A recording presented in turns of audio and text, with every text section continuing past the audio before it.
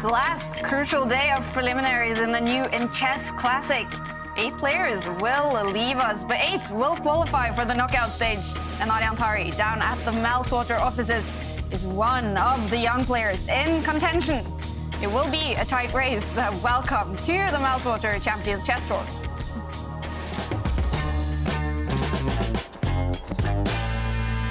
A shame, think something new under the sun. You come around, all you get is cold show. Yeah, you hold this time. Ooh, it ain't nothing changed. It will be a thrilling day in the new in Chess Classic. But first of all, we have to address today's big news and congratulate Jan Nepomniachtchi on winning the candidates tournament. He will now face Magnus Carlsen in the World Chess Championship match in November. And David, your 2 big childhood rivals in a World Chess Championship match. Can you believe it? Yeah, I mean, I'm so happy for Jan Nepomniachtchi. He deserves it. He's a worthy challenger for Magnus. Of course, both of them born in 1990. And Nepomniachtchi, he has a positive score from those childhood days against the world champion. Yeah, anything could happen now in that match in November. He's been fantastic this last week.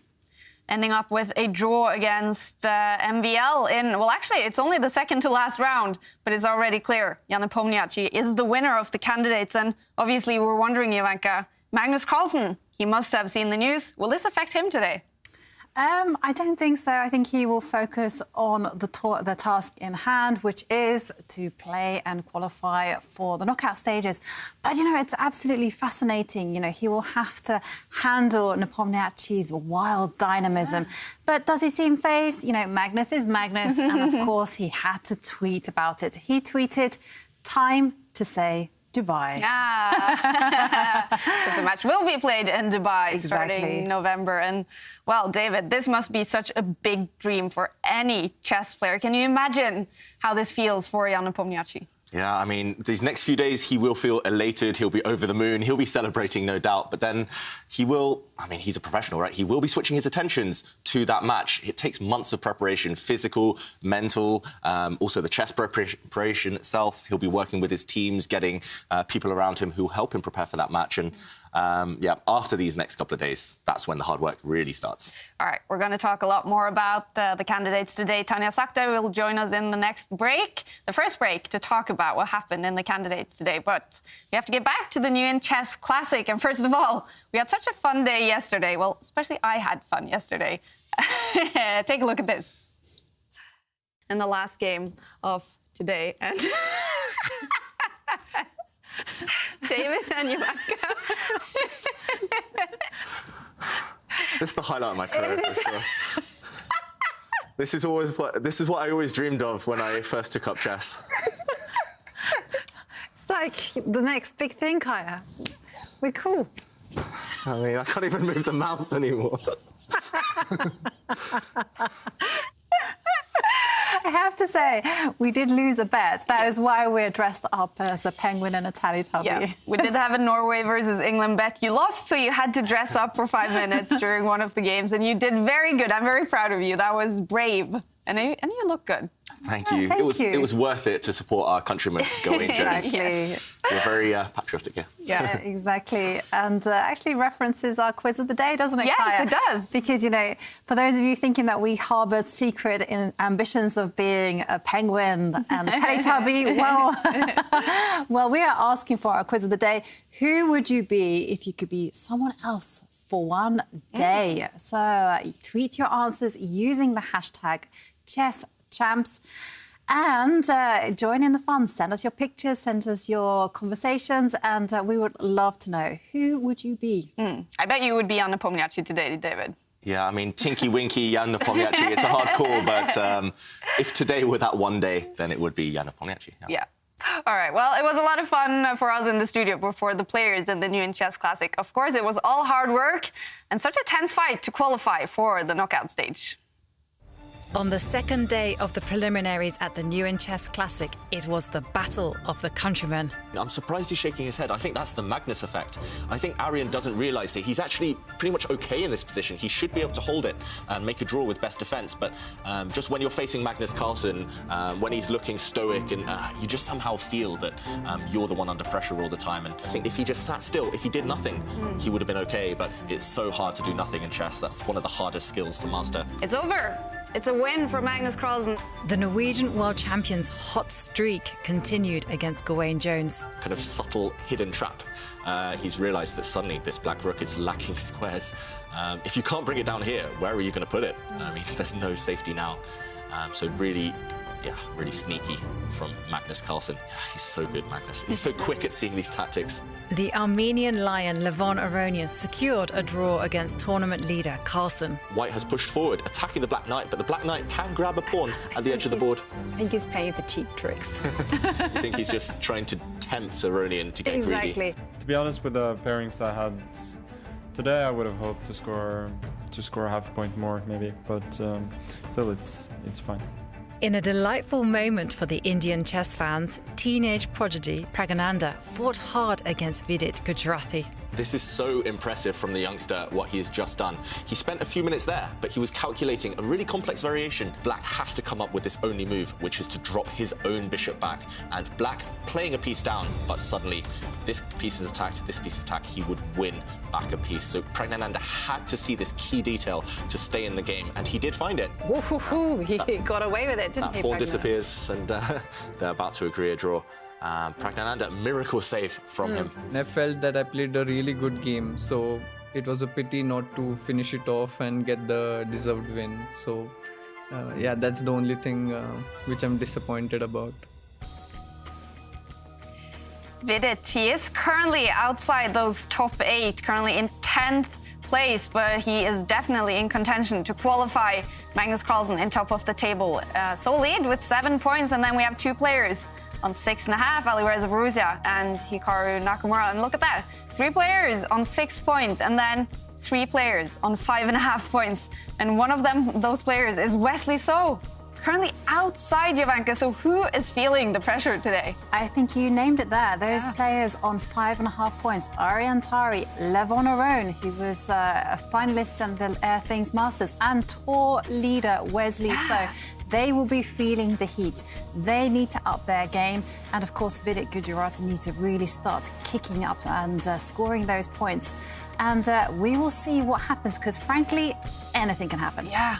And David, we see it here. It's super tight. So if we have several players on the same score, what will decide who goes through? That's right, Kaya. It's very likely that we will have a pile-up on the same number of points. In order to separate the players, we do have some tie-break rules. If we do have a tie, the players will first be separated by their head-to-head scores. And if we still can't separate them, if they did have a draw in their individual encounters, then we go to the number of wins, who had the most fighting games.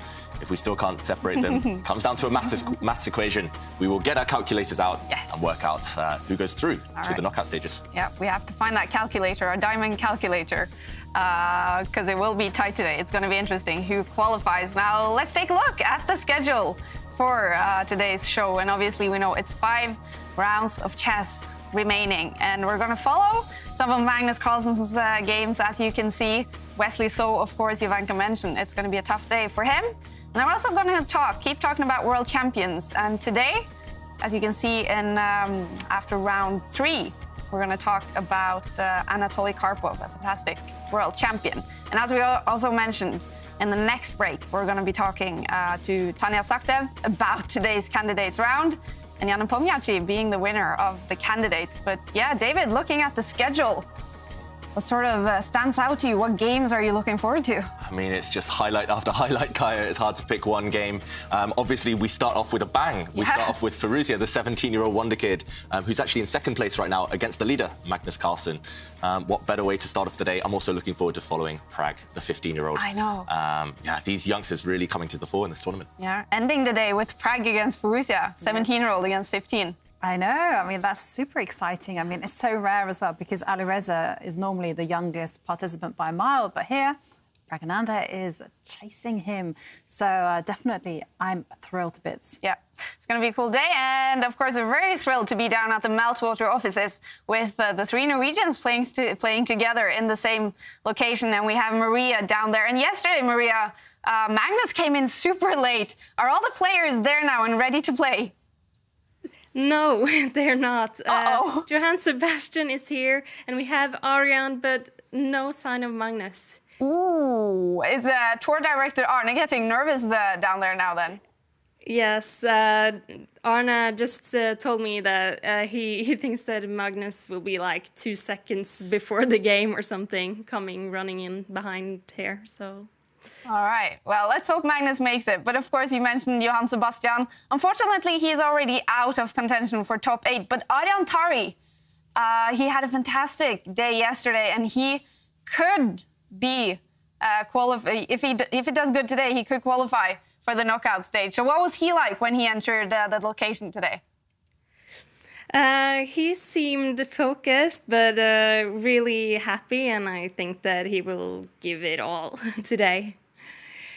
And I actually got a hold of him. I talked to him a few seconds ago when he came in here. It's the final day. You're currently in 7th place. What would it mean to you to be in the knockouts? It would mean a lot. So far, it's been great. Especially yesterday, I think I played really good chess. I hope to continue with that today. It's going to be very tough games. I have a very difficult pairing. So I'm starting out against Wesley So, who has won a lot of these tournaments. But I'm just going to do my best, and we will see where that will put me. Hopefully in top 8. It's difficult. Yes, but you and Wesley So have the same amount of points. Is that good for you to know? Yeah, I don't think it really matters. Anyway, he's going to try to beat me, so it's going to be a tough game. Johan Sebastian, how have you spent the time since yesterday? I've just been relaxing. Actually, today I think I lay down in the bathtub for like 2 hours just to have a nice time and just relax as much as possible.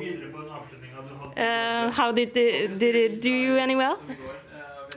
I don't know. We'll see in the next games, but I feel better. And I mean, after yesterday, it's much better than the first day. So hopefully, I will get my first win today.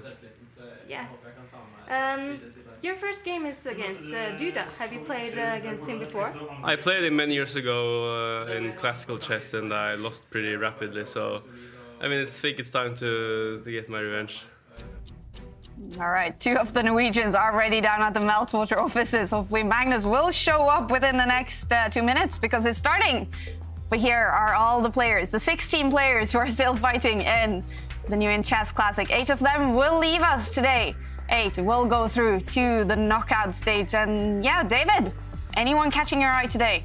Lots of players starting early in the morning, lots starting late in the evening. But one player I will have my eye on is Jan Krzysztof Duda. They're in Poland. It's his birthday. He's turning 23 years old today. And let's see how he does. Can he celebrate his birthday with some wins? Happy birthday to Jan Krzysztof Duda. I think he's turning 23, is that what you said? Yes. That's right, yeah. And he certainly needs to rack up those wins if his score is anything to go by. So he's done it before. We'll see what happens. Currently in 13th place, Jan Krzysztof Duda. Let's take a look at the first round. For today, it's round 11, and yeah, you can see Jan Krzysztof Duda. He starts out against Johan Sebastian Christiansen, also 23, I think, or turning 23. So it's a battle of 2 young ones, and then we do have Hikaru Nakamura against Gawain Jones. Another... Our fellow Englishman. Yes. Can he strike back after a bad day yesterday? It's going to be interesting. And then we do see Prague, as we love to follow, the 15-year-old, a super tough start to the day for him against Levon Aronian, fighting to qualify. Wesley So against Arian Tari on the same score. So who will win that one? And then we have Shakhriyar Mamdyarov against Timur Rajabov, both from Azerbaijan. So an all-Azerbaijani fight there.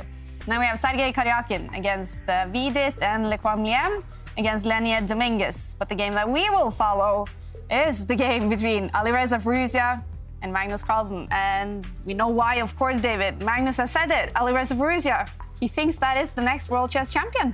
Exactly. Nepomniachtchi might have won the right to challenge Magnus today, but in the next few years, Firouzja is going to be one of the favourites for sure. He's only 17. He's always actually up there in these elite tournaments nowadays, always chasing Magnus. He hasn't quite won anything massive yet, but this could be his time to shine.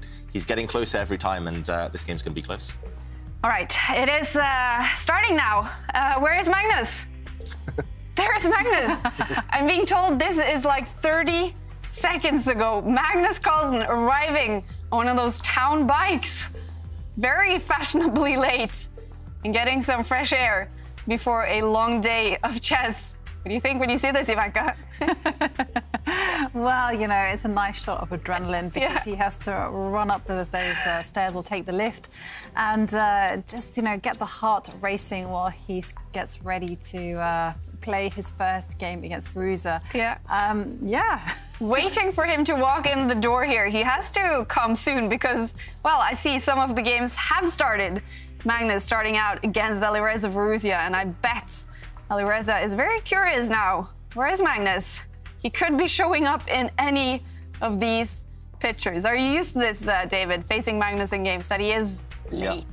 Exactly. He tends to be fashionably late. Normally he arrives at the last possible moment because he actually wants to avoid talking to people, getting distracted, people getting him out of his zone. He likes to stay focused. That's why he likes to arrive last minute. But in rapid chess, you can't do that. If you lose a couple of minutes on your clock by arriving late, that could be a huge handicap for the rest of the game. So let's see when he does finally turn up. And I love it. The world chess champion, he's not arriving in a limousine or with, you know, bodyguards or some fancy way.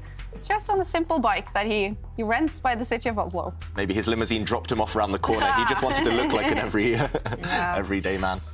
All right. Is it Magnus that we are seeing? Yeah. And he's going to be walking down the stairs and getting ready. Oh, a little bit sweaty, I think.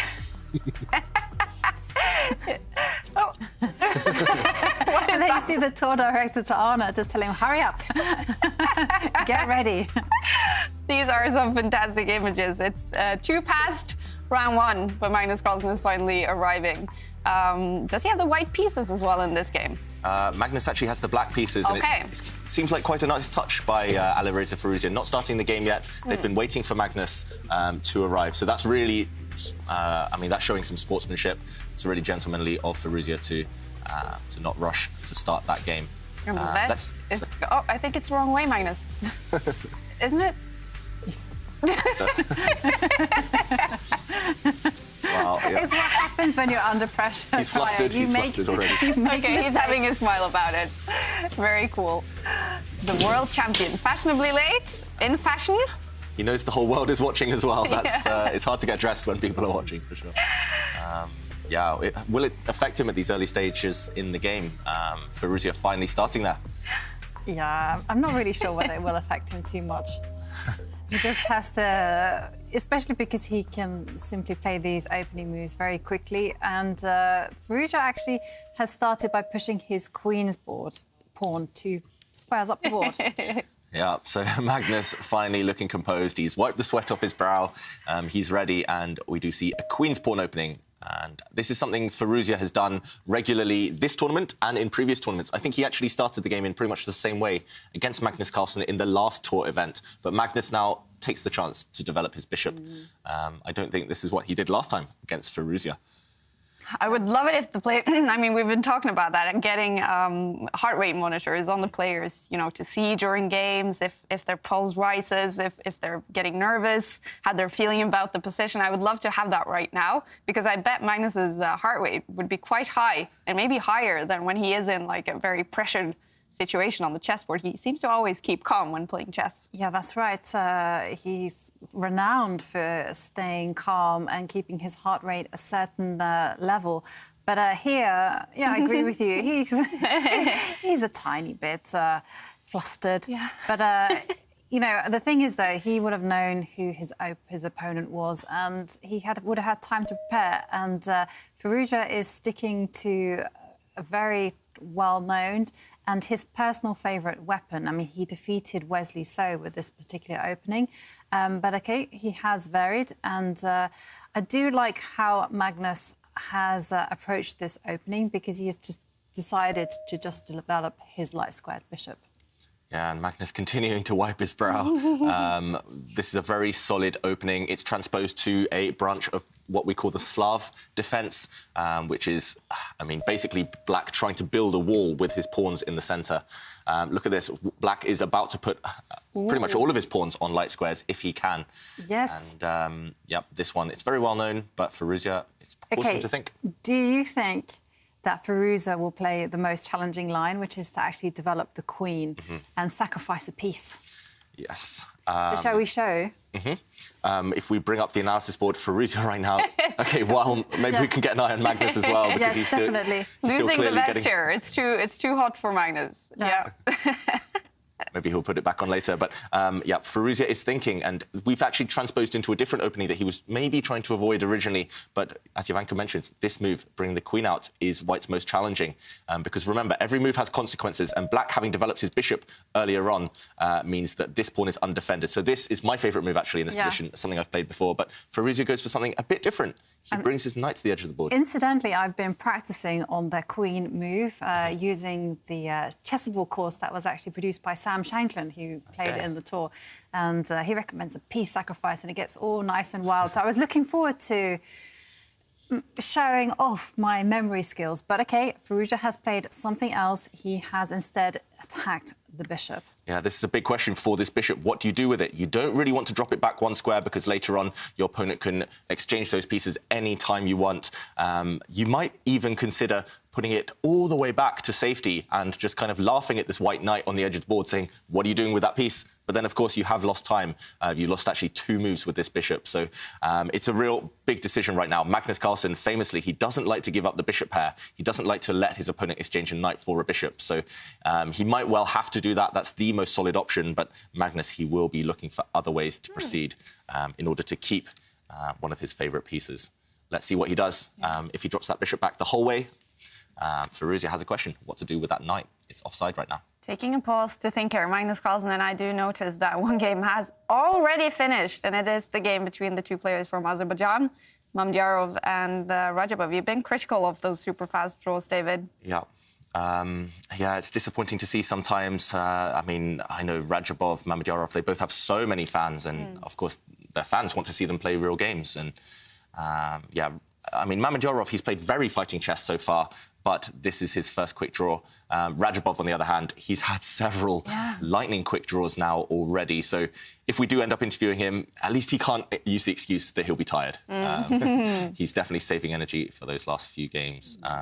But he does need to start playing more fighting chess and start winning in order to secure his place. We've actually seen some of the players. I mean, I'm thinking of Wesley, actually, who's taken a lot of quick draws in the preliminary stage and focused all their efforts on the knockouts. Yeah. And I mean, I can understand when it's like 15 games, intense games of chess, but OK, I can be sympathetic to 1 or perhaps 2, but when it becomes 3 or more, then I don't know. Yeah. I don't like it. One player in a previous tournament had 5 quick draws in one day. No, that was outrageous. 5 out of 5. Yeah, 5 out of 5. So, yeah, I mean, they're not breaking any rules. It's allowed within chess, and they can do what they want, but they will lose some fans maybe along the way. It doesn't win our hearts. And but it does look good for both Rajabov and Mamdyarov, both looking like they're going to qualify. I haven't got the calculation quite in, but I think maybe they're quite secure for qualification. They may be secure. They're on +1, 6 points. Both out of on 10. 6.5 points. Yeah, 6.5. And it just takes some of those at the, trailing half a point, 1 point behind them to start winning. Yeah, that's true. And suddenly they're in danger. And then it becomes all about tie breaks and complicated things where you don't really want to leave your fate in the hands of the dice. All right. Well, this is definitely not a quick draw. And Magnus didn't make that move, did he? No, he didn't bring his bishop the whole way back. But now, look at this. He has had to lose even more time with his bishop. So that bishop has actually spent 3 moves already. We're only on move 9. That bishop has moved 3 times, and it's stuck on a terrible square. Black's bishop, it's just kind of in the way right now. This is kind of a halfway house. It wants to be on a more active square. It's just kind of looking at its own pawns. Yes, maybe it's threatening to help Black win a pawn right now, but long-term, the bishop will have to move again later on. You know something very interesting? Magnus has consistently chosen against these young players something which looks passive, very difficult to play, but he's been victorious in nearly every single game. So I'm thinking of the game against Arian Tari, where he chose something which was a bit like, ooh, what are you doing? And he chose the exact same system against Johann Sebastian Christensen. There he was on the better side of a draw. And here is the same kind of idea. And I can just tell by the databases that it's only been played once before. And that's being played by Hampi Kanaru, one of the strongest female players in the world right now, and Azerbaijani Mamadzada, I am. So, yeah. Good strategy? It's an interesting strategy. Often when you play the younger players, you would just assume, OK, let's head for the endgame. Let's just hover off all the pieces and try and outmaneuver them with minimal risk, where maybe they're less experienced. But Magnus, he's doing the opposite. He's keeping all of the pieces on the board. Look at this position right now. It's quite blocked in terms of pawn structure. No exchanges yet, no trades anytime soon, really. And it worked for Magnus, as you mentioned, against Arian Tari. It's worked for him in the past. He kind of blocks it up and just waits and waits and waits for the right moment, especially when both players are short of time. But against Firouzja, it's not clear. I mean, to me at least, I think Firouzja quite enjoys having the extra space, enjoys being on the front foot, and you can't really hustle him in a time scramble later on because he's lightning quick. I've seen these guys play hundreds of bullet games, 1-minute chess games online in the space of one evening against each other. And Firouzja, he's often matching up with Carlsen. So an interesting strategy.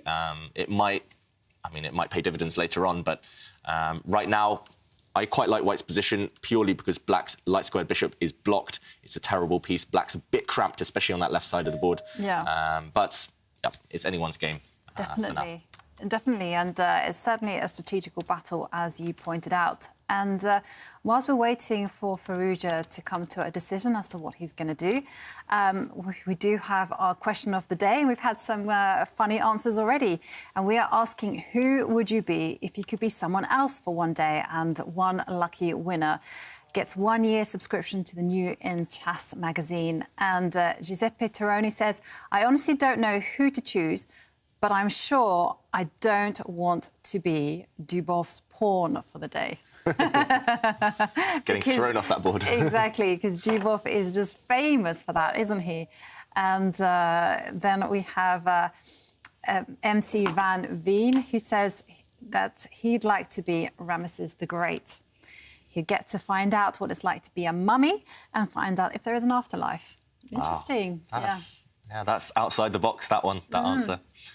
And talking of outside the box, Firouzja, he's not playing the conventional moves. He's not castling his king. He's not developing his pieces. He's pushing forward with his pawns. The youngster is not intimidated by the world champion. Look at White's pawn structure right now. It's looking very attractive. All those central pawns for White on dark squares, clamping Black's position. He's just trying to push everything forward and trying to kind of strangle Carlsen, smother him. Black's pieces won't have too much room to manoeuvre later on in the game. What do you think, Ivanka? It looks very nice for White, to me at least. And the computer thinks that White has a small advantage as well. In these types of positions, it tends to be a long-term thing. Yeah. I mean, certainly it looks like a dream for White. I mean, I can't deny that. Mm-hmm. But at the same time, Black's position is very solid, and we see Magnus do this in several of his games. Very solid position, nothing clear-cut for the aggressor, and he just manages to outplay them when choices are there on the board later on in the middle game. Yeah, and Kaya, I heard you surprised maybe by the bar going all the way over to White's side. It does go slightly back towards the middle, but the computer does think White is doing well. And normally, I mean, we see Firouzja slightly frowning as well. Normally, I would say, OK, it's just a manoeuvring battle. The computer overestimates White's chances because White has more space. But maybe White does have at least one direct attempt that I see, which could justify the computer's evaluation. If we bring up the analysis board, because now is a critical moment, Magnus Carlsen, he's challenging Firouzja's spatial advantage. White has this really far advanced pawn. Magnus is trying to break it down, and this pawn chain for White, this pawn chain here, if you can break it down somehow, suddenly White's position just falls apart. So it's either a strength or it's a weakness. Magnus chipping away at this pawn. You don't really want to allow it to fall for White, but maybe you could just ignore it. Allow Black to use that, just pretend it's a distraction and push your pawns on the other side of the board. And if Black gets greedy, maybe this bishop, we've been talking so much about it, maybe this bishop gets trapped. What do you think, Ivanka? Is this too ambitious for white to go after this? Do you care more about your centre than you do? I think this is what needs to be done. White needs to play very aggressively because black has played in a provocative manner.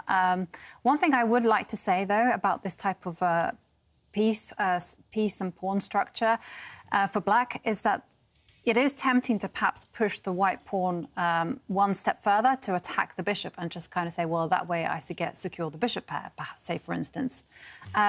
But if you look at the worst piece on the board, is actually the light squared bishop for the black. So don't trade it off. You know, often black is dying to trade off that bishop, and it's very happy to swap off that bishop for a knight.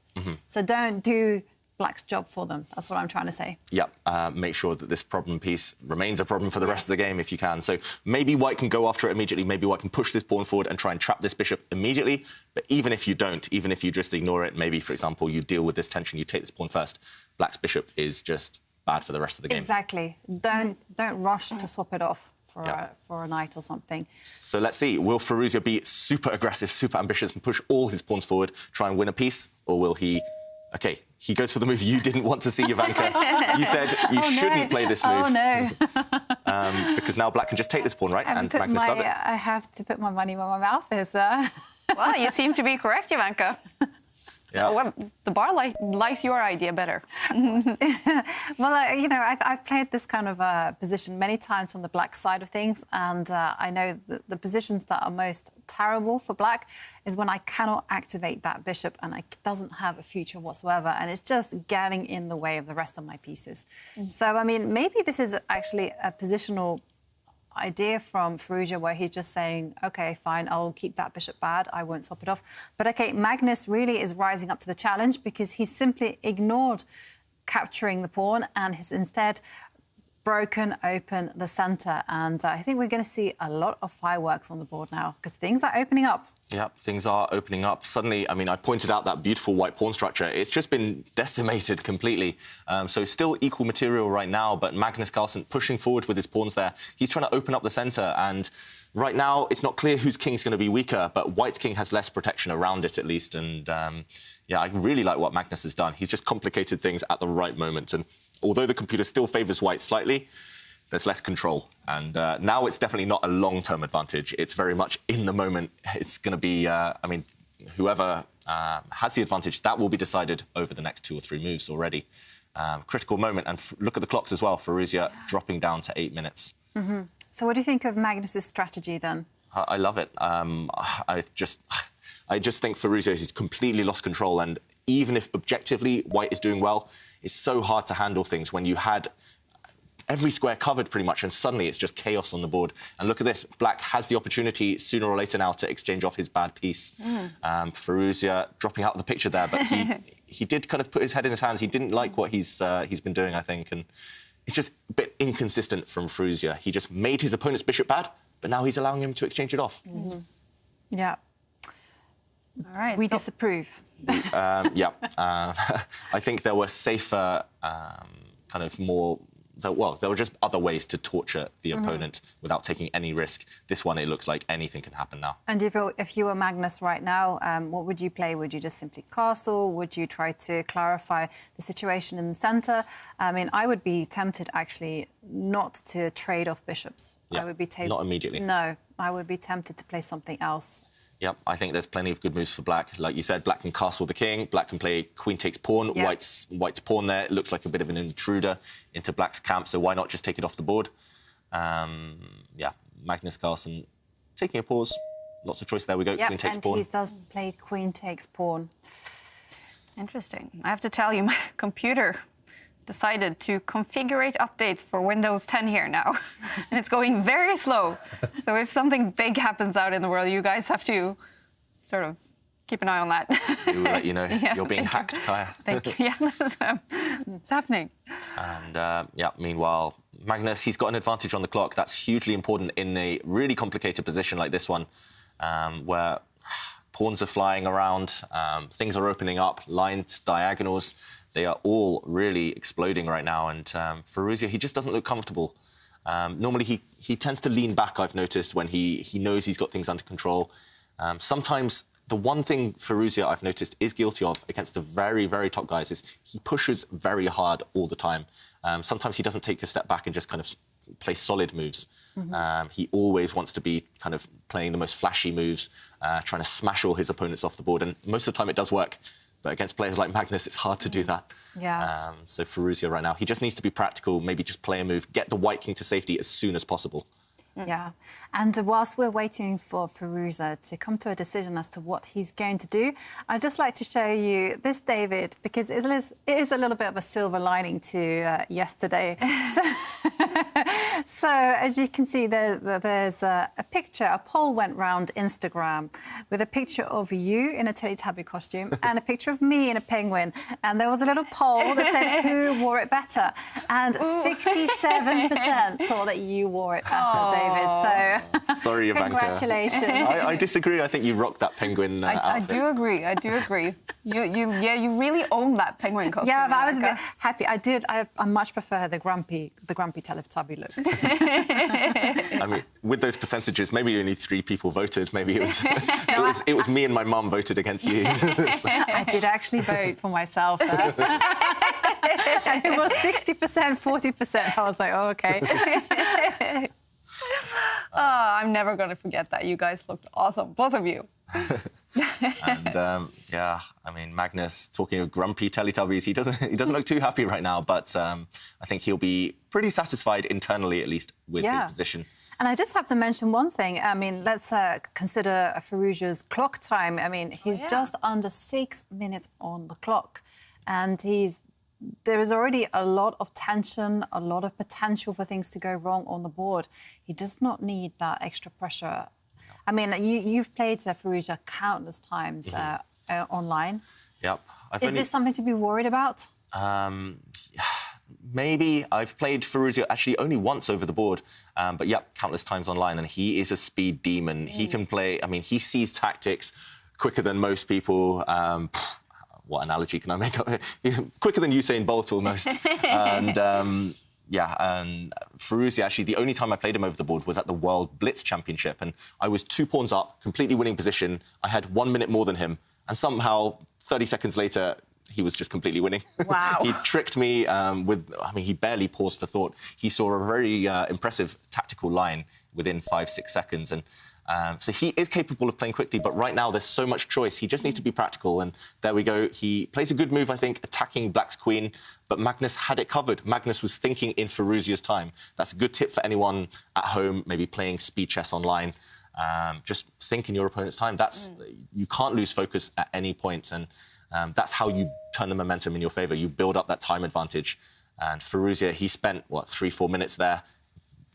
Magnus had his answer prepared. And Firouzja, he had to retreat his bishop. It looks like a bit of lost time now, that bishop back to where it came from. But he is attacking the queen, at least. Magnus, will he retreat the black queen? Will he block that attack with his pawn?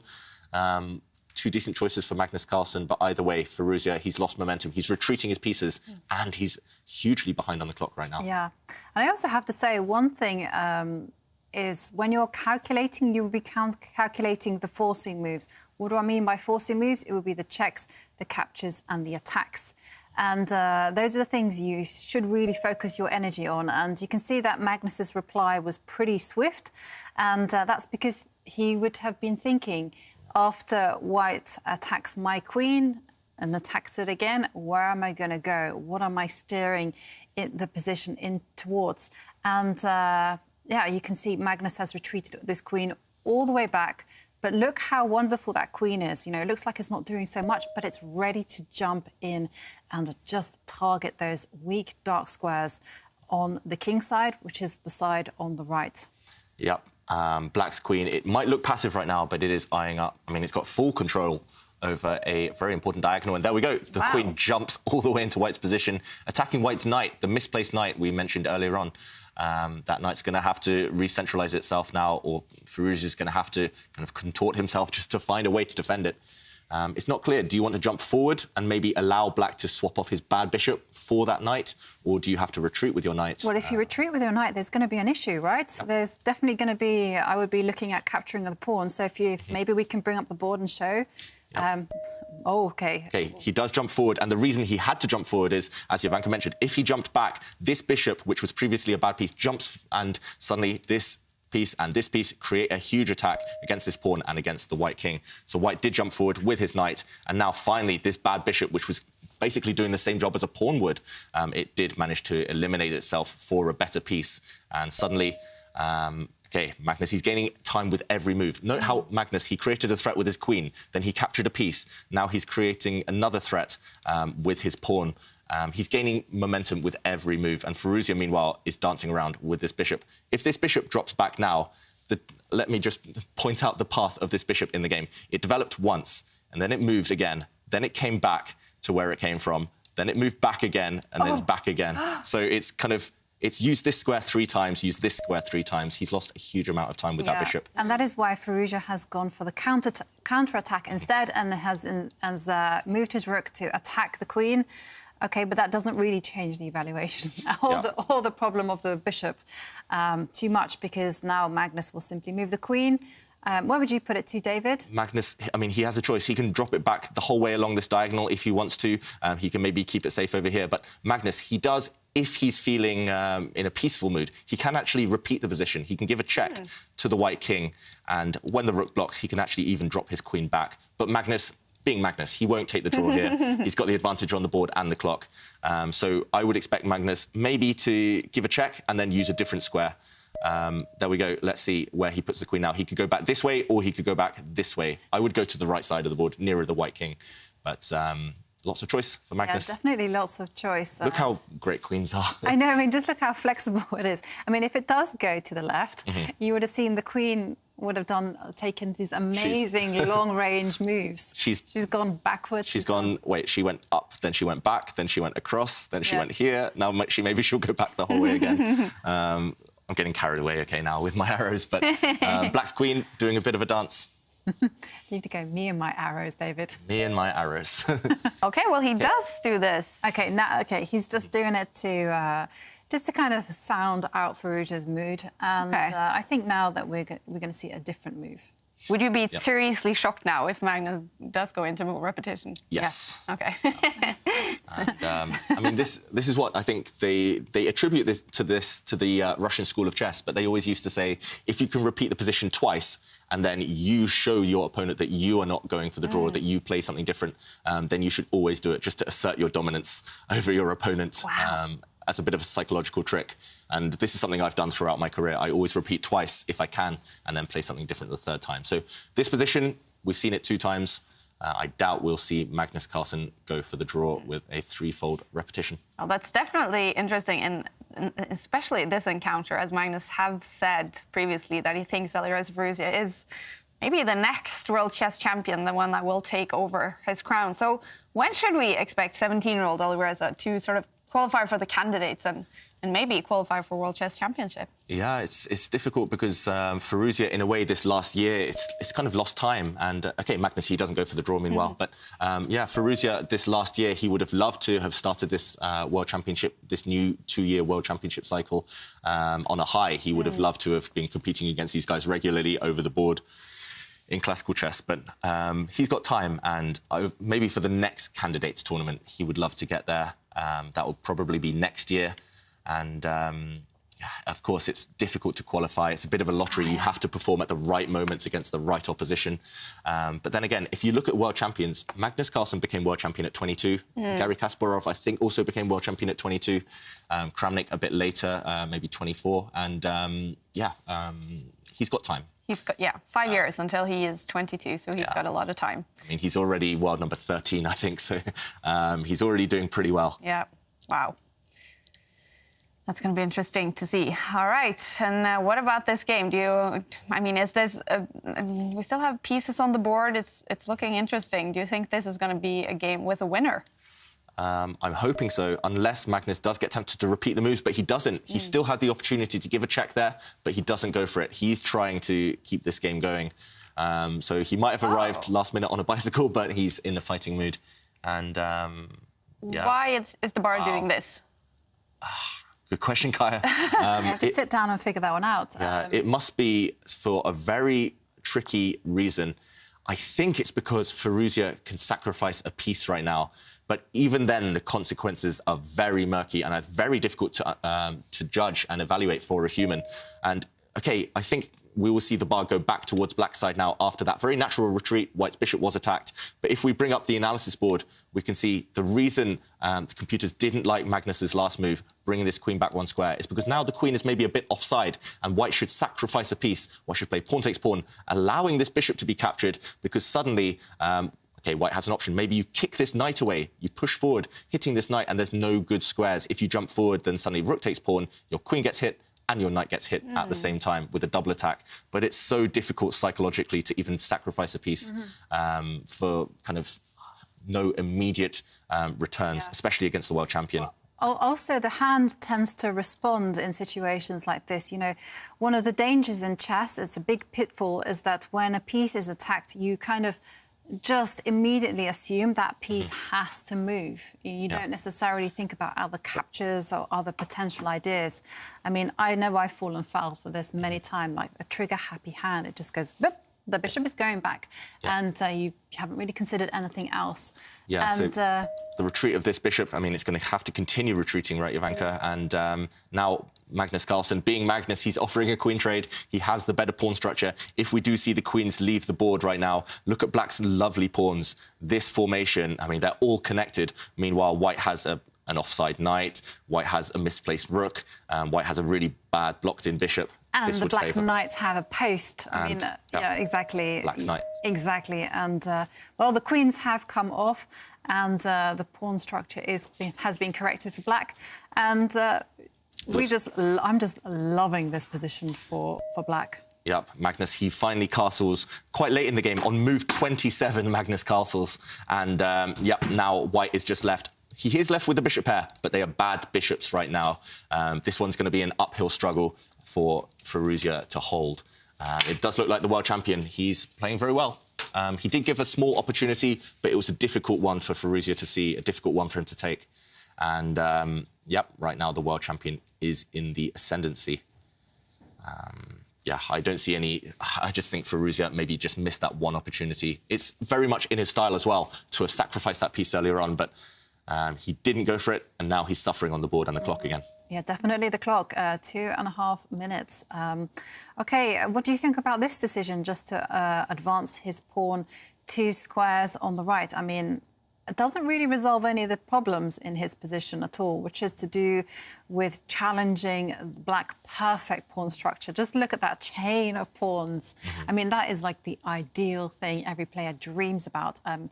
Also, White has 2 bishops, especially the dark square bishop. Well, that is not doing a single thing. It's just blocked. It's a bad bishop. Yep. And I really don't like his last move, actually, because to me it gives squares. And when you're in a situation like this, I don't think that you should be conceding even more squares. Yeah, and Magnus, meanwhile, does attack the white rook with his knight, clearing the way for his dark square bishop. And I really liked that camera angle a moment ago with Magnus's hand on the mouse.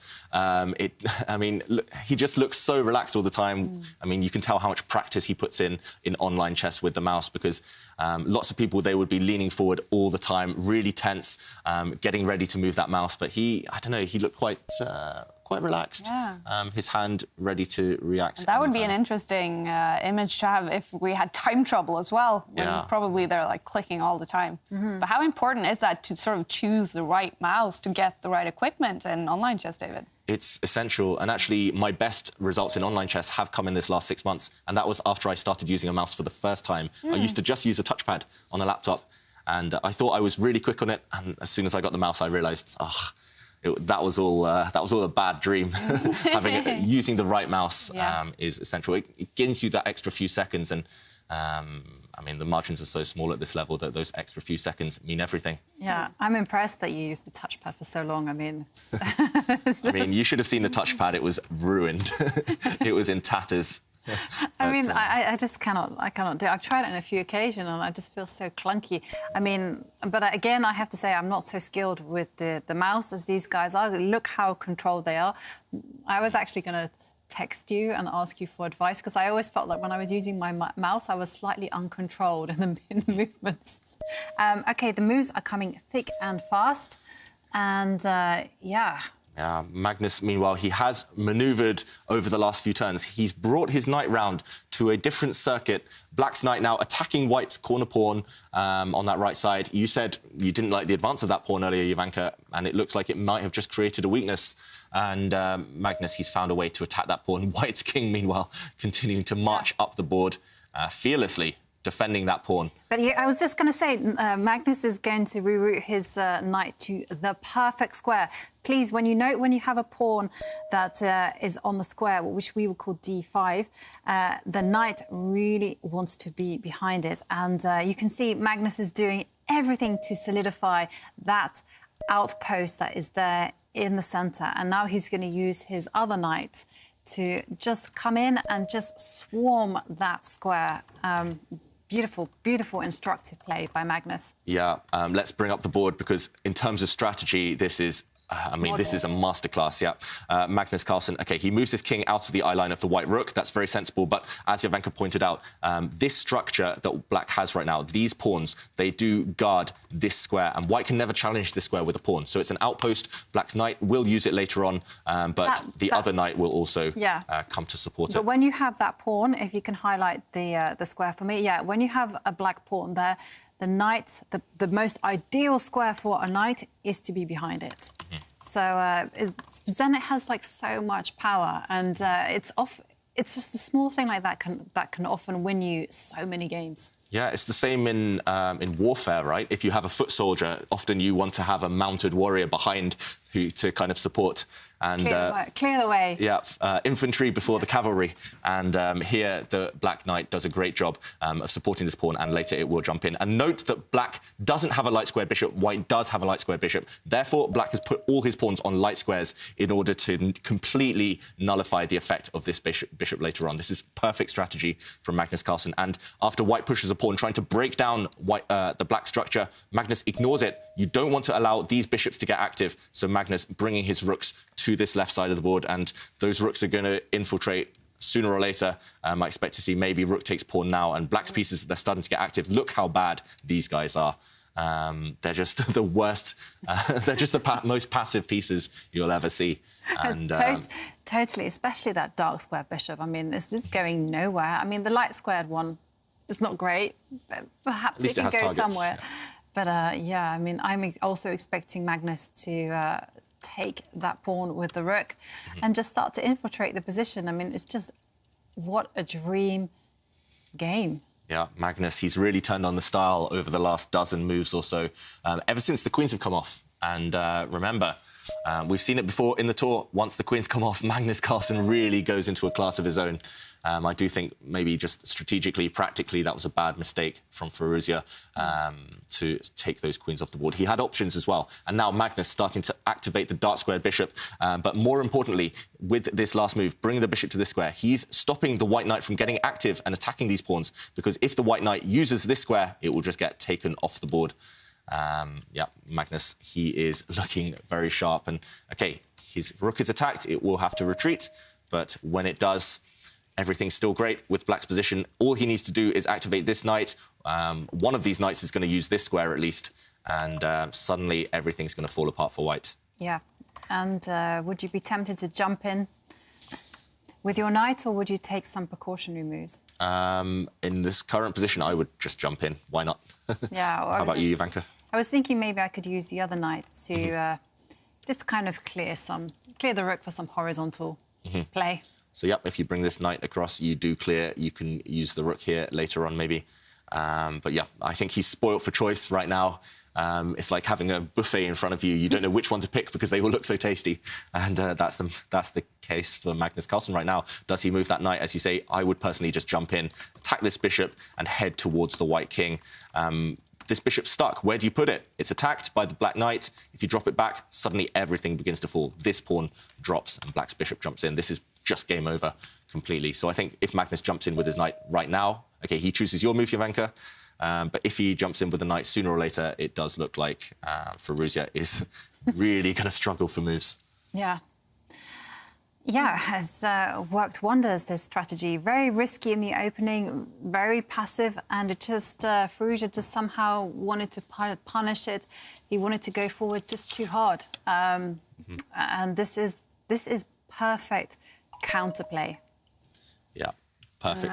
Also, look at, I have to just, a few games have finished, so Nakamura has won his game against Gawain Jones, unfortunately for the British, but Duda, on his birthday, winning his first game today against Johann Sebastian Christiansen. And right there, Wesley So won that very important game against Arjan Tari on the same point. So it's starting to look good for Wesley. So he was outside top 8, but this is going to take him inside top 8. Interesting. Yeah, Wesley started with only 1 point from his first 4 games, but he's fought back. He's doing well right now. And, yeah, for Duda, winning on his birthday, we've seen it in this tour. I mean, it is quite well known. It's said that players, they struggle to play on their birthday. And Magnus Carlsen failed to win the first event of the tour, the Skilling Open, on his 30th birthday. Duda, right now, doing well on his... Poor Magnus. He had his 30th birthday ruined by Wesley. That's then, true. then Valentine's Day was taken away from him. That's true. I think the Norwegian mother, and that's also the Norwegians' Mother's Day. Oh, yeah, that's true. That So was it on like the a same triple day. whammy there. Yeah. Yeah, and meanwhile, it's looking good for Magnus. One of those knights has found its dream square that Jovanka highlighted earlier on.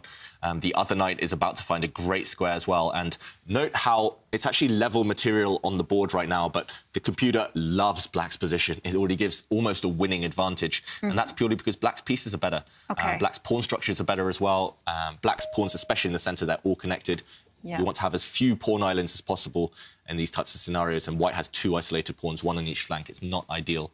And now Black jumps in with the other knight. Yeah. I love that move. It looks like those 2 knights are ready to do all the damage. Yes, and Firouzja is desperately trying to hold his position together. But as you can see, when the rook has been forced to defend such a pawn in that manner, it's not good news. I mean, he can barely move a piece, I have to say. I mean, if he touches his light-squared bishop, well, suddenly the rook comes alive. The only move that I can kind of see is that Firouzja has to make a knight move.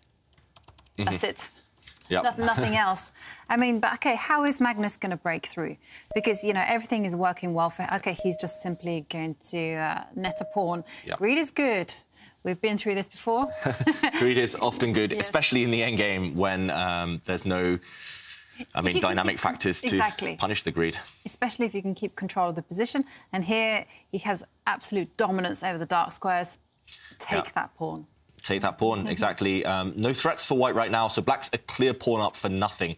Magnus Carlsen, his bishop looks like it's under fire. It's defended by the Black Knight. That's quite a solid construction. Firouzja leaning back in his chair there, shaking his head. Firouzja not happy at all. Magnus shouldn't continue getting greedy with his bishop, though. That's one thing I should say. If he plays the Black bishop capturing White's central pawn right now, then suddenly you free up the White rook. White's rook would jump forward, grabbing a Black pawn, and suddenly White is active. You don't want to activate your pieces. And look at that, Magnus just keeping everything protected. That is so calm. The Black rook now defending its pawn on the left side and a pawn in the centre. Now Black is threatening to play bishop takes pawn. And, Firouzja has to jump forward with his knight. There's nothing else to do. You have to go active somehow and hope for the best. How will Magnus continue piling on the pressure? So, according to my general understanding of endgame principles, I would now use this moment to bring in my king, because that's the only piece that isn't really working. Yep. What would you do, David? I agree. You don't want to move the Black bishop because that would free up the White rook. You don't want to move the Black knight because then your bishop would drop. Black's rook's doing a great job. So just process of elimination. Black's king is the only piece which was free to improve itself. And, just talking to your pieces sometimes is the best way to find the best move. And Jovanka, you called it. The Black king is heading towards the centre, as it should do in endgames. You've got to be slightly careful where you put it. But a really nice idea there by Magnus Carlsen. Firouzja playing copycat. The White king also heading towards the centre. That's where kings tend to be best in the endgame. just so that they can dart to the right side of the board, they can dart to the left, depending on the situation. And that's also where Magnus's pawns are, because Magnus's pawns would really love to come forward. And yes, I think looks good. Okay, and so, yeah, Magnus moves his king backwards. He puts it on a light square. He puts it on a light square so that he doesn't fall foul of any knight checks that fork the rook and the king. And the whole idea is he just wants to reinforce protection of that pawn so that the black rook can be released from its defensive duties and go on the search for pawns. Because you do have to remember the goal in the endgame is to either advance your pawns to create a queen, or you just simply win your opponent's pawns. And the final goal is checkmate. Yep, final goal is checkmate, and we're still far from that now, but we are getting slightly closer. Firouzia's position is about to fall apart. Black had a huge threat there of bishop takes pawn, so Firouzia, he's trying to delay the inevitable for as long as possible. He's now going active with his knight, attacking the black rook. The black rook will simply move. I think there's a choice of squares, but... yeah, the black rook will move, and white's idea, Firouzia's idea, must be to maybe even give a knight check. Look at that. Magnus, he brings his rook down, attacking the white pawn. That pawn is doomed. And look how he puts his rook, because he puts his rook far away from the black king, because you do have to be very, very careful, because he could have been tempted to play another rook move. I'm thinking of one where there's potential to be forked. But, OK, and then there would be some tactics in the air. But I just like the way that Magnus played. And 3 seconds left on the clock for Firouzia. OK, oh, my God. Has he? He's just lost on time. I think he just lost on time, or he resigned. It's not clear. The youngster, he had a lost position, but that is premature to give up at that stage. Magnus Carlsen wins the game. Slightly shocking end to that one. I actually don't think we've seen that so far in the Meltwater Champions Chess Tour, a player losing on time. That's what it looks like. Yeah, I think he did lose on time, but his position was so bad that, I mean, he just couldn't find a move. I mean, the problem is that white's pawn is dropping and he will be facing 3 connected passed pawns advancing, and that's just hopeless. From his body language, it looks like he realised he was ticking down under 10 seconds. He just couldn't find a move, and he let his clock run out. Magnus Carlsen really... The arbiter coming over to actually check that. Maybe Magnus want to ask him, is that what happened? It's not common to see this in the Meltwater Champions Chess Tour. Maybe that is what... Is it sometimes easier, simply, to just let the time run out if you feel you're just losing? Yeah, sometimes. I know I was coaching a young child recently and they had a completely lost position. They ran out of time. Well, they let the clock tick down and they said, oh, it wasn't my fault. I just lost on time. I would have survived on the board. But I think just psychologically, sometimes you just can't find a move. And Magnus, he looked surprised there, but he also looked pretty happy with the way the game went. Yeah, great start to the day for Magnus, running up to his green room to prepare for the next round. And, well, it was an interesting game, David. It looked good for Alireza at some point, but, you know, what happened here? Where did Magnus bank that win? Yep, it all... Other than on the clock. Well, on the clock, that did help, but it all boiled down to actually this position. Things turned around so quickly. Magnus, he had the opportunity to make a draw. He didn't go for it. He kept the game going. Fighting chess, we'd love to see it. But he did actually objectively make a mistake, at least, because Firouzia, in this position, could have played pawn takes pawn, giving up this bishop, but after this bishop falls, white could continue pushing forward, hitting black's knight, and there's a real problem for black now. There's no safe square for the knight, because if you bring it forward, suddenly you walk into this double attack.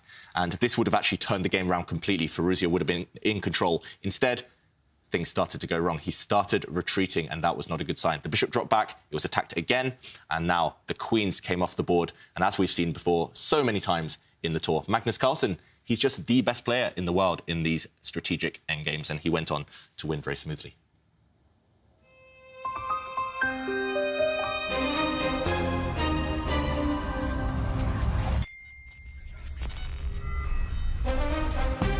In the next round, the game between Wesley So and Levon Aronian, both winning in the first round today and both fighting to qualify for top 8.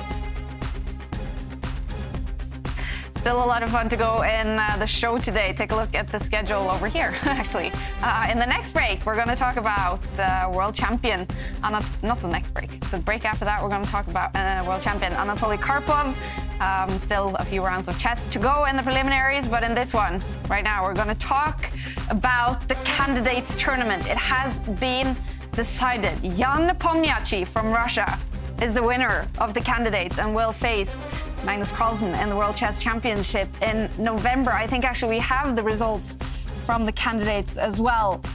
Actually, one round is remaining in the candidates, but already Jan Nepomniachtchi is the winner. No chance for Anish Giri after losing his game today of catching up with Jan Nepomniachtchi. So it's all decided. Nepomniachtchi is the winner, and we are joined today as well by Tanya Sakdev, who has been commentating on the candidates. And Tanya, are you shocked about what happened today and that it's decided one round before the finish? I'm not shocked at all, honestly, Kaya. I mean, if we just look at the way the candidates have gone, we've had two amazing performances by both Jan Nepomniachtchi and Anish Giri. And one has to say that Jan was the one who made it at the end, and very convincingly so. He held it all together against Maxime today as well, drew that game. I think just his opening preparation, his game strategy, taking advantage of situations which were tactical and attacking, but also keeping them solid when required. Just the overall approach of Jan, he completely deserved this. And with Anish going down to Alexander Grischuk, it's all wrapped up. So what's your expectations now, Tanya, for a World Chess Championship match between the two boys born in 1990, Jan Nepomniachtchi and Magnus Carlsen? I mean, what a storyline, right? These are two friends. They worked together. They've been colleagues. They've competed together. And now they face each other at the biggest stage. They're going to fight for the World Championship title in November in Dubai. Absolutely incredible. My expectations are just that it is going to be a thriller. Jan Nepomniachtchi is one of the few players in the world who has a plus score against Magnus. Not just that, in the recently concluded Magnus Carlsen Invitational, it was Jan who knocked out Magnus in that spectacular match as well. So we know that he's a formidable opponent to Magnus. What we can expect are some very decisive, aggressive, combative games in this World Championship. Oh, wow. Oh, okay, that's going to be so interesting. And actually, we are also, Tanya, joined right now by the coach of Jan Nepomniachtchi, Vladimir Potkin. And Vladimir, congratulations. It must be such a big day for you. Thank you very much. Yeah, of course, it's a big day and huge victory from Jan. What is Jan's reaction to this? What have you guys been talking about after the game against MVL finished? Well, we are just wanted to fight today, to have a good game. And suddenly Sasha Grischuk helped beating Anish Giri. And it was a surprising moment to finish the tournament. One round to go, I mean, to win it. Of course, the tournament still continues. So Jan is happy, but he is also quite concentrated to play the next round. Of course he is. The last round will also be played tomorrow. But being the coach of Jan, Vladimir, what will Magnus Carlsen now face in the World Chess Championship in November? Well, I'm already collaborating with Jan for more than 10 years, so it's quite a great day for us that we will be playing World Championship match against Magnus Carlsen. So already I played with Sergei Karyakin, and now I will be happy to help Jan. So I think it will be really exciting because they have different styles, different approaches, and I think for the chess world it will be maybe one of the most exciting matches for the long time. And I mean, Tanya, you've been commentating on all these games and the candidates. You know, of course, Magnus very well, Jan very well. So what will face Magnus in that World Chess Championship match? And will it be a super tough one for him? Undoubtedly, it's going to be a tough one for him. As you were speaking earlier, just Jan's score against Magnus. These two have also worked together. They know each other well. They know where their weaknesses and strengths are. Magnus has had a world championship against Vishy Anand, another one against Vishy. Then he went on to play Sergei Karyakin, then Fabiano Caruana, and now the world number 3, Jan Nepomniachtchi. It's not going to be easy for Magnus. I think, yes, Magnus is a favorite, but it's not a given at all. And Jan Nepomniachtchi, especially seeing his style of play in this candidate, you know, one of the things we often speak about is his stability, his consistency, trying to be solid in situations, was something that will always have question with Jan. But he showed that in this particular candidate that he's worked on that. He's worked on those weaknesses, and what a performance he had. So with everything put together, I think it's going to be a really tough one for Magnus there. Yeah, and Vladimir, congratulations, first of all. I know Jan will probably be celebrating for a few days yet, but when will the hard work start? When will the preparation start? And we have heard about some of Jan's team members who've been helping him, yourself, of course, included. Can you reveal anything about the preparations? Yeah, of course, I think the result of Jan in this event, it's mostly due to his great job, or the job of our team, and I'm happy to be a part of it. And considering preparation, so of course we should have some time after the tournament finished, but half an year is not the big time. So if we were preparing for 1 year for candidates tournament, half an year due to the match preparation is also should be used quite properly. So I think we will not lose any single day to prepare, and I think the good stuff that Jan still has many reserves to be improved. So he is already a better player than, for example, 1 year ago. But still, there should be a lot to be done to play this match. Of course. All right, Vladimir, we're so excited for you. Give our best wishes to Jan when you see him tonight. Congratulations to both of you. And Tanya, you must be tired now. You commentated on the candidates for many days, but we will see you commentating on New in Chess Classic in a few days as well, right? Yes, and of course, we've also got the final round of the candidates tomorrow. That's true. I keep forgetting. We will be back to the Champions Chess Tour on Chess 24. Perfect. All right, thank you so much, both of you. Thank you. Have a good time. All right, heading back to the New in Chess Classic, let's take a look at the results after round 11. 4 rounds to go in the preliminaries. Magnus Carlsen still in sole lead. Hikaru Nakamura half a point behind, and then we now have, wow, look at that. How many players is that? 6 players on 6.5 points. Arjan Tari losing to Wesley So is currently now outside top 8 on 5.5 points. All right, so it must be tense down at the Meltwater offices right now with Arjan, Johann Sebastian losing in that first round, Maria, but Magnus Carlsen coming in super late. He must be very happy with a win in the first round. Definitely. It was so much fun. We were starting to get very worried about where Magnus was, and then we looked out the window, like you see here, and he came on this city bike. And I think he starts to run, but at least he came, and he had a bit of a troublesome start. But I got to interview him now after he won the game against Furusha. Magnus, Nepomniachtchi just won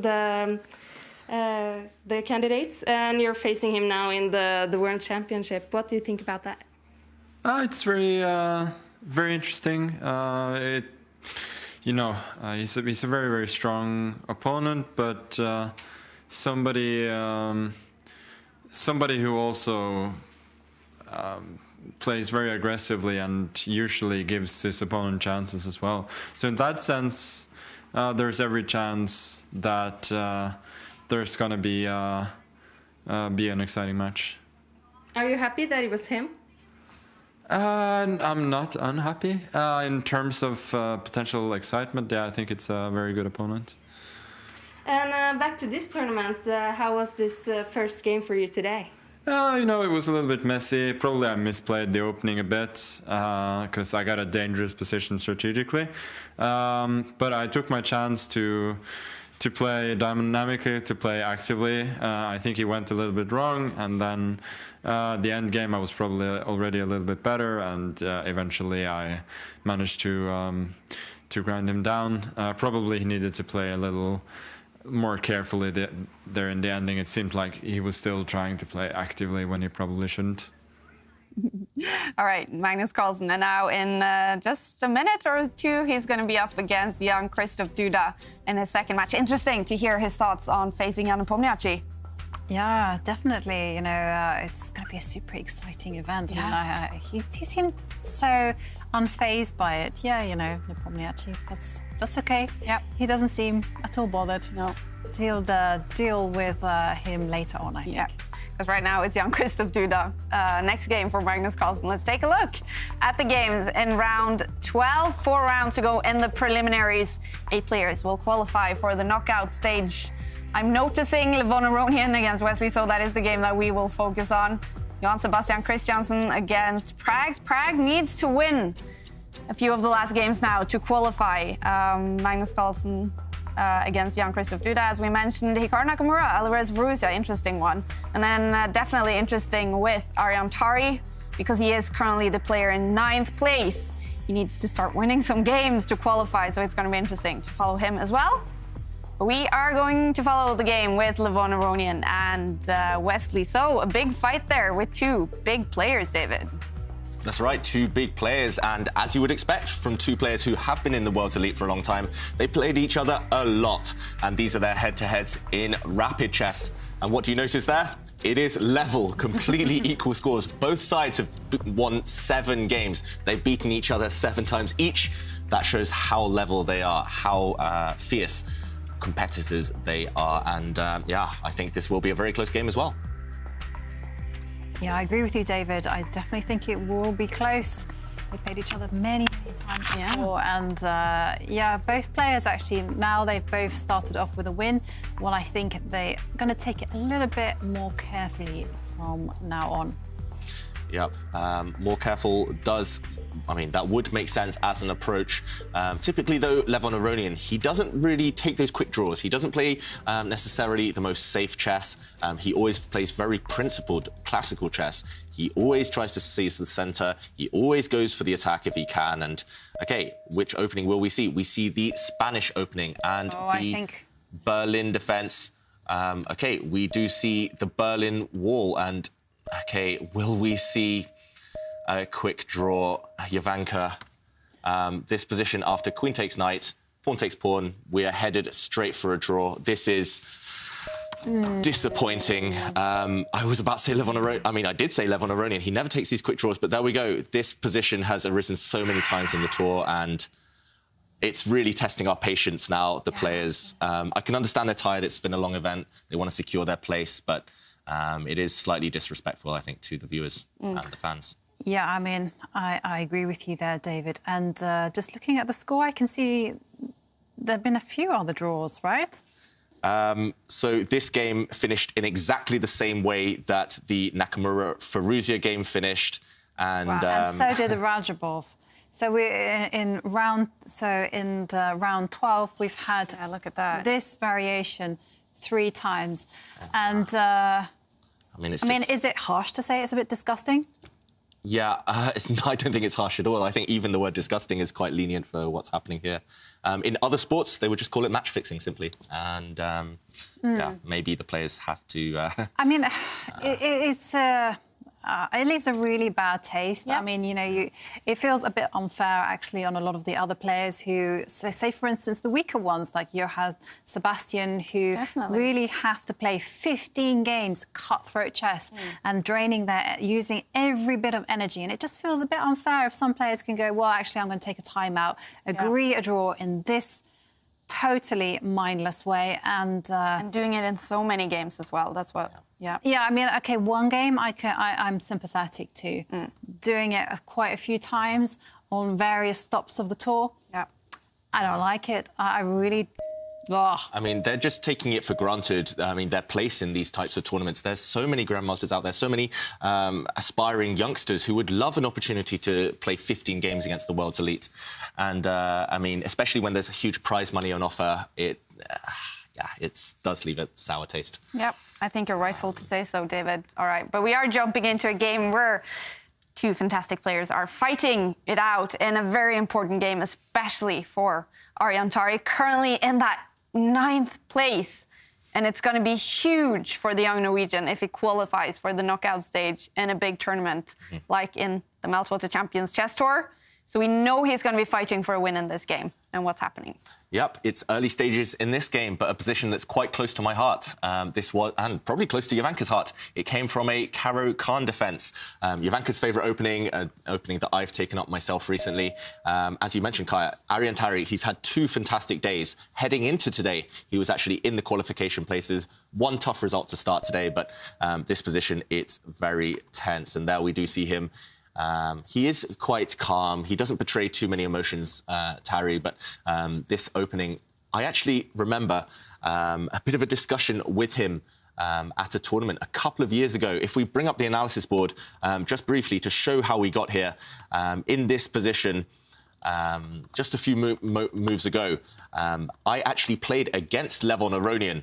And I played this move, which wasn't that well known at the time, or the idea behind it wasn't very well known. I played this pawn forward with the idea that if white stops black from developing his bishop, if white tries to prevent this, bringing his queen forward, then probably the best opening novelty I've ever come up with was to play pawn forward in this position. It shocked Levon Aronian. I managed to win that game, and the whole idea is to create a pawn centre for black. So, OK, probably the best game of my life, but the reason I'm telling you this is because afterwards, in the analysis room, I spoke to Arian Tari and he said, oh, what was the idea behind your move here? What would you have done if white just moved his knight?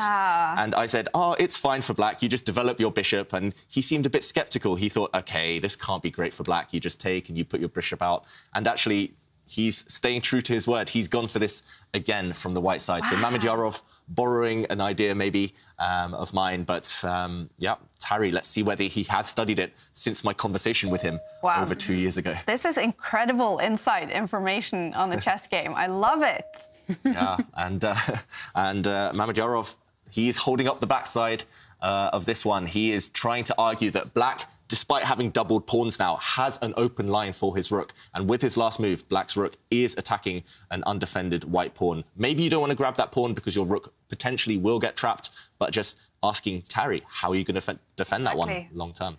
I mean, long term, I do really like black's chances, primarily because he has control of his open line, but also because once black establishes a knight in the centre, the octo knight, it is going to be incredibly difficult to dislodge. And so now here, I do think that Arian has to play energetically just to make black's life a little bit uncomfortable. Yeah. I mean, I would be tempted to. What would you be tempted to do? So he's just played rook to defend the pawn. Now, OK, according to my database, new move.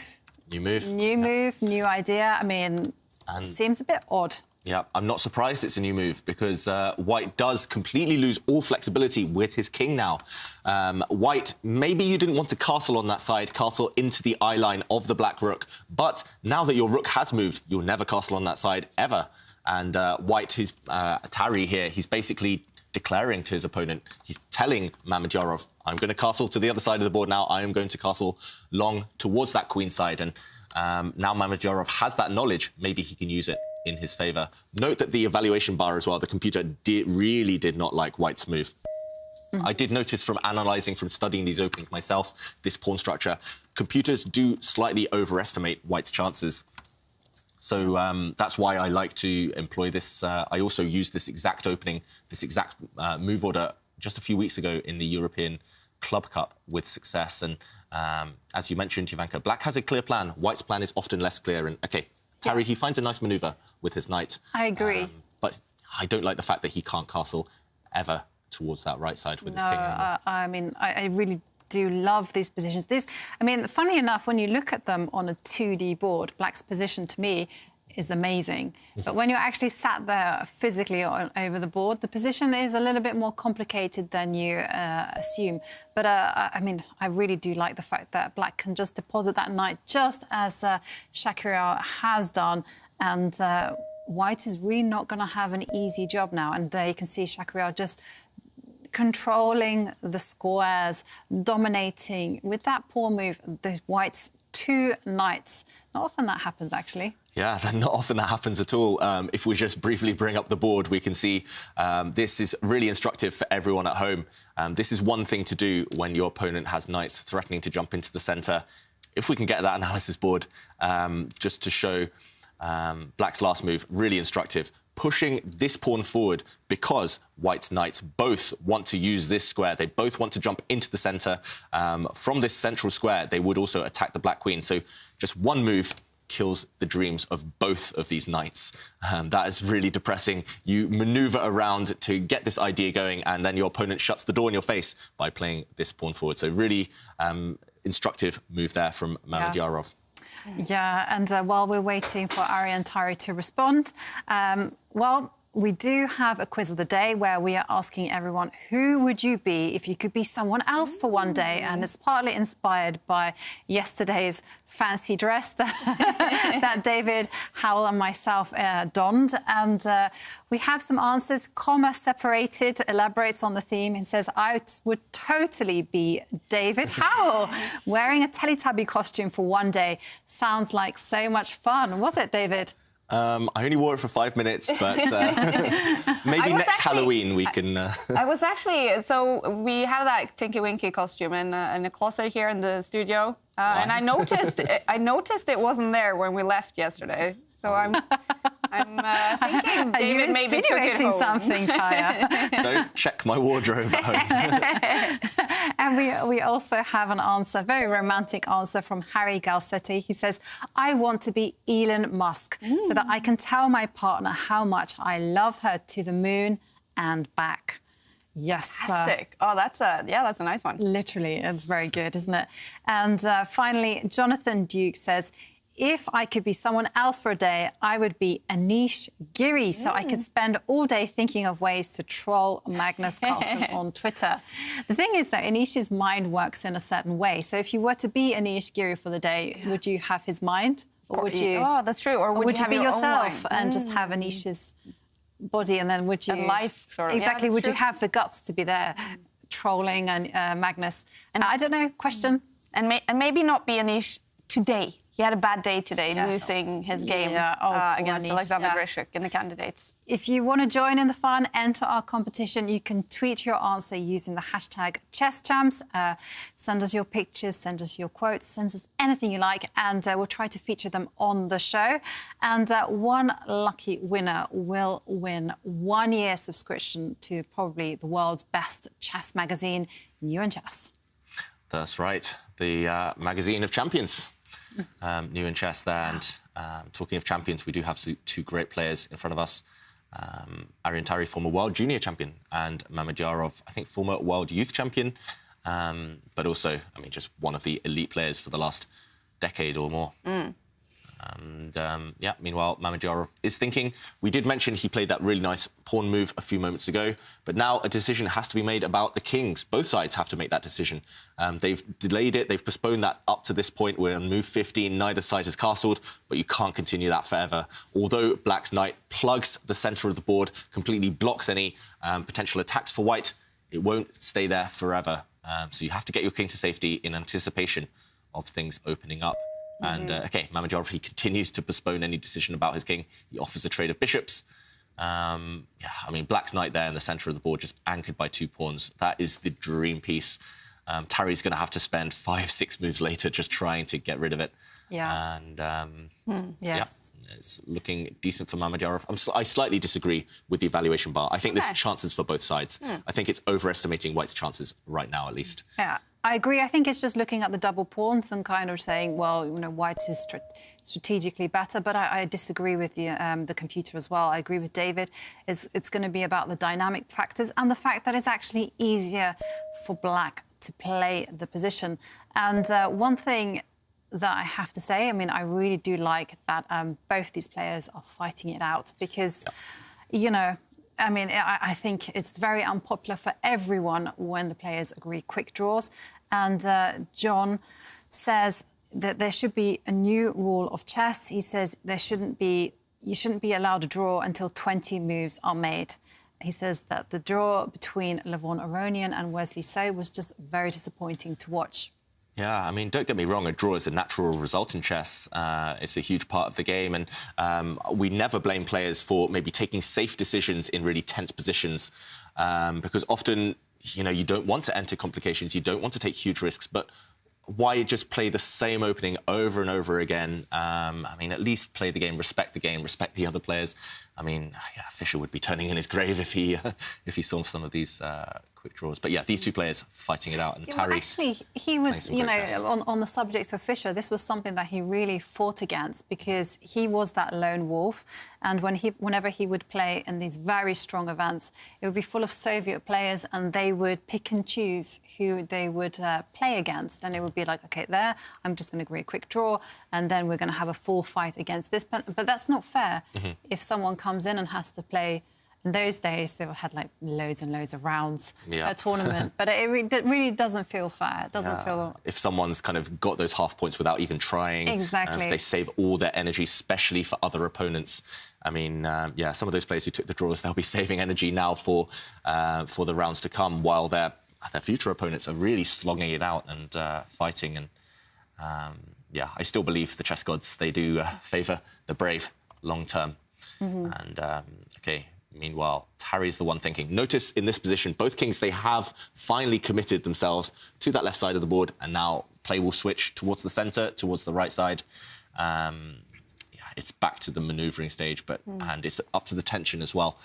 Both sides have their chances. Tarry, because he's pretty much in a must-win situation, maybe not necessarily in this game, but at some point he needs to start winning to qualify for the knockouts. He's going aggressive. He's trying to break down Black's structure. A lot of players maybe new to the game, they would think, oh, why is Tarry doing this? He's allowing Black to swap off one of his doubled pawns. But actually, the Black doubled pawns, they control so many important squares. They control central squares. So swapping off those doubled pawns for maybe flank pawns, wing pawns, it tends to be a good trade. If Black were now to capture that pawn that's just moved, Black would lose a lot of central control. So instructive stuff. Never be prejudiced against doubled pawns because sometimes they can be strong. And Tarry, this is actually an important move. I think he had to do it before it was too late. Mamedyarov, if he had time, he would have stopped that last move from being played. And just out of interest, now we have a very fantastic moment, very intriguing. Would you capture that pawn, or would you just allow your pawn structure to be weakened even further?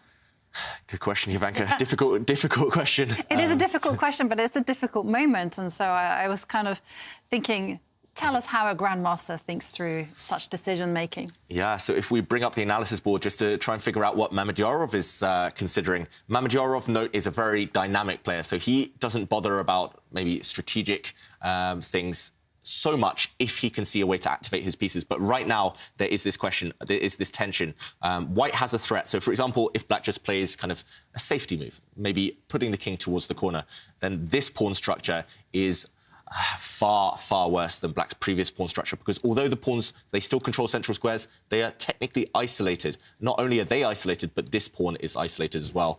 You can never defend your pawns with other pawns, and that means later in the endgame, there'll be easy targets for the opponent's knights. So I would never really dream of allowing this pawn structure. Computers, I noticed, they don't mind it so much, but I would never dream of allowing that. Ideally, you don't really want to take here either in this position as Black, because suddenly you open up a line for your opponent's rook to target your isolated pawn. I think this is OK for Black, but I was going to say the two moves I would consider above everything else was firstly to bring the knight back just to guard this pawn so that if White captures, you don't have any doubled pawns. Black has a really nice kind of fluid pawn structure. All these guys protect each other later in the game. But Mamedyarov, he says no. He's going to be even more ambitious, keep the position closed, and he pushes forward.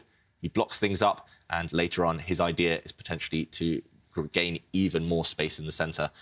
This one, it's all about power pawn play. It's all about pawn structures, and right now, it's not clear whose pawn structure is better. Black has a clear idea. How will Aryan Tarry rearrange his pieces? Right now, he needs to somehow target this pawn. But OK, he takes a time out to improve his king first, to tuck the king away to safety. Notice this, both sides putting their kings one square closer to the corner. We call this castling queenside, so castling on the long side. And normally you want to take a time out to tuck your king even further towards safety. Yeah, and also you're able to utilise that half-open line, especially for Black, you know, because you can think about, well, the rook can move to the side and then there's lots of pressure. And if things really develop in a favourable way, you might be even allowed to push the pawn forward and start opening up some lines. Yeah, both sides can do it, actually. Black can do it too. Yeah, Black can do it too later on. Exactly. I mean, but in order to do that, Black has to be, well, the circumstances have to be exceptional. I mean, also there's ideas of moving the knight, another knight to do the dance. Yep, that's it. And that is superb domination. So I am biased towards the dark side, I was going to say. Oh, you're a Sith Lord. All right, secrets coming out here. Yeah, no, I mean... Darth Ivanka, Darth Houska. Yeah, no, at the Sith, please. Yes, so... Yeah, no, it's just because I'm so familiar with these, the situation, and I just really like what Mamedyarov is doing. Yeah, I would have to agree. I like the moves by both players on that last turn, tucking the kings away, because otherwise, when things do open up, the kings are just too close to the centre. They're too exposed. And yeah, Mamedyarov, he does have this clear plan of pushing forward, continuing to push forward later on in the centre with Black. Still needs a bit of preparation, but meanwhile, it's just not clear, Harry and Tari, despite the fact that the computers slightly prefer White's position, from a human point of view, the plan is far less obvious. Anything you do with White is very, very committal. If you push pawns on that right side, you potentially create weaknesses in your own camp. No matter where you put the rooks, they might be better somewhere else. So although computers favour White slightly, yeah, it's very difficult to stumble across the right plan, at least. Whereas Black, he's spoilt for choice. And now we see Arian's mouse. He looks quite relaxed as well with it. I've seen him play online a bit. He's very, very quick as well. I think people don't realise how quick he is. I've seen him play bullet chess, 1-minute chess, and he's even beaten Magnus Carlsen there a few times. Oh, wow. So he's one who's good with the mouse, for sure. All right, it's going to be interesting to see now. When does the finger move? When does he click that mouse? He's been thinking for over 2.5 minutes now, Arian, on this next move. So is this sort of the critical moment now? Yeah, I think there will be more critical moments ahead. So maybe not the correct time to start thinking, but I understand why he's doing it. It's just because, as we mentioned, although White's position is fine, it's solid, nothing wrong with it, maybe it's even advantageous, but the plan is just not obvious. And there's no checks, captures or threats, really. And if that doesn't happen, it's about improving pieces, but it's just not clear how you do that. OK, he does improve... Well, he tries to improve one of his rooks, at least. He centralises his rook there. A bit of a waiting move. That's, I mean, OK, he spent a bit of time. He didn't come across anything better. So I think that's just very sensible play by Tari and Mamedyarov. How will he improve his position, Ivanka? You said you like the dark side here, the black side. Well, OK, I can see that there is an idea behind Tari's rather harmless-looking rook move. I mean, he wants to undermine that central knight. And there you go. Arian actually pushed forward the pawn. I was actually thinking that the undermining might actually come from the white knight challenging its counterpart in the centre. But, OK, Arian has, in fact, settled matters for what Black is going to do. Yep. The centre now is open, and now the first thing to calculate is what are the consequences if Black simply captures the pawn. Yep, big committal decision there by Tari. I think that was influenced by his tournament situation, needing to win now with the white pieces.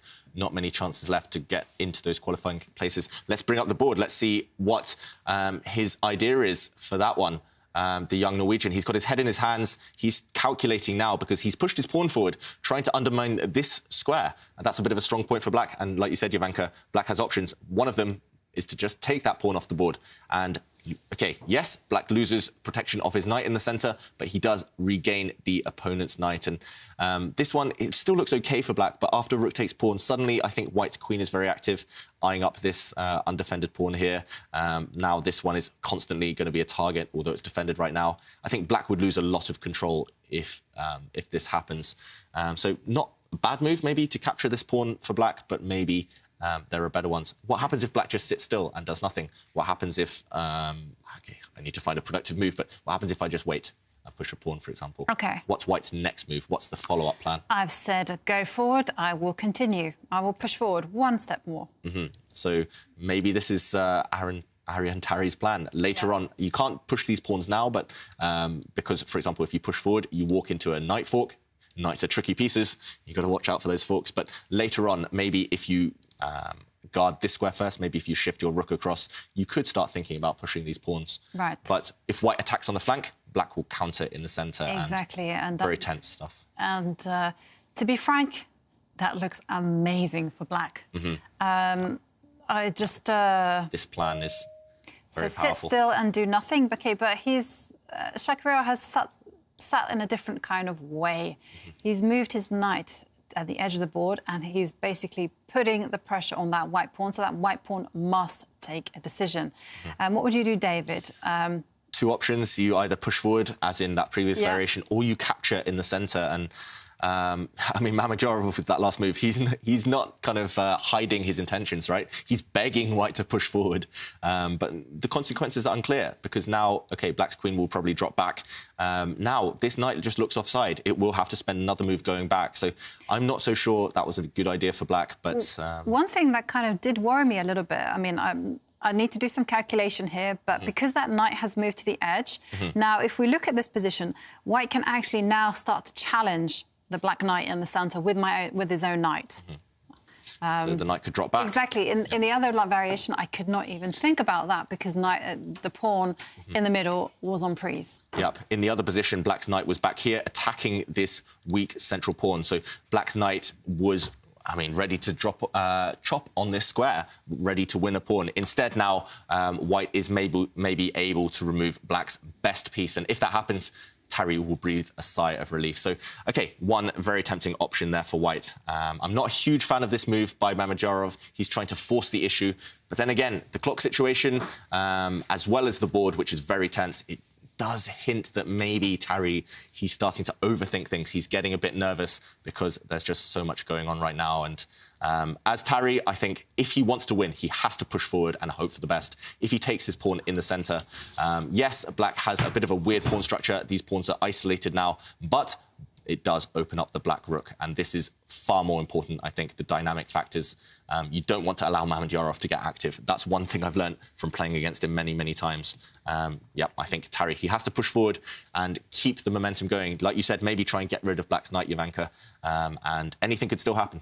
But Tari has to make a move quick. Yeah, when it comes to activity, Shakira Mamedyarov was kind of been nicknamed the Maverick, because he really does go his own way. You know, he plays openings in very unorthodox style, and he always chooses openings which are really very aggressive, very active pieces.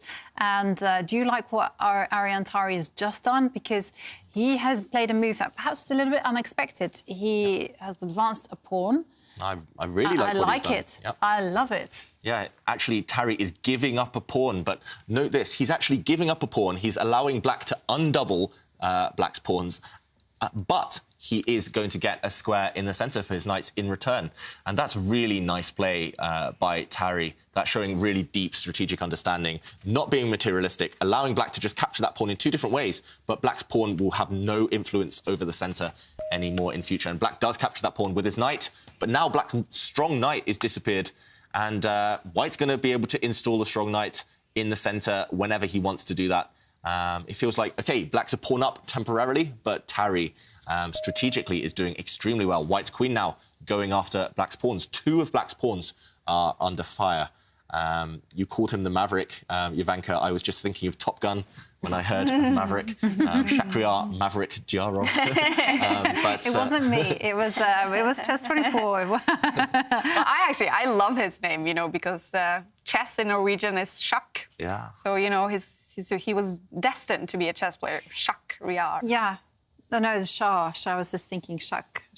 Yeah. Because the Shah is kind of like the king. Yeah. So that's where checkmate comes, because Shah. He really was destined for chess, wasn't he? Yeah. Yeah. He's got literally the perfect name. Reminds me of like Arsene Wenger, who became Arsenal boss. It's like some things are just fated, right? Yeah. So, OK, right now, the Maverick himself, Mamedyarov, he's just deciding how can he maintain his extra pawn advantage. I don't really see a clear-cut way. The black knight feels offside, though. If you force me to make a move instantly with only 1 minute on my clock, I would just retreat that black knight, bring it back towards the centre. Because right now, it looks like white's queen is about to invade, white's rook is on an open line, white's knight's about to jump in. You have to do something quick with black. Even if you could defend both of your pawns in one go, it would just be too passive. And that's not Mamedyarov's style either. No, definitely not. So you're expecting the knight to retreat back and start putting pressure towards the centre pawn. Yep, that's one move. Also, Maybe you could bring the queen across to defend one of those 2 pawns that's under fire. Maybe you could push your corner pawn here on that right side with black to guard a pawn, but it just doesn't feel like a Mamedyarov move to me. Somehow he's going to be looking more ambitiously. I think there are decent moves for black. There's maybe 3 or 4 decent moves, but either way, Tarry sacrificing that pawn, it just feels like he's improved his practical chances, and he's made his next few moves at least much easier. Rather than a manoeuvring position, he's got something slightly more direct. And actually, I feel that this is all come about because of Shakhriyar's knight move, where he moved it to the edge of the board.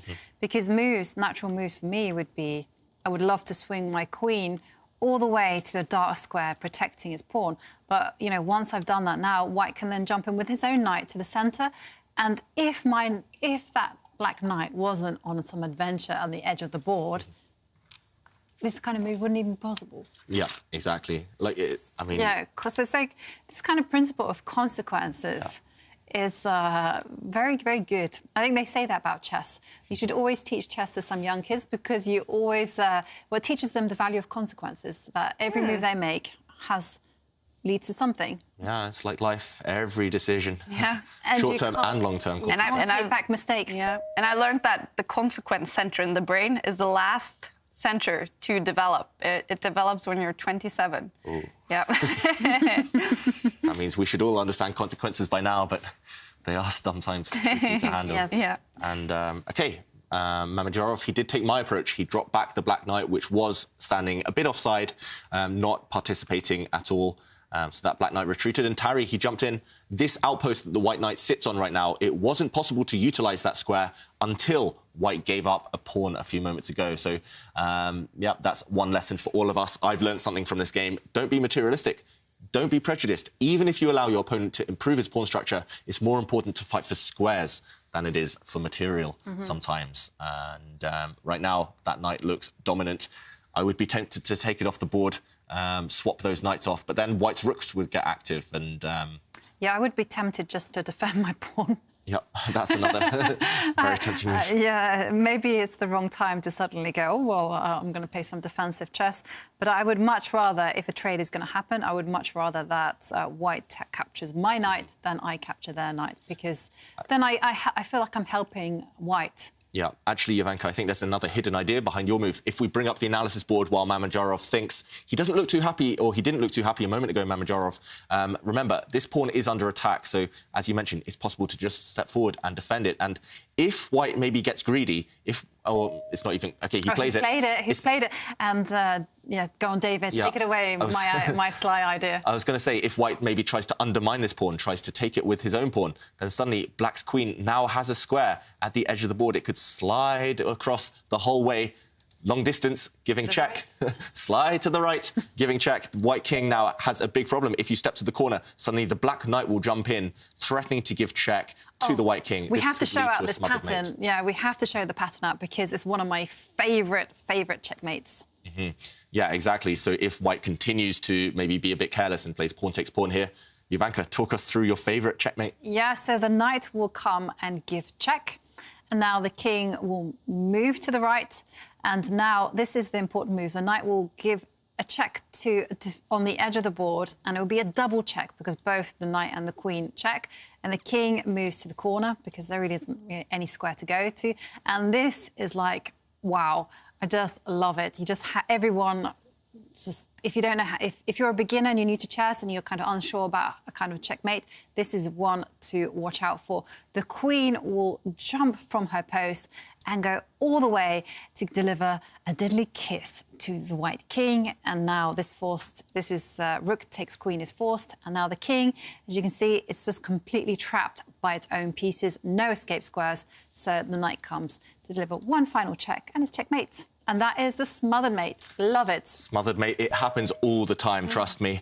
Especially when I was young. This pattern, at least, with white, with black, in all types of openings on both sides of the board, it is a recurring theme. And even if it doesn't happen, it's an idea to remember. So, actually, this was quite a big threat by Mamedyarov. After this very cunning move of pushing his pawn forward to bring the queen to this square, that's why Tarry decided, OK, let's have none of those smothered mates. Let's get rid of your knight. I'm too terrified of that idea. And the knights disappear, and now Tarry regains his pawn. Level material, and black does give this check. Who's this going to favour? It's not clear. This time, I would be scared of going in the corner again, just in case of any checkmates later on. Yeah, and Tarry goes to the... He goes to the right, just as you slides to the right. And equal material right now. I slightly prefer white's chances, though, because white has targets, and black's king is pretty open right now. But anything could still happen. Yeah, definitely. I mean, it's all going to be about trades now. It's all going to be about piece activity and king safety. Whose king is safer? Those are kind of the main factors here. So what would you do here, David? Would you be tempted to trade rooks? Would you be tempted to swap off queens? Would you be tempted just to kind of go, no problem, I'm just going to go pawn on, attack the queen? Lots of choice. Lots of choice. But difficult decision to make because of this. White has better pieces. If you take a look at black's king, doesn't have any pawn cover. Potential problems. Yeah, and again, although the computer says 0.0, the computer's pretty adamant that this position should be a draw. I disagree. I think white's position is easier to play at least. Black has to solve some problems in order to get that half point. And there are some traps. Jovanka, you mentioned pawn pushing forward, attacking the white queen. White's queen could actually just go up and take a pawn right there because both of black's rooks would then be under fire. So Mamedyarov, look at the clock situation as well. It's turned around completely. He was 5 or 6 minutes ahead earlier on in the game. Yeah. Now he's down massively on the clock. He's under 2 minutes. And one thing I noticed as well, I've played Mamedyarov just a few weeks ago in a series of blitz games online, and he's a bit slower with the mouse than some of his main rivals.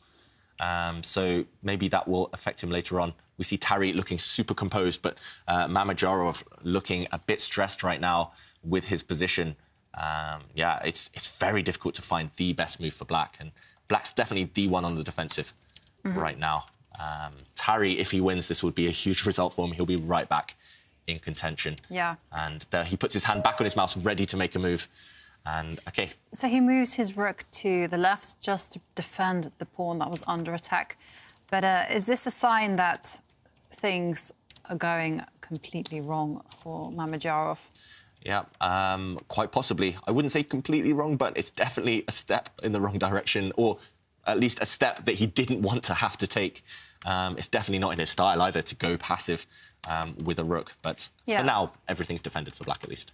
Right. No, I'm just seriously worried about this black king, which has no protection whatsoever. And, I mean, white just has a very simple plan. I mean, they can just reinforce the other rook in the centre.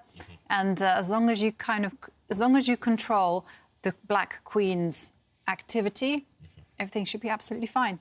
Yeah, maybe that's the only issue facing Tarry right now. If he doubles up his rooks, stacks them up on that same open line, then he does lose control of a square in his half of the board that the black queen could use later on. So Tarry, ideally, he wants to activate his rook next to his king, but he couldn't quite do that without allowing black's queen to enter his position. So he does step back with his own queen. Look at this. It's in major piece endgames, queens and rooks, when those are the only pieces left on the board, it's all about open lines. And there's only one open line right now. There's so much tension on it, though. White's queen backing up its rook, trying to force black to concede possession of that open file.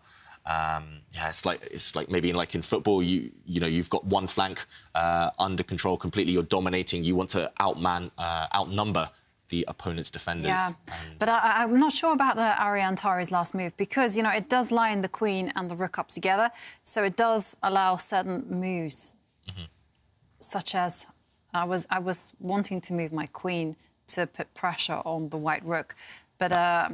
we might well see that happen. Yeah. And black has to do something about that central tension along that open line right now.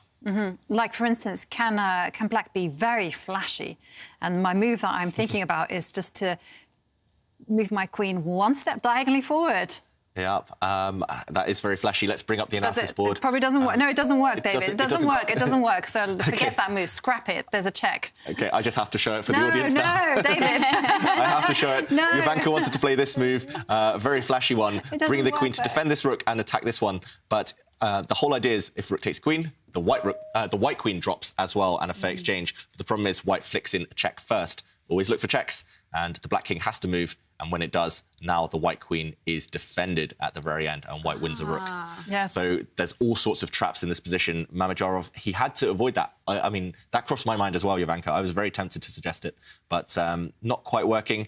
In the end, Mamedyarov, he went for a different approach. He swapped rooks, and look at this. Is this genius or is this madness? He brought his queen back to the corner.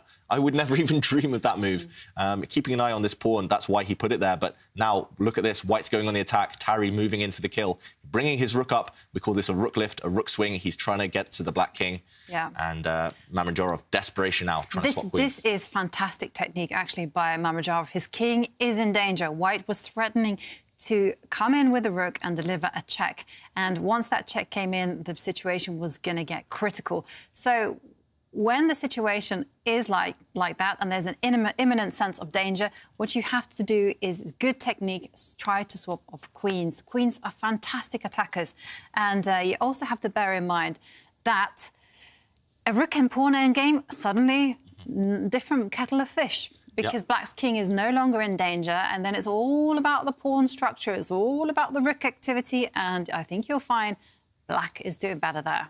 Yeah, because Black controls the open line. That's what it's about, simply, in these endgames. And suddenly, as soon as the queens disappear, Black's king, safe as anything. It's found a safe haven there for sure.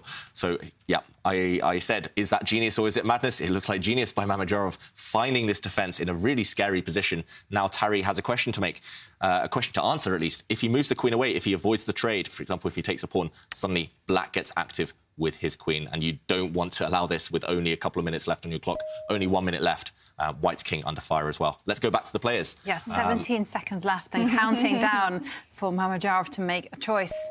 Yes, OK, so the king was checked and the king tucked herself in the corner. And this is a very gutsy move by Arian Tari. He just tucks his king in the centre. He controls the queen's penetration squares. And we did see the Stockfish suggestions for White's moves previously. Tarry found by far the best move for White. 5 seconds. It's just 15 seconds left on the clock for Mamedyarov, and this is an insanely dangerous position. Will Arian now be playing on Mamedyarov's clock? Yes. Definitely.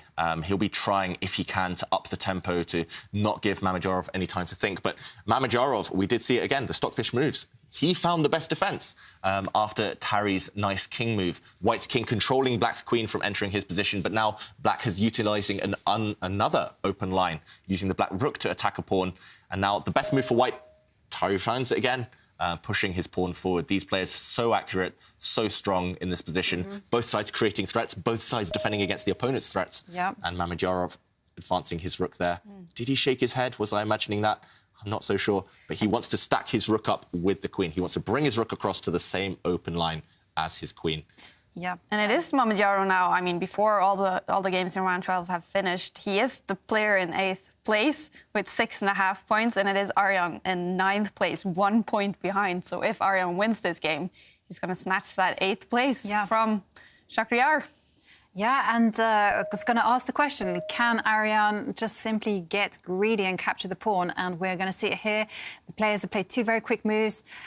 Shakhriyar has lined up the rook and the queen, and now the rook is threatening to give check to the king. But it does look like White's king isn't in danger, because where the black rook simply gets in the way of the black queen. Yep. Black threatening a check, but it's not clear he's threatening much more than a check, and that's the key factor. And that persuades Arian Tari to get greedy.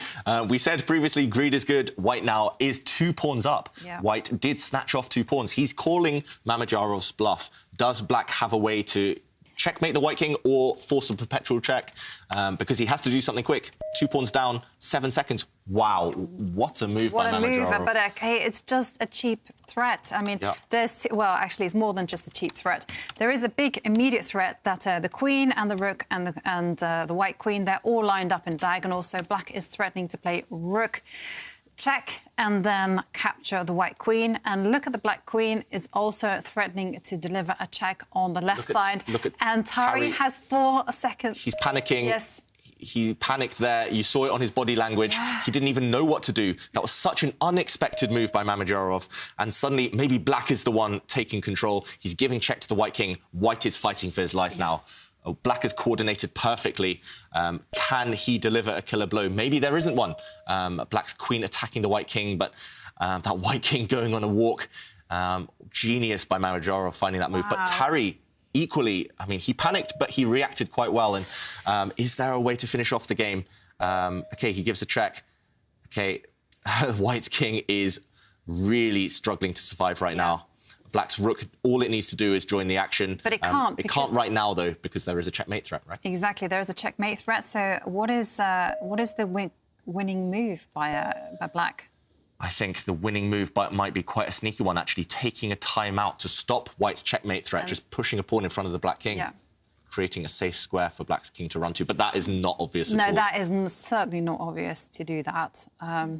5 seconds. OK, instead he chooses, I think, a much more natural move, which is he takes the timeout to defend against the mate threat by moving his king.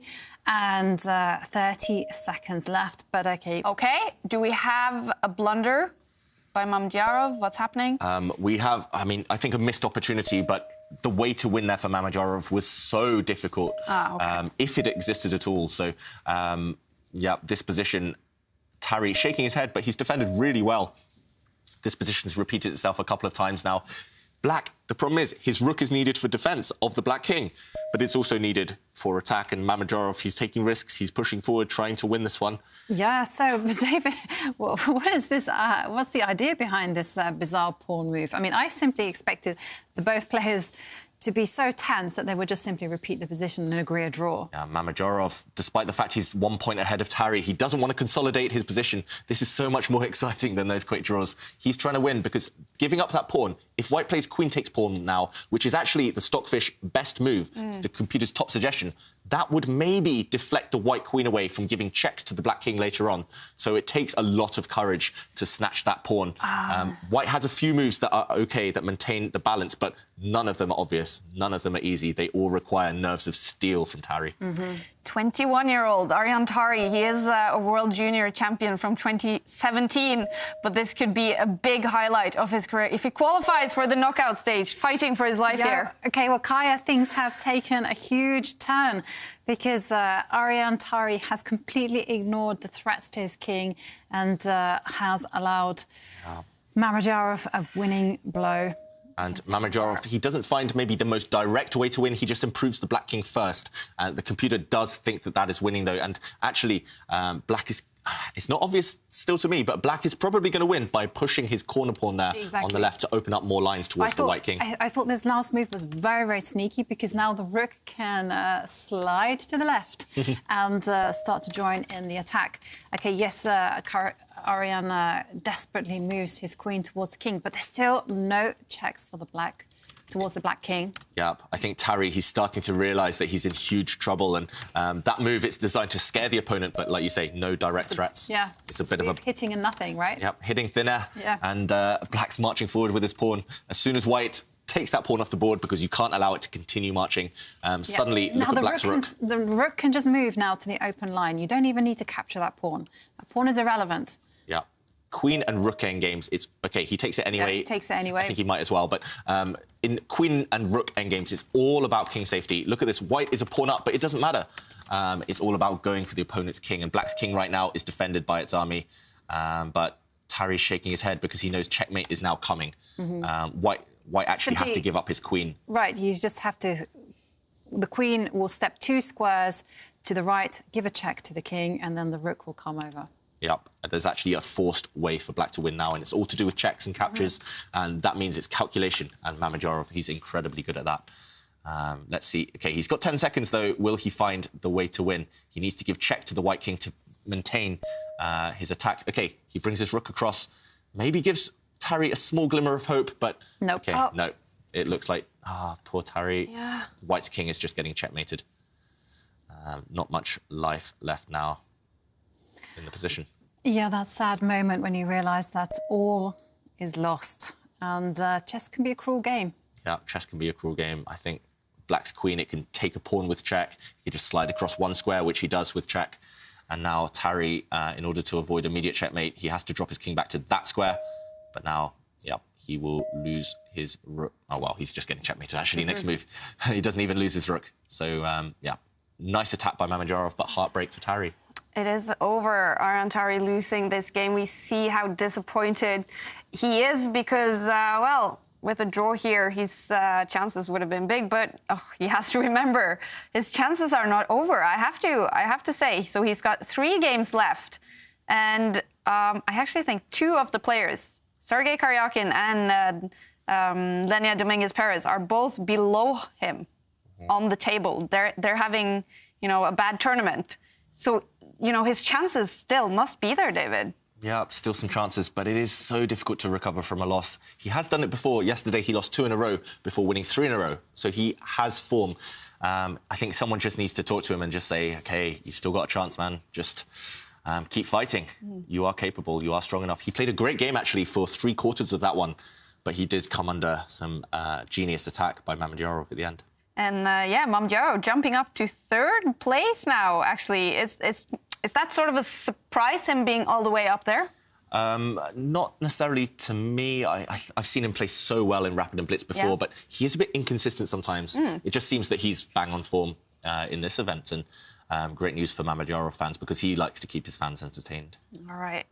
So Arjan sitting here, is he looking over this game? And should he be looking over this game, or should he now, it's 20 minutes until the next one, super important for him. Should he just forget this? Yeah, I mean, ideally, this is all down to a personal matter of taste. What is going to work for you to suddenly get your motivation and just to be present focused. He can't be sat there thinking about how he squandered this game.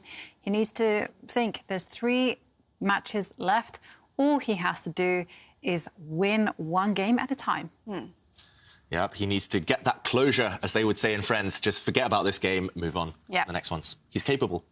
But we're not getting closer. I want to look at this, David. What happened here? Because it was swinging the bar back and forth. Eventually, we did see it go all the way over to Mamedyarov. What happened? Yeah, that's right. So Mamedyarov, he did come up with some incredible ideas in order to get his queen down into white's position, perilously close to that white king. And actually, Tarry, he could have saved the game in this position if he'd been able, and if he had time to calculate that it was possible to take this pawn. He should have taken this pawn, and when black's rook jumps into the position, he can block and deal with the coordination between the black rook and the black queen. This would have saved the game for Tarry, but it's difficult to see this in advance.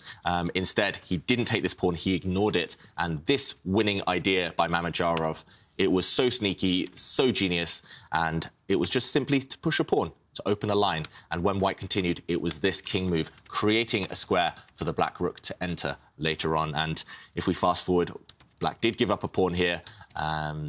He did enter with his rook in this position. He brought his rook across, and this was the killing blow. The queen and the rook teamed up, and the white king was doomed.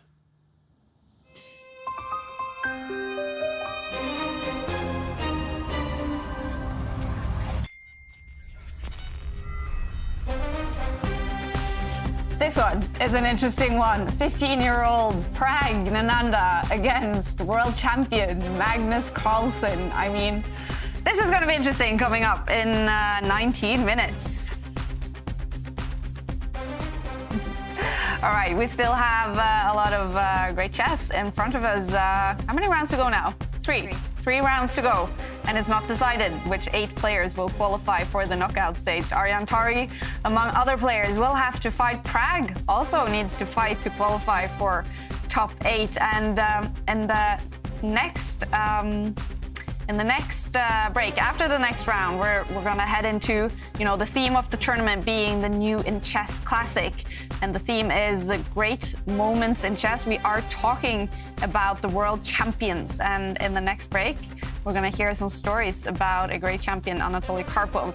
So I'm really looking forward to hear from both Dirk-Jan, editor in New in Chess, and from Magnus Carlsen, the world champion, his thoughts on Anatoly Karpov. So that's coming up in the next break.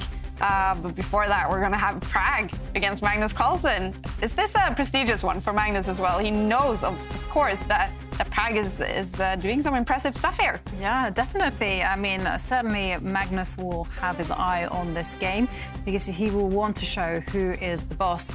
And it's exciting for everyone at home, let's face it, because we all want to know how talented, we all know, how talented Prague is, but can he do it? Can he actually take some points off the world champion? That's going to be fun to watch. And fun is actually a good word. That is a word we're using a lot today. We've been seeing these two with their costumes, and we're talking about fun moments today and who people would be. And our friend Askild, he's asking the players all the interesting questions. And in this next video, he's asking the players what their favorite funny moments in chess are, I think. Welcome to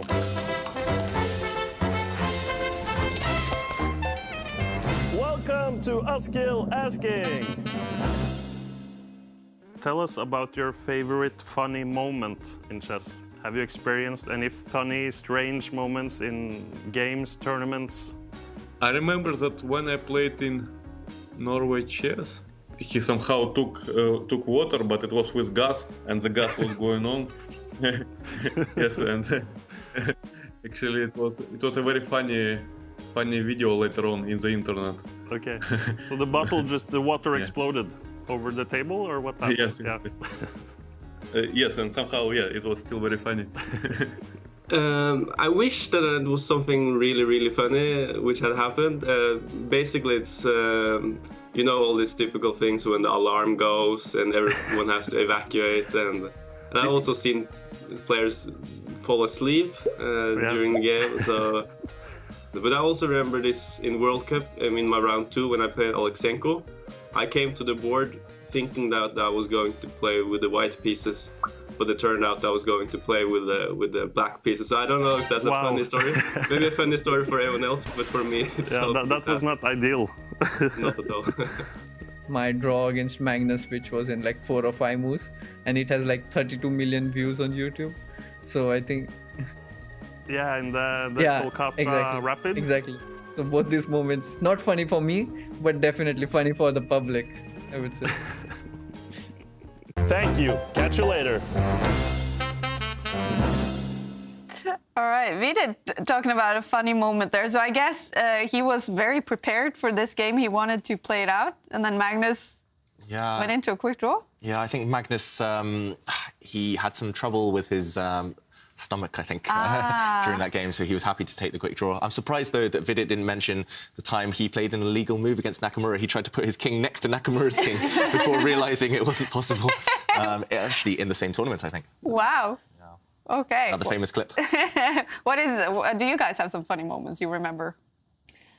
Yeah, I have some funny moments. Like, I've had the same position. It was quite funny. I was in the middle. Normally when you play in these tournament halls, you have one person to the right of you, one person to the left of you. And I had a game, and it ended up in a quite famous endgame position. And so my opponent resigned, and we went back. When I went back to the tournament hall, I saw that my people who'd been sitting to the right of me, they had the exact same position that I had had. But the girl who was playing didn't know how to win it. And I just heard this, oh no. And I was like, uh-oh. and then the funniest thing is that the person to the left of me then had the exact same position as well. So it was just a bit like, whoa, that was a bit surreal. And that happened about 3 or 4 times in this tournament. I was just like, what is happening here? Strange tournaments. All right. Well, we're also asking everyone at home, Jovanka. Yes. Well, not if they want to be someone funny, but who they would like to be. Yes, we're asking, who would you be if you could be someone else for one day? And it's partly inspired by David and I donning fancy dress yesterday. Not voluntarily, as Kyle would have you believe that we just rocked up. No. It was a bet. We lost the bet. Yep. And, so if you want to get involved, tweet your answers using the hashtag #ChessChamps. And we have some answers. Shri Rao says that he would love to be Bobby Fischer and play the game of the century to beat Magnus. Yeah, that would be quite nice. Samir Ahmed Khan says that he would like to be Henrik Carlsen, father to Magnus, and talk Magnus out of chess. probably save a lot of chess players a whole world of pain and suffering. That's true. Yeah, I'm not sure about that one. And then we have another one, which is kind of saying, Daniel Mon P. Manamo, he says, I want to be in the penguin costume while playing chess against my hometown's chess champs at the Luneta Park in Manila. I want to promote chess starting on the younger generation and inspire them. Yeah, and if you can do that in a penguin costume, then absolutely. I'm with you there. Same wavelength there. So, so if you want to get involved in the fun, in the conversation, enter our quiz. One winner will win 1 year subscription to the world's best chess magazine, New and Chess. Then please tweet your answers using the hashtag #ChessChamps. And I do have to ask you, Kaya, I mean, if you could be someone else for the day, who would you be? Who would I be? I think I was actually asked this in the New in Chess magazine if I want to be someone else, and I answered. I think I answered Usain Bolt because I would just love to feel what it's like to run as fast as he ran when he had the world record. It's pretty fast, right? Yeah. Just to feel how fast that really is. Yeah, and you, David? Oh dear, tough question. I'm pretty obsessed with the Marvel Cinematic Universe. So I always struggle to decide between Captain America or Thor. Either way, I'd be... Captain America? Yeah, maybe... Yeah, I've been watching a series recently and I just can't stop watching it on repeat. It's literally like 3 times in the last 2 days I've been watching... Wow. I have a life, guys, but no. No one has a life during a pandemic, right? True. Yeah, true. we have to watch stuff. Thor is a close second, maybe, just with his power and his... muscles. Yeah, so that's the next costume we're going to see you in then. Yeah. Quite different from Tinky Winky. Or maybe I'll go to the gym first and try to turn into Thor myself. All right. Well, I have to tell you, the next round, what is it? I'm just getting confused. Round 13. It's supposed to be starting about now, but the game that we will follow between Magnus and Prag is not going to start until, I think, like 10 minutes, even more, because Prag is still playing in round 12. And is he winning that game against Johann Sebastian Christiansen? It does look like he's winning right now. Pragnananda, he's 2 pawns up in a queen endgame. The problem with queen endgames are there's lots and lots of checks, so the game can go on forever. But right now, it's looking good. He looks like he's grinding away successfully. Still lots of traps and tricks to avoid, but... If he's able... OK, he has actually just won at that very moment. Wow. But yeah, Pragnananda, I mean, great technique. I mean, when you're young, you don't normally... I mean, it doesn't come naturally to be so strong at endgames, but somehow he is. Yeah, wonderful from the young Indian.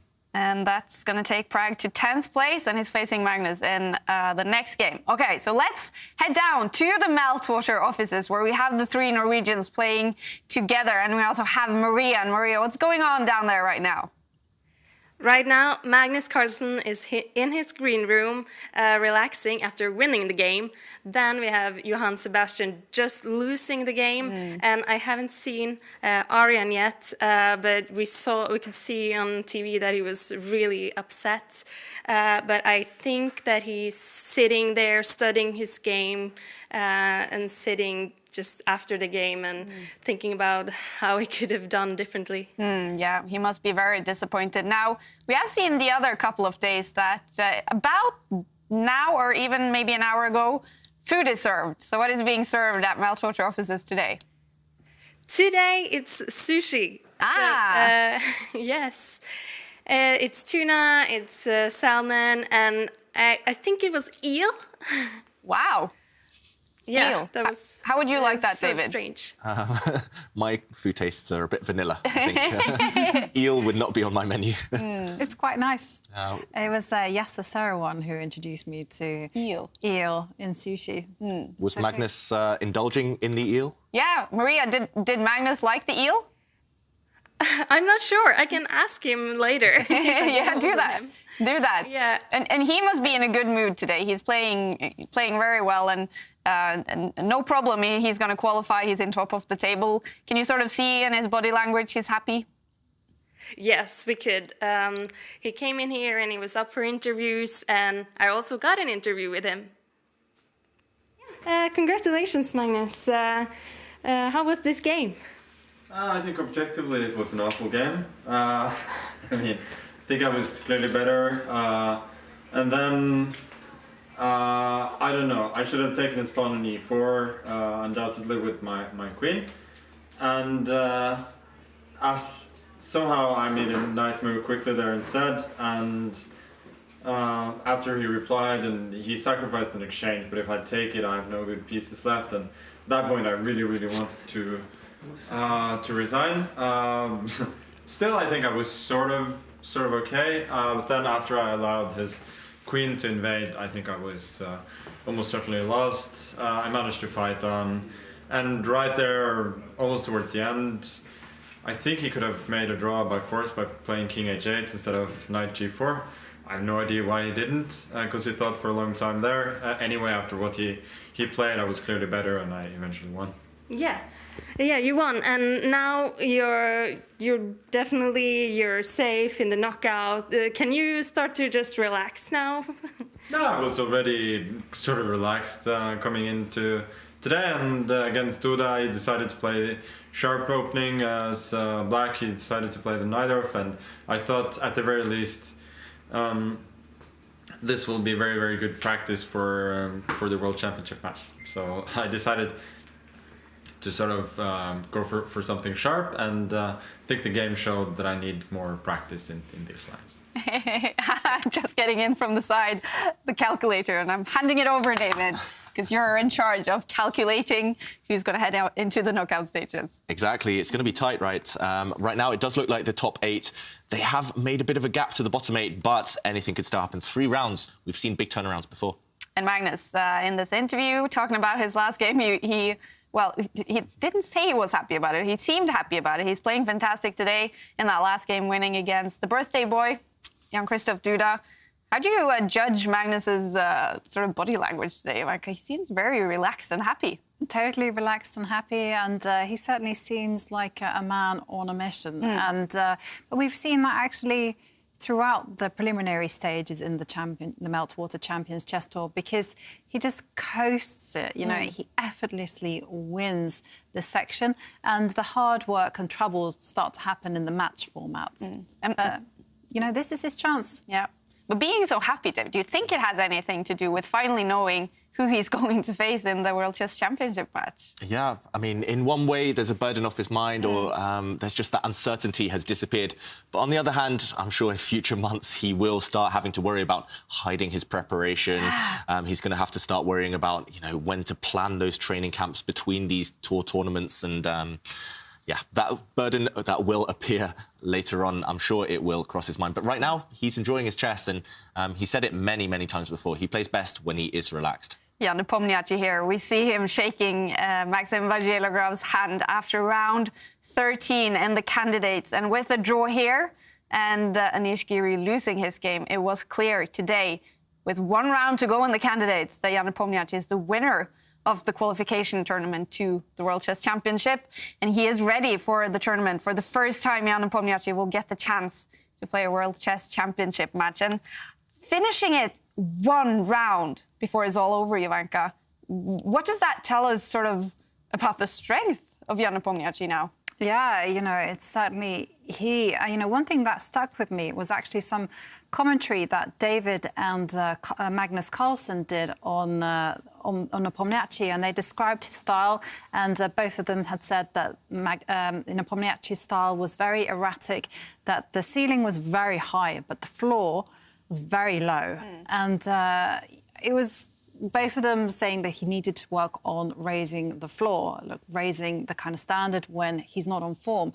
And we've seen actually Nepomniachtchi play very solidly. In the last Magnus Carlsen Invitational, we saw how he just reeled out all these moves of theory that he had studied in some obscure lines. And he just seemed super impressive.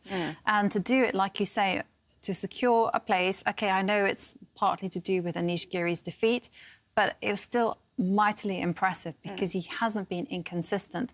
And that shows to me that he's incredibly serious and a well-deserved challenger to the throne.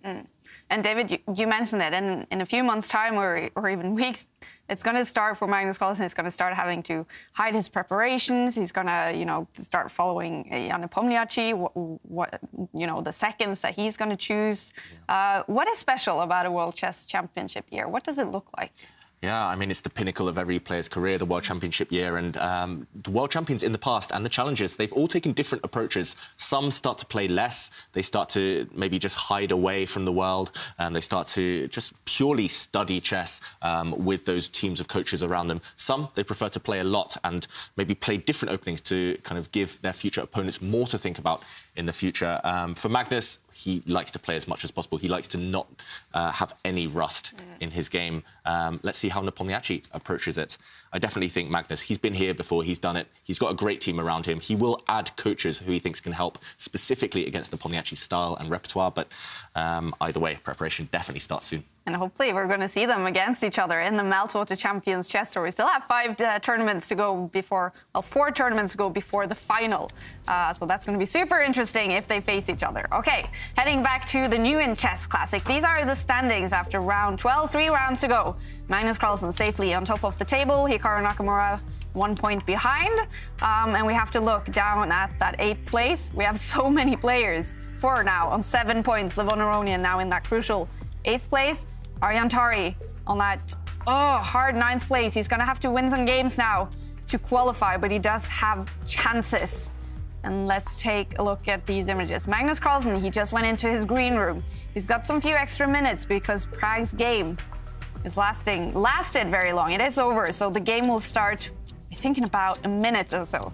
So Magnus will start to head down for his encounter with a 15-year-old Prague. I mean, have these two faced each other before? Not that I know of. I know Magnus Carlsen, he did play Prague recently in a kind of informal blitz game online, and he did win. So Magnus, he does have a slight upper hand. We did see in the standings as well. Prague, he's 1.5 points off the qualification places.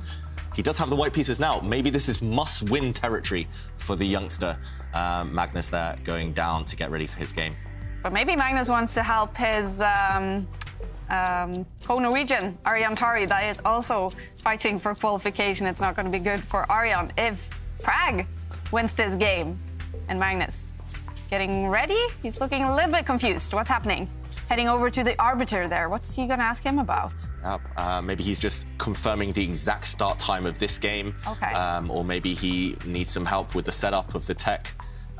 Okay, either way, the arbiter has been sent off on a mission. Ooh, what is this about?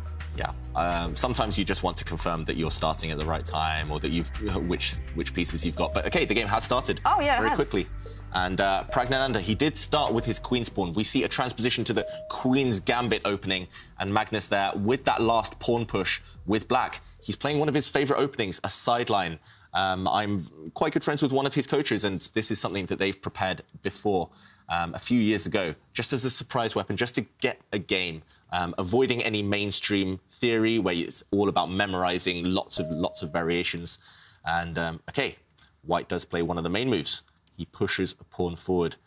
Magnus kind of made a bit of a facial gesture there. Maybe he was surprised here. He didn't expect Prague to play that move, and Magnus reacting quite quickly by developing his knight.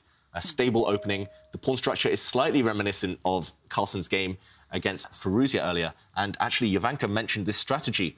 Anytime he's playing these youngsters, when he played Tari, when he played Firouzja, now he's playing Prague, he's happy to just block it up. Black has less space to maneuver, but he's hoping that because the position is so rich, so tense, no trades so far, he's hoping he can outmaneuver them later on. You have to say something, David, that Pragnananda has actually taken the game into super uncharted waters, because with his pawn move, that's a very indulgent move. It's only ever been played once before. Yeah, and you can see Magnus pause for thought and is trying to work out what is the point behind this little pawn move.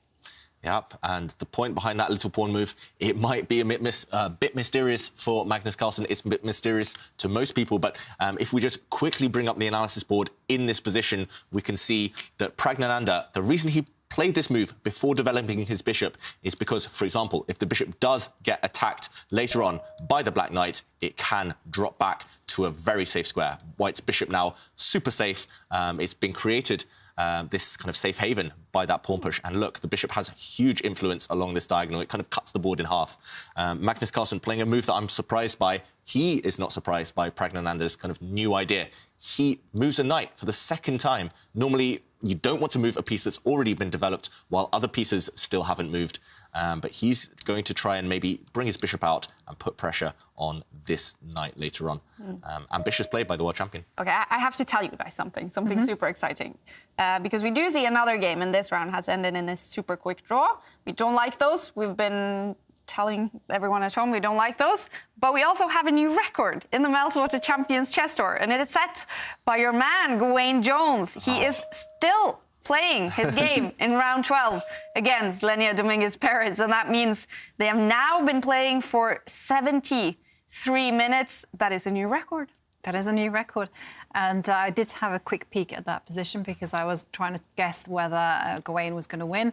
And he is holding on for dear life. Is he managing to do it? It's looking difficult now. I thought he was going to make the draw, but they're on move 128 in that game. Could they get to 200? That would be a record for the tour for sure. Definitely. They might already be getting close. I remember a game of 152 moves, I think, between Nakamura and Vidit in an endgame, but this one, it's getting close now. But it's lasted for more minutes than any other game has done so far in the tour.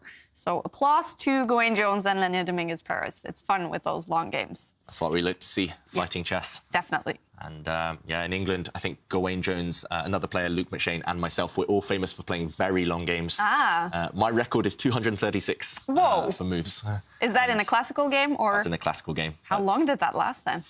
About 8 hours, I think. I've had a few games that are over 8 hours, but this is a very different type of chess, rapid chess that we see in front of us. Lots of moves being played much more quickly. I do remember at the British Championship one year, I think it was 2011.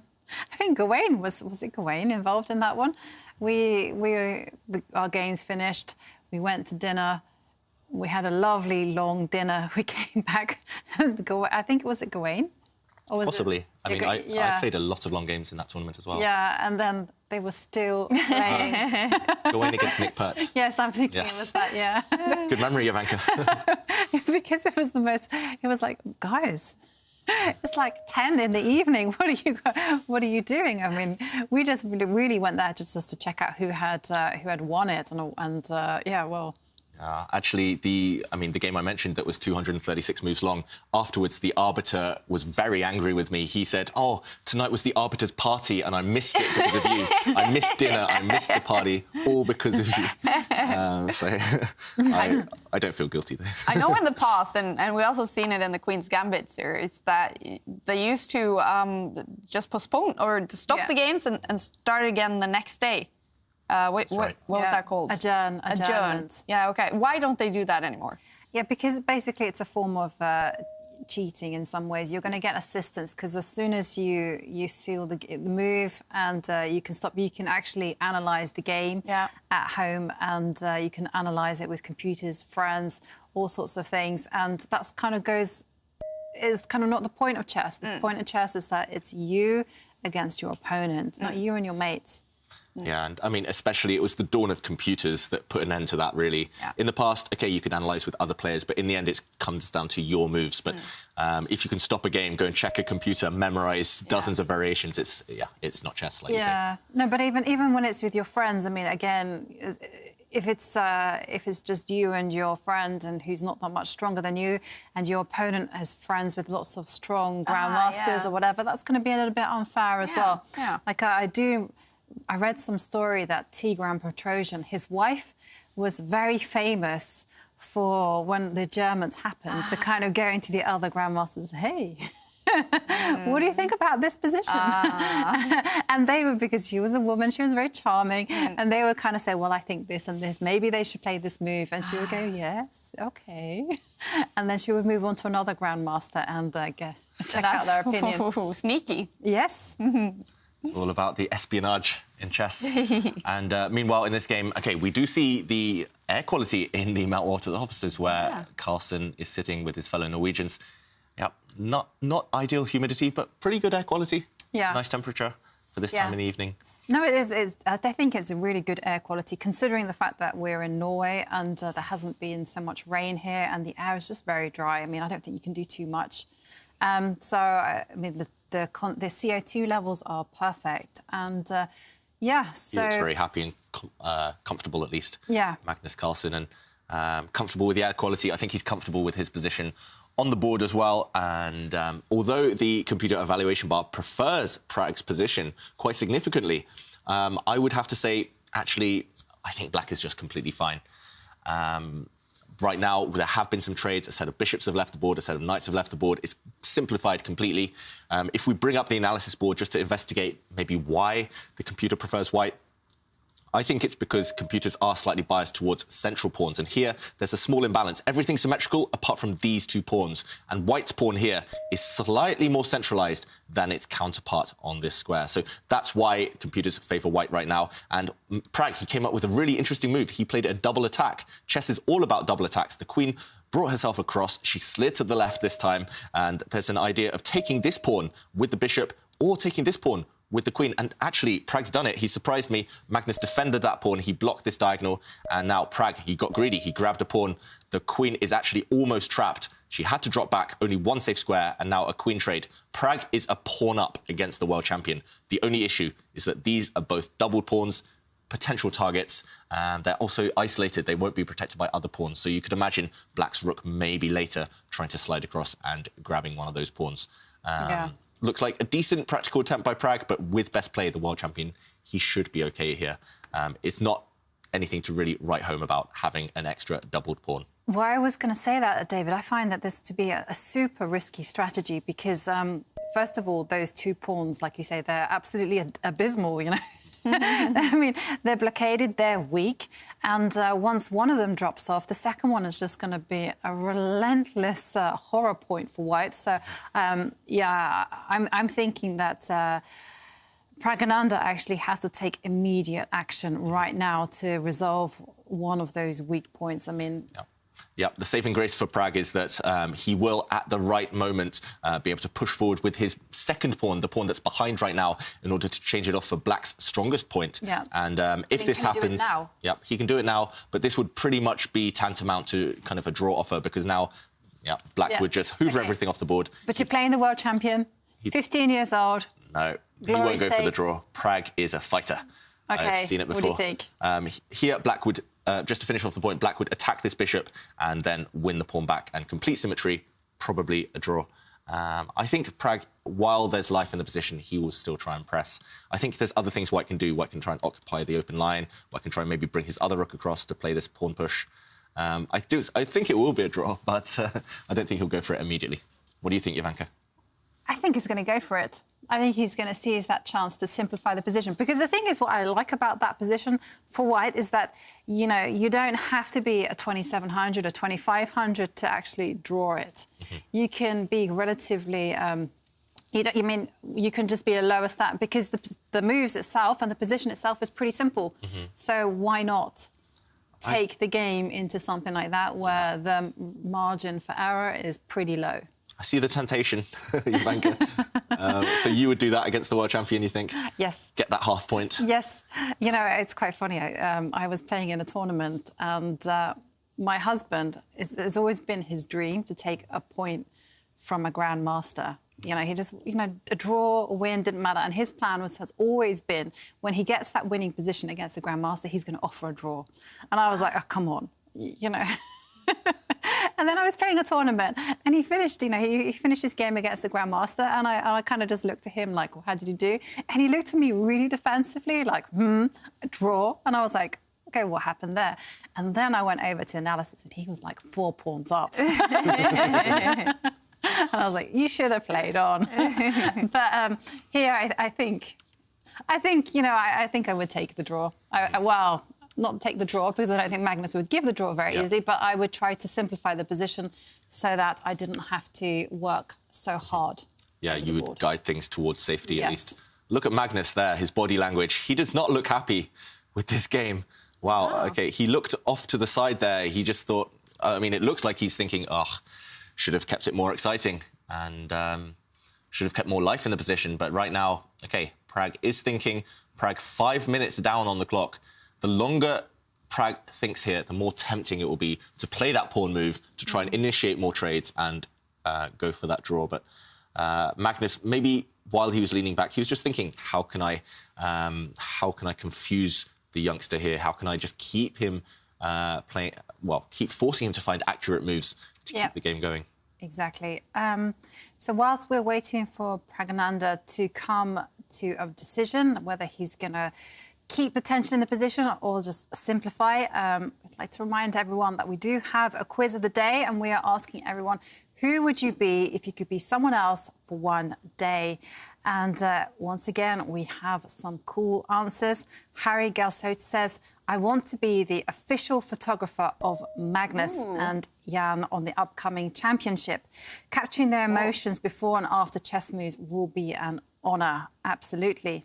And Da Vinci says, I'd pick Shaq for a day because I'd hang out with my best friend, Badur Jabova, and listen to Enrique Iglesias while streaming few chess games online. I love it. Apparently they'll get the joke. It's an inside joke. I'm not quite sure. I haven't watched them stream. David, maybe you have. Yeah, Badur Jabova, he's actually one of the most entertaining grandmasters in the world, both on the chessboard and off the chessboard. And Badur Jabova, he does stream. And every time I log onto his stream, there's barely any chess being played. He's just dancing. He's literally just standing there and dancing. I've actually played marathon matches with him as well, but he's one of the most entertaining players to watch because he would not approve of these quick draws. He fights in every game, no matter the opponent. And one player who's also fighting in every game, Pragnananda.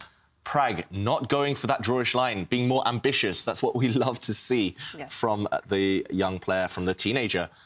He didn't try to just completely swap everything off and make the draw. He went for a different pawn push, but now he is left with weaknesses. So risky decision from him. But he's not afraid of the world champion, clearly, and he's definitely going to try and win this one because that gives him the best chance of qualification.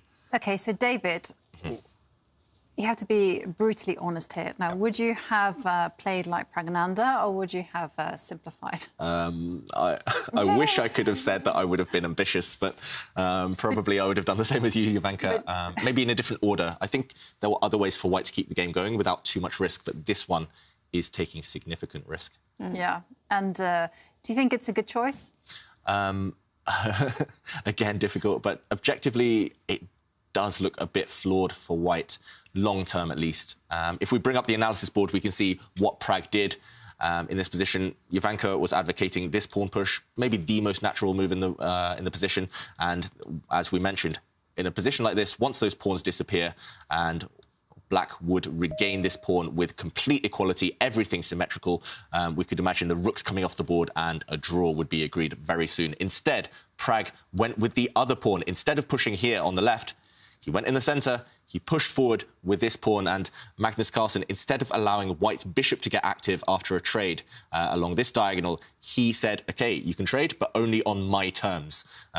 Instead, he retreated his knight, defending this stronghold. Now Prag has jumped forward with his own knight. And no matter where this bishop goes, if it drops back or if it maybe comes to the side of the board, a more active square, I suddenly think, actually, this pawn, as you mentioned, Jovanka, is going to drop off. And not just that, maybe the worst point behind it is that the other pawn will be a huge target for the rest of the game. So I think objectively, maybe a bad decision, but I like the spirit behind it. I like the attitude.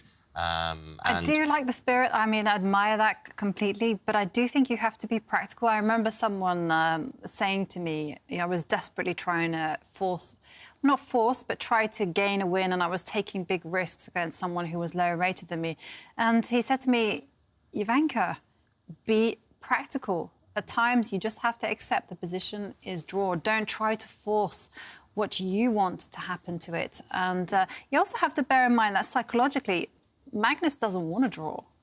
Well, maybe in this particular scenario, he might do. But he really doesn't want to be drawing a game. He wants to be winning.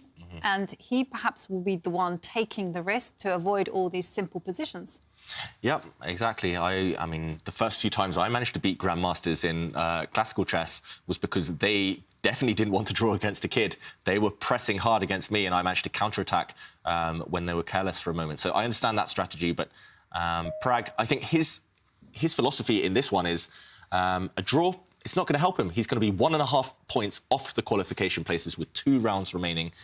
He wants to take a risk. And Magnus, I mean, it's hard to read Magnus's body language right now. Yeah. He doesn't look too energetic. He looks a bit dejected. And I'm surprised by his last move, offering that bishop trade.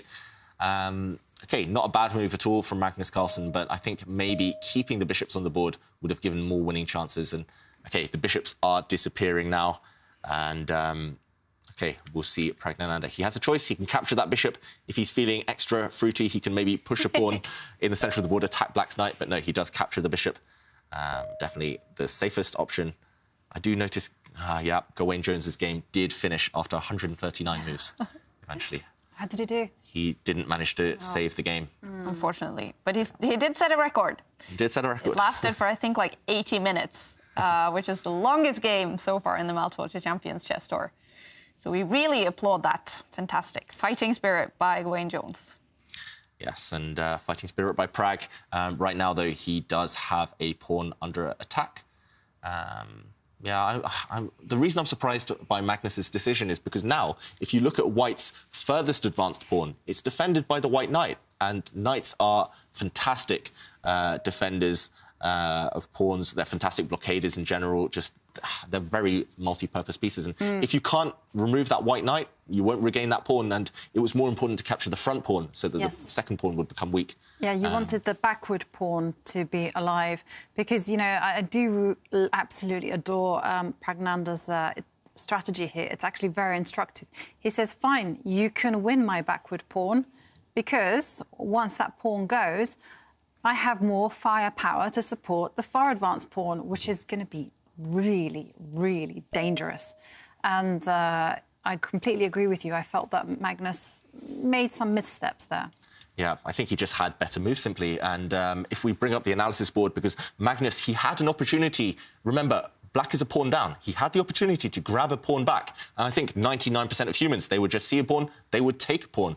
Black's knight grabbing a pawn back, attacking the rook, attacking this pawn. But as Jovanka mentions, when the rook steps forward, the Black knight is driven back. You can't continue being greedy because your knight would simply be trapped on the edge of the board. Knights on the rim are dim. But once the knight is driven back to a central square, suddenly, because this white pawn has disappeared, it does open up a line for White's rook. White's rook will support this pawn, and rooks are great behind passed pawns. It will help its foot soldier march forward later on. So Magnus not getting greedy and grabbing that pawn, instead just bringing his rook up, stopping White's rook from using this square. And when Pragg finally defends this pawn, Magnus reroutes his own knight. He's going backwards. It's a long-winded way to do it, but he's going the whole way around to try and win his pawn back. Yeah. Praggnanandhaa, though, currently a pawn up. Can he do anything to win, or at least to put some pressure on? Because right now, I mean, if Black achieves this, if Black gets 2 moves, knight back and takes this pawn, it will just be a draw. So the starting point for me would be, OK, fine, let's align my rooks together in a nice straight line. And then my idea is, yes. Going the whole way up. Yes, exactly. There is, after all, now I can align myself. Yep. Yep, putting pressure here. Maybe Black can hold on with this move, but then actually maybe you're pushing forward. That is my plan, David. Breaking the coordination. If Black takes, then you take this knight. Yes. I think actually Black would have to use this square. OK, we might actually see this kind of action on the board because Praggnanandhaa, he has been listening to us. Well, he's not actually listening to us, I'd say. Maybe he's psychic. And he can... yeah, exactly. Yeah, Magnus, meanwhile, using this square because the other knight square I suggested isn't working. But look, Praggnanandhaa, he's playing for the win. This is so aggressive, so ambitious. Magnus, he looked off to the side there. Has he missed something? Magnus Carlsen doesn't look happy at all. I mean, he's the one fighting for the draw, fighting for his life in this game. He supports his rook. He supports the Black rook, trying to win back his pawn, but it's not easy. Praggnanandhaa trying everything. Oh, classy move Wow. by Pragnanda there. He's really putting the pressure on. Look, Magnus leaning forward. He knows he has to fight to survive. He attacks, Pragnanda attacks the Black Knight, but the Black Knight is a bit stuck. You cannot take this pawn because you would get pinned along this line and you'll lose your knight or your rook. Instead, he has to take the other pawn, Magnus Carlsen. And White has a very strong passed pawn here. Black's rook is very passive. Carlsen should hold the draw, but Pragnanda, he's the only one who can win this one. Wow, impressive stuff by the 15-year-old. Exciting game going on here. And he's fighting for qualification, the young Indian right now. I'm going to check. So he is currently in 11th place with 5.5 points. And we do have Levon Aronian on the crucial 8th place with 7 points. So he needs to score, 1.5 points probably. He probably needs to win 2 games, Pragnanda, to qualify. Probably needs at least 2.5 from his last 3 games and hope for the best. But yeah, one thing Magnus has tried to do that I actually tried to do when I played Pragnanda a few years ago is he's taking him straight to the endgame, but Pragnanda is pretty strong in that department. I actually had a very similar scenario to this with an extra set of rooks on the board. And Pragnanda, he outmaneuvered me in that game. He's outmaneuvering Magnus Carlsen right now. Magnus has gone very passive with the black rook. It's still difficult to make progress for Prag. He needs to activate the white king as quickly as possible. The white king is doing nothing. Look at this, black pushing a pawn forward, stopping white's knight from jumping and creating a path for the black king to march towards the centre. I think Prag, it's time to get that king into the game somehow. Yeah, I was just wondering whether you could also push your pawn one square forward just to be a little bit cheeky. Yeah. Actually, Jovanka, maybe that's a very strong move right now. All right. Yeah, you spotted it. So let's bring up the analysis board because Prag, he's only got 5 minutes, but that should be enough. OK, he pushes this pawn to create a path in for his king towards the centre later on. But the move Jovanka suggested, pushing this pawn just one square, actually, I think that's extremely strong because if black brings the king towards the centre, you bring your knight here. And after a trade of knights, suddenly you have a protected pass pawn. These pawns are connected. And black here, maybe, again, he can hold. But I wouldn't be surprised if we see white win this one after marching the king all the way up to support these pawns. He can still do it, Prag, but after pushing this pawn, this is a potential weakness. So very committal stuff. Let's see Magnus lining up his pawns in a bit of an odd formation here. Oh, what should we call these ones? The wall. The wall. Oh, yeah. Yeah. One of my friends, one of the perks of being a chess player is that when you tell someone that they play chess, a lot of people tend to respond with, yeah, they play chess as well. And so they've heard a lot of things. And one of my friends played one of these self-proclaimed chess players. And he said, yes, I know what to do. You can play the Berlin Wall. And then he proceeded to open up with every single pawn. And she was like, yes, that is the Berlin Wall. The wall, or the who has that song? Just Another Brick in the Wall. Pink Floyd. Yes. The Pink Floyd pawns. Yeah. Going to a Pink Floyd concert all together. If Ding Liren played that pawn structure, the Great Wall of China. Yeah. OK, meanwhile... Or if a German player played it. Yeah. The Berlin Wall. Yeah, there is an opening called the Berlin Wall, but... That's a very popular one. Yeah, we've seen it many, many times. But meanwhile, the wall has broken formation. Ooh, Magnus, definitely Berlin Wall then. One of those bricks has fallen out. Magnus did push forward and trade a set of pawns. Now the black king's coming. The white king's also heading towards the centre. I'm surprised how quickly Magnus is playing, though, just because there are dangers in this position. Look at the bar, Kaya. Look at the bar. It's over on white side. Magnus, he's still struggling. Look at the black king. It's slightly more passive than white's king. White's king is the quickest. It is the first to win that race to the centre of the board. And now with the king in a prime position, he's getting ready to go into the centre. It's also protecting the weak pawn. Now we can do my plan. Yeah, I really like your plan. Let's see if Prag has found it. Maybe he's got that in mind for a bit later on. Magnus, meanwhile... Well, this is probably why Magnus has played his king up. Yeah, he's played his king up the board. I mean, maybe you can still proceed with your plan. Oh, yes, maybe you can still do it. Yeah, maybe it's less strong now somehow. But OK. Yeah, king forward. I do like this move. Keeping control. You know, they have this kind of maxim in games, which is hurry, but don't rush, you know, and it's just all about improving your pieces and not spoiling those critical moments. And, OK, Magnus gives a check to the White King. Where would you go, David? Would you continue in the centre, or would you... I mean, you could go back where you came from, but then Black will drop the knight back and you haven't really made any progress. Most ambitious is to go to the centre, right? King of the hill, as they say. King in the castle, that White King occupying the centre. Yep, I would slide to the left 1 square, just attack that Black Knight. But choices for Pragg. Of course, that does entail some small risks if you do go too adventurous with your king. So he's just weighing up whether it's worth continuing the king's journey. Magnus looks quite composed, but maybe he's one player who always on the back foot in endgames. He is confident of holding slightly worse positions or positions when he's a pawn down. He knows he should still not lose this one as Black, but maybe he doesn't realise that there is still some danger. You mentioned that young players, one thing that sort of recognises young players is that they see very optimistic on all their positions. So do you think Pragg is looking at this and being very optimistic and just seeing ways of winning this game? Yeah, I think we'll find out now, because Magnus, he's offering a repetition of the position. If Pragg moves his king up 1 square, that's the second time we will have seen that position. But Pragg, he's been optimistic so far in this game, right? And it's paid off. Definitely. It definitely paid off. And I have to say, it's just like Surav on Twitter says. Magnus Carlsen struggling against a 1700 rated prodigy, which is a little bit unfair on Praggananda, because he's not 1700 really, is exactly why we love chess. And here you go. Here is the break for freedom. So Praggananda just almost like playing with Magnus, saying yes. Yeah. He's teasing the world champion here. He's asserting his dominance over the world champion. Cheeky. He did not go for the repetition immediately. He can still repeat the position if... I mean, Magnus doesn't look happy, right?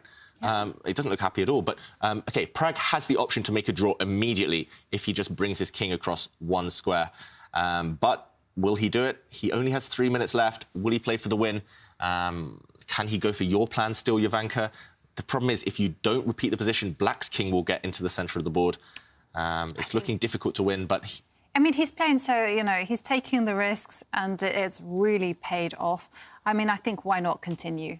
And I definitely agree. Go for my plan. Oh. OK, he goes for a different plan. His rook drops back 1 square. Maybe it's similar to your plan. Maybe he still wants to exchange those knights and get his rook into the game.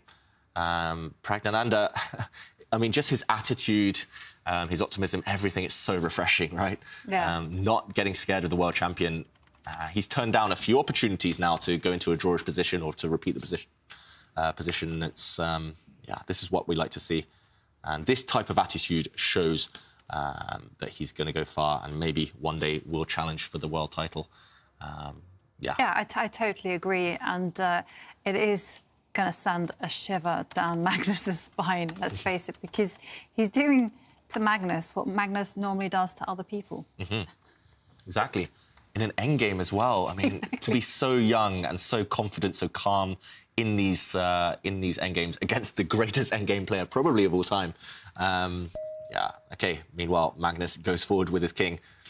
Black now threatening to win a pawn, so Pragg has to be quick with his ideas. His idea here must be to trade knights, right, Jovanka? Yeah, and you were seeing it on the board. And the knights are going to get swapped off. And the big idea is that after king takes pawn, well, Praggananda would have immediately gone and challenged the black rook. OK, but Magnus has been pushed back even further. And it's all going to be about that passed pawn in the middle. Yep, if we bring up the analysis board, just to show what has changed with that knight swap, we do see, in this position, Black dropping back with his rook. As Jovanka mentioned, the most natural move is actually to grab this pawn. Black a pawn ahead here, but White would slide up with his rook, kicking back the enemy rook. Black can't afford to exchange these rooks because White would queen this pawn, and instead White would have a choice of which pawns to snack on. Magnus preempts that by dropping his rook back first, but the same thing has happened pretty much. White brings his rook forward, eyeing up lots of pawns. We see a check, a trade, and whose pawn is faster? We've got a race now, Jovanka. This pawn is pretty far advanced. This pawn as well. It's only 3 squares away. How is White going to stop that? Do you stop it? do you ignore it? It's definitely a race now. I'm not sure which one is going to be quicker. Yeah, it's about counting, isn't it? And it's all going to hinge as well on what happens should the rooks actually give themselves away for the mutual passed pawns. And it could be, well, in that situation that the kings... I mean, it could be a crazy king and pawn race if you imagine, as Jovanka's mentioning, black eventually giving his rook up for this pawn, white eventually maybe giving up his rook for this pawn. Suddenly, it's about whose king is faster. Will this pawn be faster to win the game? Will this pawn be faster? It's so many different types of races right now. And Magnus here, he does have the luxury, however, of having a long time to work out and calculate these pawn races. Pragg, he's down to 2 minutes, and it's very tense. It's on a knife edge right now. Personally, I would just push this pawn and hope for the best, but even then, the consequences are so unclear. This one, yeah, it's getting exciting still. And look at the bottom of the picture now. We see that Karyakin Tari. It could be that Tari is looking quite good against Sergei Karyakin, and it is Tari and Pragg on the same score right now in 10th and 11th place, both fighting to qualify. So a win here would actually be kind of important to Pragg. Yeah, and he's not shown any fear. He's not caring who the opponent is. He's still playing for that win, turning down the opportunity to make draws. Look at that, bringing his rook back. That rook will be needed on that bottom line to stop the advance of black's pawn, to stop the promotion of black's pawn into a queen. So, yeah, looks like a very sensible move. And next, Pragg's idea is to march the white king up the board and kind of hold the hand of the white pawn and guide it towards promotion. Magnus, he's playing instantly every move, but I would be terrified as black here because one wrong move, if you're one move too slow in the race, you're just losing. And, OK, Magnus gives a check with his rook. That's an important one. When white's king sidesteps to the left, I mean, there's nowhere else to go, black's rook will drop down and defend its own pawn. From the back, isn't it? Yeah. Sorry, he would defend the pawn from the side and start giving... From the side. And control the enemy pawn from the back. And that's where rooks love to be. They love to be defending from the back. This is actually magnificent play by Magnus. Very defensive, but absolutely exemplary. What an idea. Yeah, I'm just trying to wonder whether maybe Pragg missed a small opportunity, but yeah, either way, it's not clear. Maybe he could have gone with his king before his rook, and he would have had great winning chances. But OK, Magnus is still the one fighting for the draw. OK, but I mean, can we still kind of push the pawn forward and... Yep. If white's pawn pushes forward now, black's rook has to give check from behind to try and stop that pawn. OK, so we're seeing it on the board. OK, so now Magnus has given a check, and now I'm just thinking... Just march your king a little bit forward. One square diagonally forward to attack the pawn. Yep, Praggananda has played it. And now... Black has to keep giving checks because actually white was threatening to take black's pawn there and win the game immediately by distracting the black rook. Yes.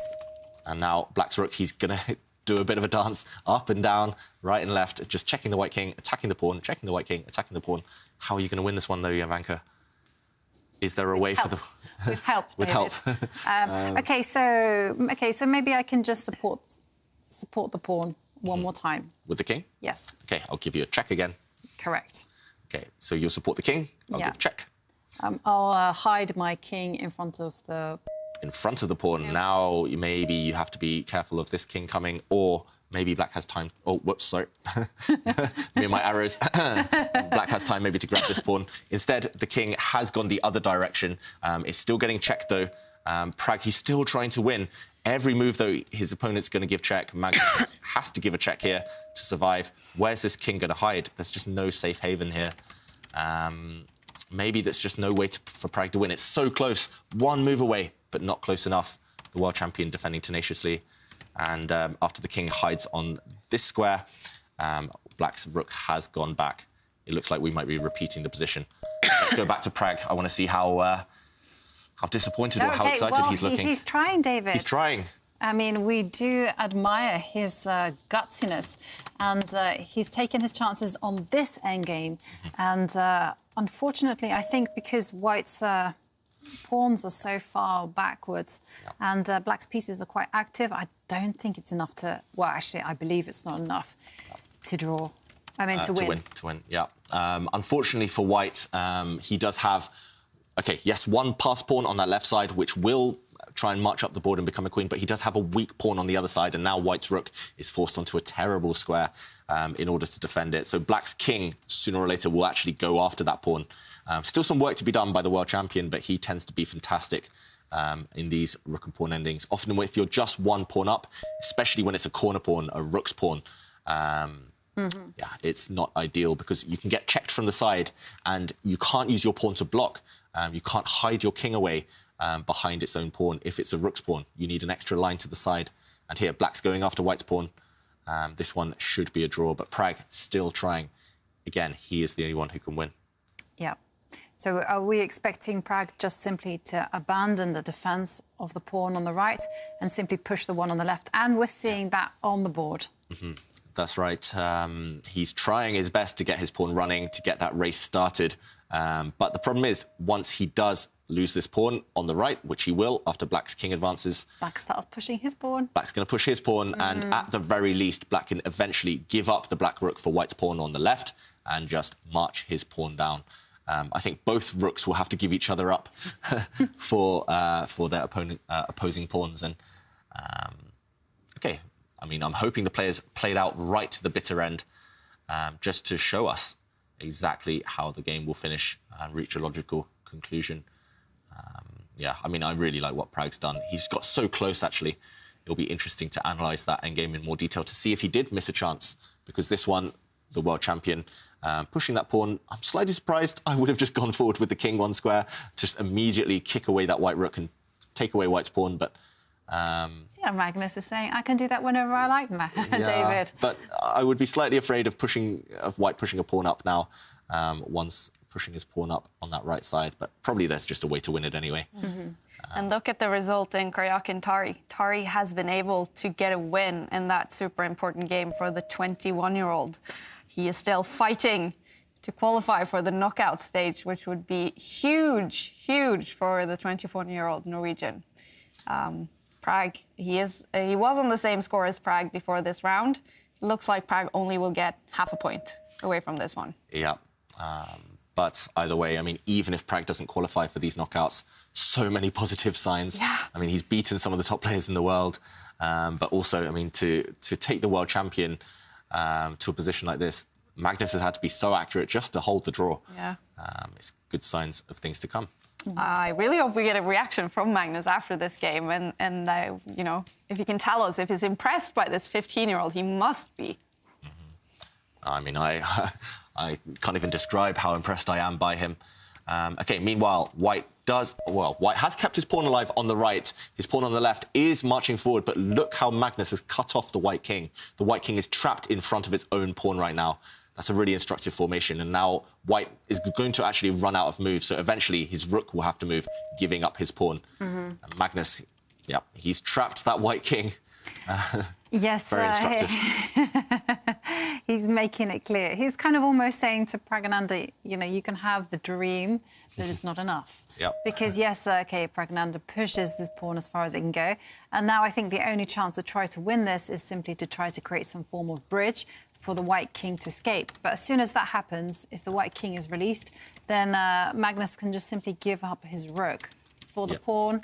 And unfortunately, with the white king being so far away from those two pawns on the right, just cannot stop that pawn from queening. Yeah, and there we go, Praggnanandhaa. He does give up his pawn because there was nothing else to do. And the white rook is going to try and build a bridge for the king to finally step out of the way of its pawn.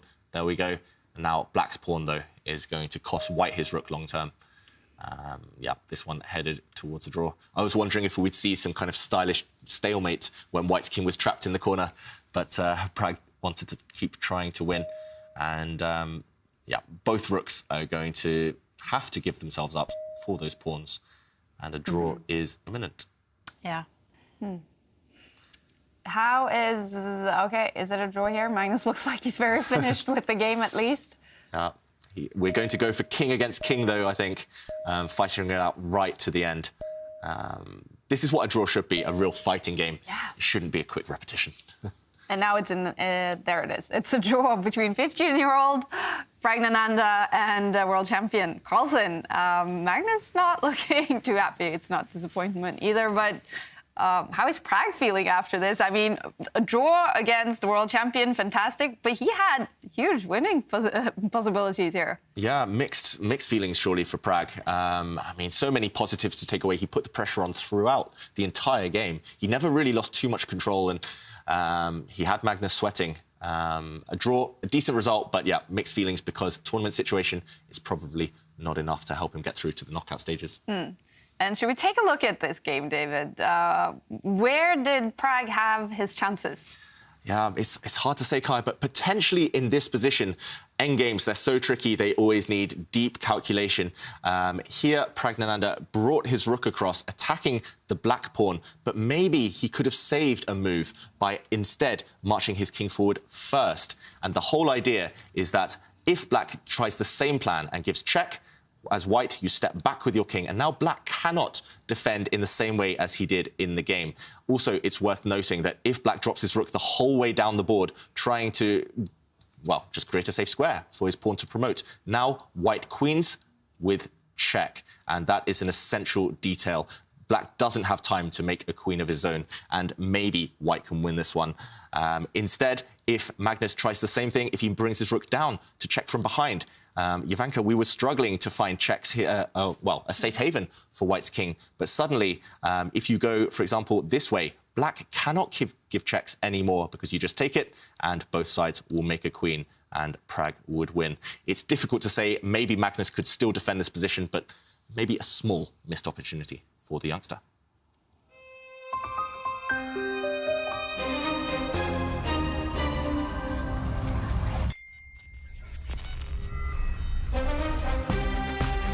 Such a fun game in the next one. Magnus Carlsen is on top of the table, but he's facing now Wesley So, who's not feeling entirely safe down there, I think in 7th place now. So we're going to see an aggressive Wesley in that game, I think.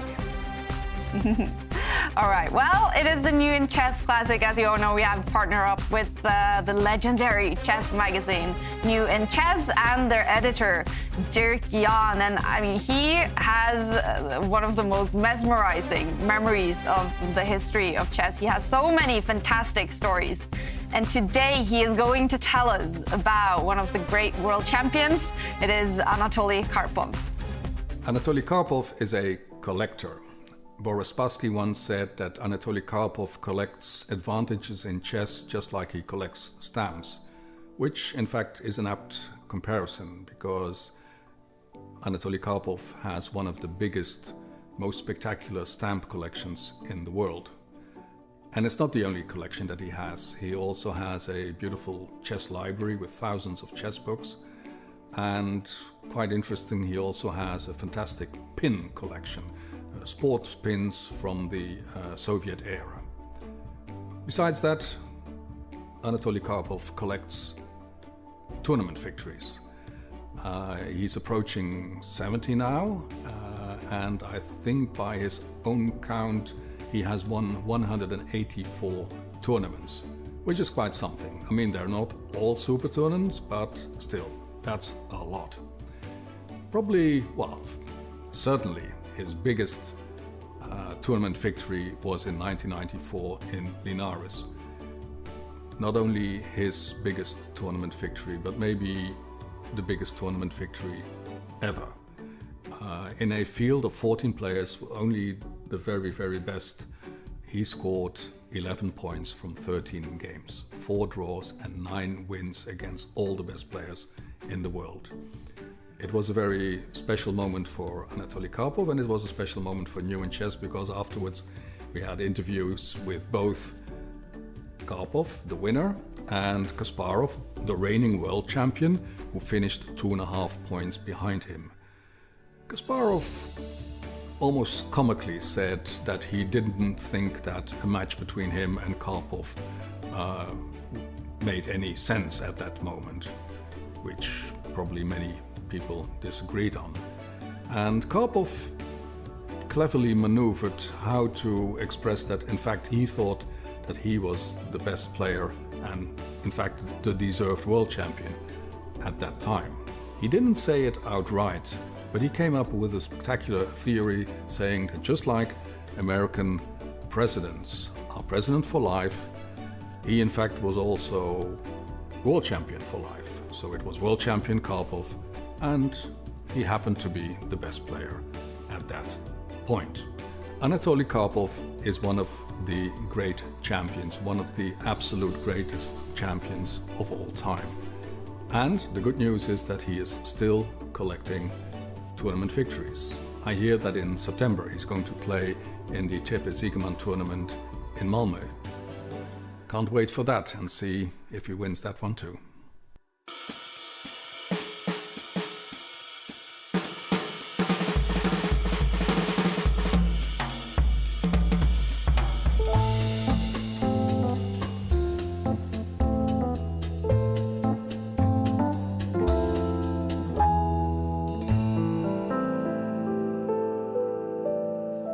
We, of course, highly recommend getting that New in Chess magazine, subscribing to it.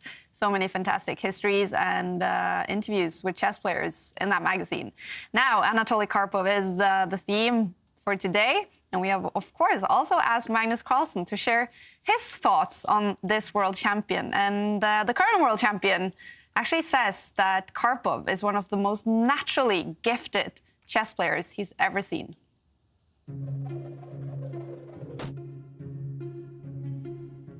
Karpov, the one that succeeded Fischer. Obviously, we never got to see a match between them in 1975, since Fischer did not show up for that match. They never agreed on terms. I would say, in terms of genius, Karpov, he does have that Fischer and Capablanca-like quality of making chess look simple. Certainly was extremely gifted, and I think I will give him an 8 here as one of the most naturally talented players I've ever seen. I think Karpov in himself was not that entertaining. He was always more of the pragmatic type. Obviously his matches with Gary were entertaining, but that was probably more a product of the matchup itself, not necessarily Karpov. So I think Karpov probably only gets a 6 here. He certainly has influenced modern players and culture, probably to a lesser degree than Fischer and Kasparov, but still pretty highly. So I'm giving him an 8 here as well. In terms of sanity, there were some strange episodes, obviously, in his World Championship matches. I think in general, Karpov has held up fine, and he gets a score of 7 here.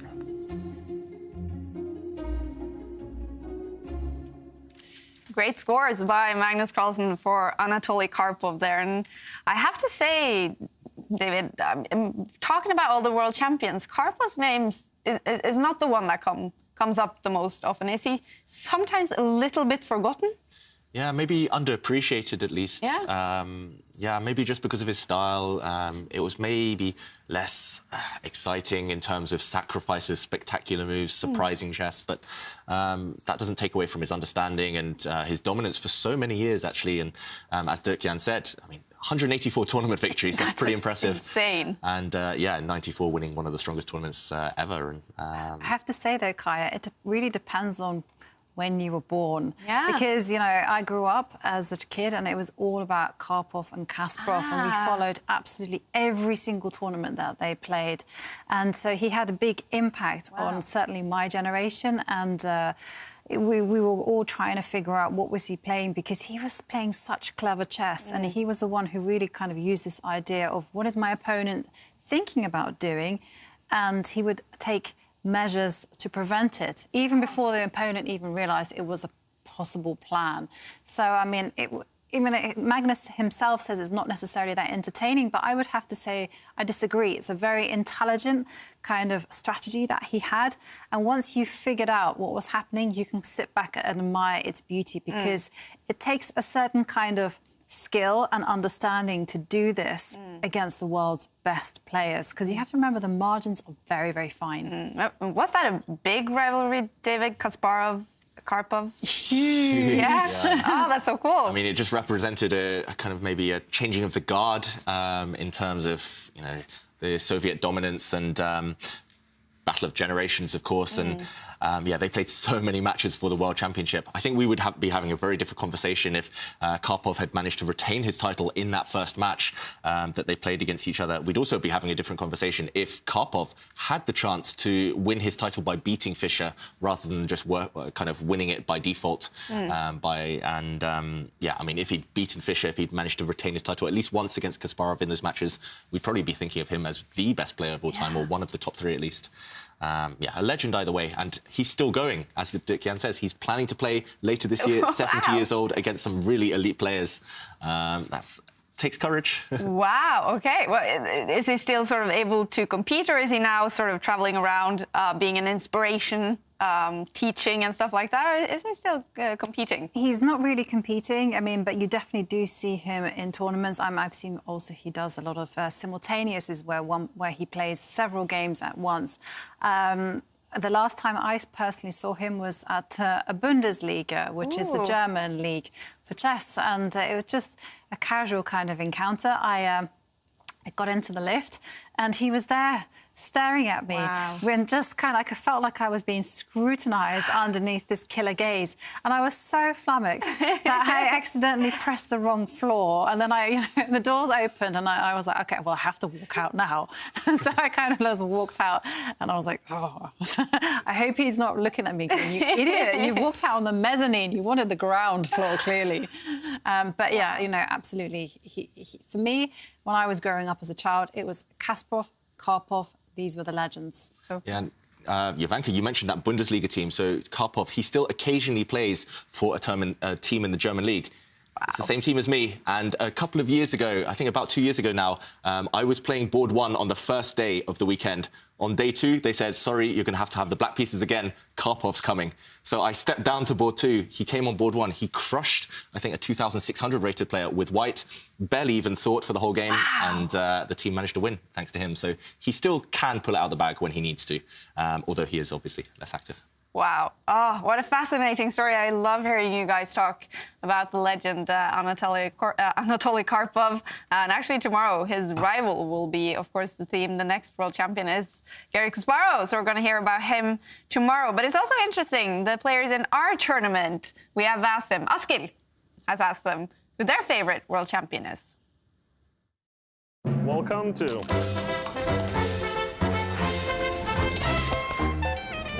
Welcome to Askil Asking. What are your thoughts on the second half of the candidates, and who do you think will be the winner?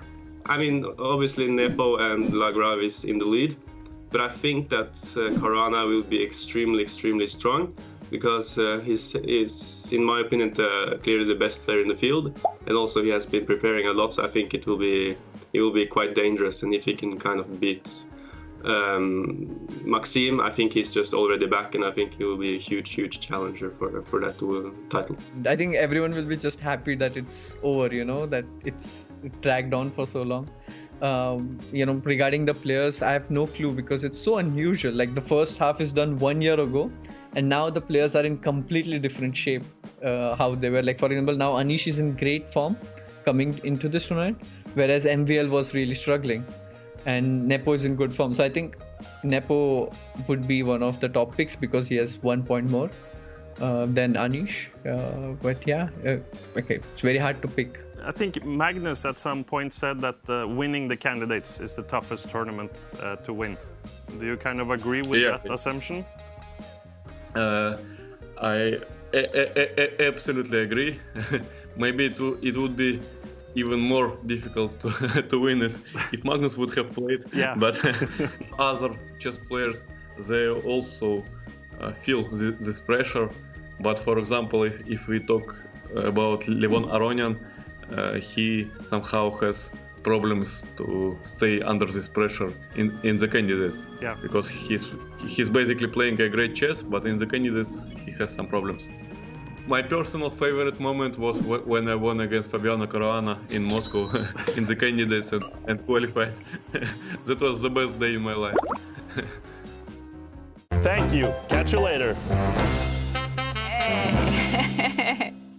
All right, it's getting late. Clicking some wrong buttons here. That was the video with our players talking about the candidates tournament. It's finished today. Jan Nepomniachtchi is the winner of the... Well, it hasn't finished, actually, but Jan Nepomniachtchi is the winner and will face Magnus Carlsen in November. Interesting to hear Sergei Karyakin, who faced Magnus in 2016. A highlight of his career was winning the candidates. Okay, but we did say we wanted to hear from the players talking about the world champions. So here it is. Welcome to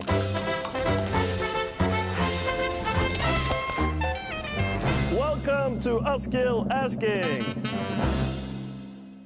Who is your favorite world champion and why? So when I was growing up, I had a book which was gifted by my relative. It was about Kasparov. The world championship match between Kasparov versus Karpov. In fact, it was in Russian. I couldn't even read the notes, but I understood the notation and I was so impressed by his play. So I'm a big fan of Gary's play. I mean, you know, I really love his playing style. And of course, I'm fascinated by Fischer. I mean, who isn't? Like, all I've read, I've seen, you know, he's like one of the most amazing personalities when it comes to chess. So I think these two world champions for me are like, you know, they stand apart. I think Fischer becoming world champion has to be one of the best, most historic moments, and the hype around it, the world championship match. He single-handedly made chess so popular back in the day. So not playing the first two games, like he losing the first game, then not showing up in the second game, and all that drama which happened around it, I think that has to be pretty cool. So I think that's one of the coolest moments, I think. Well, certainly Magnus is up there, and I really like, of course, playing style of Kasparov. He's a very aggressive player, and he was just dominating when he was at its top. So I don't know too much about the older generation from there on, so I would say Kasparov and Magnus and kind of a shared leader. Maybe it's Fischer, because he was the first one who showed a very aggressive, very interesting chess ideas, completely new style of play, and he was actually a little bit similar to Magnus. He was playing all the games till the very end, and he was fighting till the end, searching for the smallest chance to win. Thank you. Catch you later. There we have it, the players' favorite world champions, and our great friend Askill getting a lot of TV time here, which is also fantastic. He's done some great interviews and helping us a lot. He is a chess player himself. All right. The next round is a little bit delayed because Wesley So played a really late game, and I think Wayne Jones is also still playing. That's right. Yeah? Firouzja against Jones, still ongoing. Still ongoing. This is fantastic. Some fighting chess. But we're going to follow Magnus and Wesley So in that next game, and it's going to start in like 5 minutes, I think. So let's head down to the Meltwater offices where Maria is. And what's happening down there now, Maria? Well, right now, Magnus and Johann Sebastian is in their green rooms, and probably Arjan as well. Arjan is, of course, really happy because he won, but then the two others have just kept to themselves. And I mean, Arjan must be so happy. He did win that last game, and he is fighting so hard to qualify for the knockout stage. So how does he seem? Does he seem nervous, or is he doing his normal routines, eating, preparing, just everything he normally does? Yeah, he seems focused, but of course really, really happy and relieved. But he still tries to stay calm and not let it get to his head, kind of. And did you get to talk to Arjan after that last fantastic game of his? Of course I did, and he was really happy. Arjan, you won to Karyakin. How does it feel? It feels very good. I'm very happy. It has to be said that I was a bit lucky because I think I had an okay position, but I misplayed it, and then I blundered a pawn. But then luckily Sergei missed knight e1 check, and then I managed to trick him. Otherwise, it was not looking good at some point. I was in trouble. But That being said, it's rapid chess and these things happen. Also, the previous game, I would say I was a bit unlucky, so happy to get some luck back. Yes, that was great. You sacrificed a pawn in an equal position, and then you went all in? Yeah, I think the sacrifice was pretty stupid because I thought I was getting the pawn back, but I missed this move rook d1, and then I just tried everything with rook h5. And luckily he missed knight e1 check. But I mean, generally, a player like him doesn't miss these things, but in rapid it can happen. Yes, the bar went up and down, and yeah. How are your nerves right now? I wasn't so nervous before the game because I lost the first 2 games. That was painful, especially the game against Mamedyarov, because I thought I had a very good position and should at least not lose it. So I was just trying to have fun and play, basically. Yeah. And you still have 2 rounds. What will be your strategy now? Just try to play my best chess and enjoy it. Do you still hope for that knockout spot? I thought it was really unrealistic now, but maybe it can happen. I don't know. We will see. Good luck. Thanks. All right, Arian Tari. He is currently in 9th place with 6.5 points. Wait, okay. No, because the Firouzja game just finished. Yes, okay. So Firouzja won that game against Gawain Jones. I have to ask you what happened there, but that means Arian is in 9th place with 6.5 points. That's 1 whole point behind Levon Aronian and Timur Rajabov on 7.5. So it's going to be hard for Arian, but it's possible. It's possible, and looking at Arian's results, he's only had 3 draws from 13 games. Wow. He's been playing some incredible fighting chess, and in these last 2 rounds, he faces Le Quang Liem and Lenia Dominguez, so 2 players who are a bit higher rated than him, but not necessarily unbeatable. If he wins them both, he might still qualify, and he will definitely come out on top on those number of wins in that tie-break section if he does manage to do that. So, yeah, let's see how he does. Either way, it's been impressive from Arian. Wow. And I think now the next round will start in about 9 minutes because the last game of round 13 just finished. And it was Alireza Firouzja and Gawain Jones. You were saying that it looked like your fellow Englishman was about to win and he loses. Yeah, it certainly looked that way. He had a very, very promising position. But as David pointed out to me, that things have suddenly turned around and it was Firouzja who came out on top. And so... c'est la vie. Yeah. That's what happens. It's been a pretty unfortunate turn of events for Gawain. Yeah. Yeah, 6 defeats in a row now. Let's hope he can pick himself up in these last 2 games and end on a high at least. Yeah. But for Alireza, that was actually a little bit of an important win. He's now on 8 points, which is the same as 3 other players. They couldn't have been looking quite bad for him if he had lost that game. Yeah, he would have been looking over his shoulder, right? Yeah. At Firouzja, not at Firouzja. Firouzja would have been looking over his shoulder at Tari, who had beaten him earlier in the tournament. Yeah. And for Tari, probably seeing that result is going to be a bit frustrating for him. But he's still got a chance, and Firouzja should now be safe if he can make 1 draw from his last 2 games. We do have 2 rounds to go now, Jovanka. In the preliminaries, it is really, really tight on the table. And for many players, it's going to be intense, these 2 last rounds. What should we expect now from the chess? I mean, we shouldn't expect some quick draws now, I suppose. Well, it depends where on the table you are. If you're at the top, I think you're pretty safe. So I think Magnus, Hikaru, things start to become a little bit awkward for people like Levon Aronian, who are hovering on around the 8th place, and those players will have to win a game just to secure their spot, and that means we're going to see some real cutthroat chess. We're not going to see quick draws. We are going to see what we really, really want: players playing out a full-blooded game of chess. Yeah, let's keep our fingers crossed for that. We know we are always guaranteed a full-blooded game of chess with Magnus. Definitely. Yeah. If he ever takes a quick draw, it's normally only in the final round to secure position. But here, with the white pieces, he'll want to take revenge maybe for those 2 defeats he's had against Wesley in previous tour finals.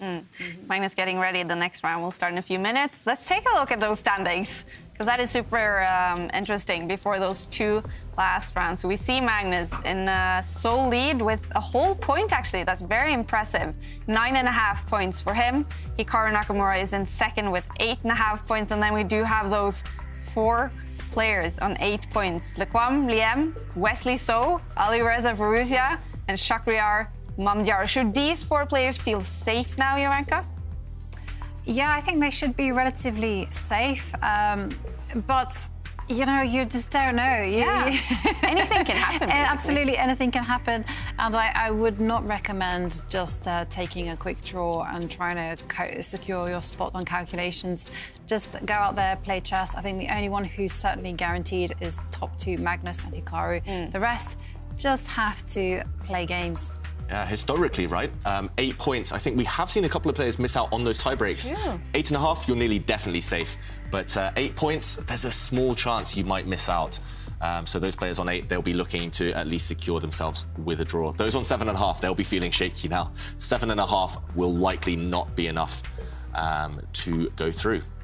And Timur Rajabov and Levon Aronian, they are not feeling safe. They are both on 7.5 points, the 2 finalists from the Air Things Masters, and here they are fighting to qualify for the knockout. And then we have talked about him, Arjan Tari, on 6.5 points. He said in the interview with Maria he had basically given up, but he's realizing there is hope with those 2 last rounds, and I'm not quite sure who he faces in the 2 last rounds. He faces Le Quang Liem on 8 points, and he also faces Dominguez, who's on the same points as him. So both of those 2 will be going all out for the win in that final round, because maybe a win might help one of them progress to the quarterfinals. And how about Prague? Do you see chances for him, or is it over?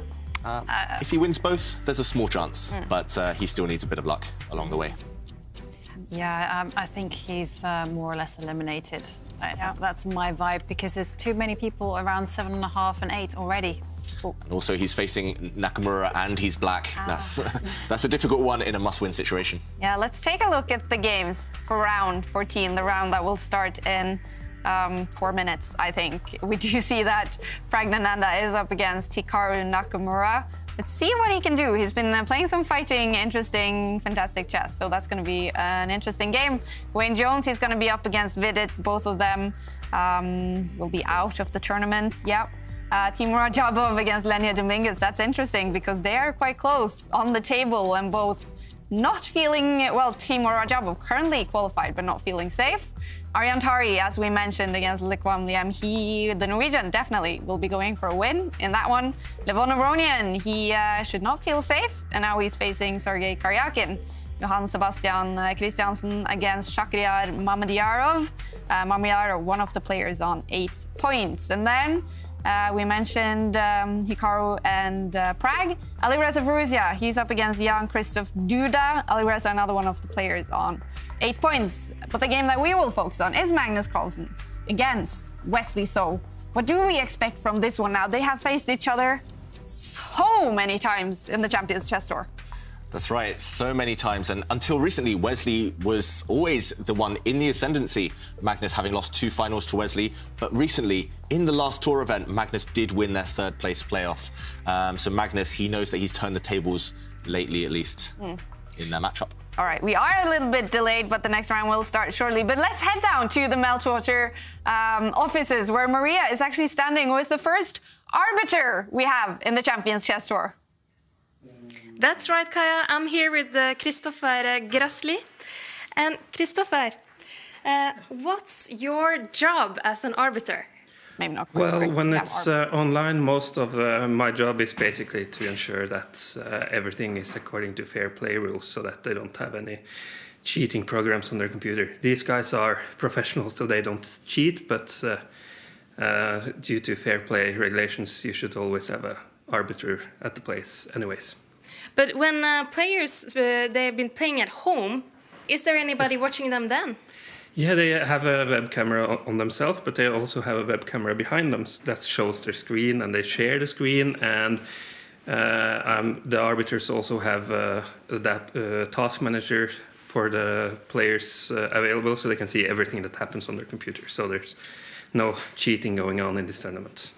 How is it for you to sit in the same room as these 3 Norwegian chess players? Well, I've sat in the room with them before in other tournaments in Norway, but it's different when they all sit in front of their computer the same way and I'm sitting behind them. It's not how it used to be. It's different, but it's fun to be a part of. Is it tense, or how is it? Well, actually, they are even more quiet than they tend to be because it's so quiet in the room. So usually you see a little bit, or they do some stuff over the board, but now it's just silent, focused concentration, which is kind of weird. Yes, so... But what will you be looking for now further on? Will you go down and... I'm just sitting there watching all the 6 screens of Magnus, Arjen and Johann Sebastian and just continuing making sure that nothing fishy is going on. Great, thank you so much. No problem now. Magnus and Christopher now heading down to the playing area for the 14th round to start, and Maria pointing out that, of course, he's not the first arbiter that I said. He's the first on-site arbiter in the Meltwater Champions Chess Tour. Of course, there are arbiters sitting, following the screens of all the players, just to make sure there is no cheating. Of course, there wouldn't be. And here he is, Magnus, getting ready for that 14th game. Finally, 22 minutes delayed. So it's getting late for these players. Yeah, it's certainly getting late, but look at them. They don't seem tired at all. It just seems like it could be just a normal evening time game of chess. But, you know, these guys are professional, and Magnus, they're getting ready for the game. And I just heard the bleep. Yeah. We heard the bing. We have a first move by Magnus, but we haven't seen Wesley here. We haven't seen him come to... There he is! Wow! There's it, by magic. Yeah, by magic. And we mentioned the clock for Magnus. It's getting late, 10:30. For Wesley, it's daytime in Minnesota. So he should be feeling fresh. You should be feeling fresh. I heard Jovanka say, oh no, are we heading straight for the same draw that we've seen many times? The answer is no. We are not heading for the dreaded 13-move Berlin draw. Magnus has played this before, however, and he has played it to draw against Wesley in the past. So let's see whether the world champion finds a way to be a bit more, to keep a bit more tension this time. I had a chat with Magnus just a few weeks ago, and he mentioned that this is his drawing weapon when he wants to just keep the game nice and safe. So, OK, this is known as the Berlin. It's not the traditional Berlin endgame, but lots of trades have happened. So rooks have left the board, symmetrical pawn structure. I'm just thinking, David, the way that they're blitzing out these moves. Yeah. They've had this exact... mean one thing. Yeah, they've had this exact position earlier in the tour against each other. And I played this same opening... They've had it twice. Yeah. I played the same opening against Alpha Zero to make a draw. As white, it's foolproof, bulletproof, and OK, they're not slowing down, are they? Look at this, Magnus Carlsen with 18 minutes, Wesley now with 18 minutes. Everything's getting hoovered off the board.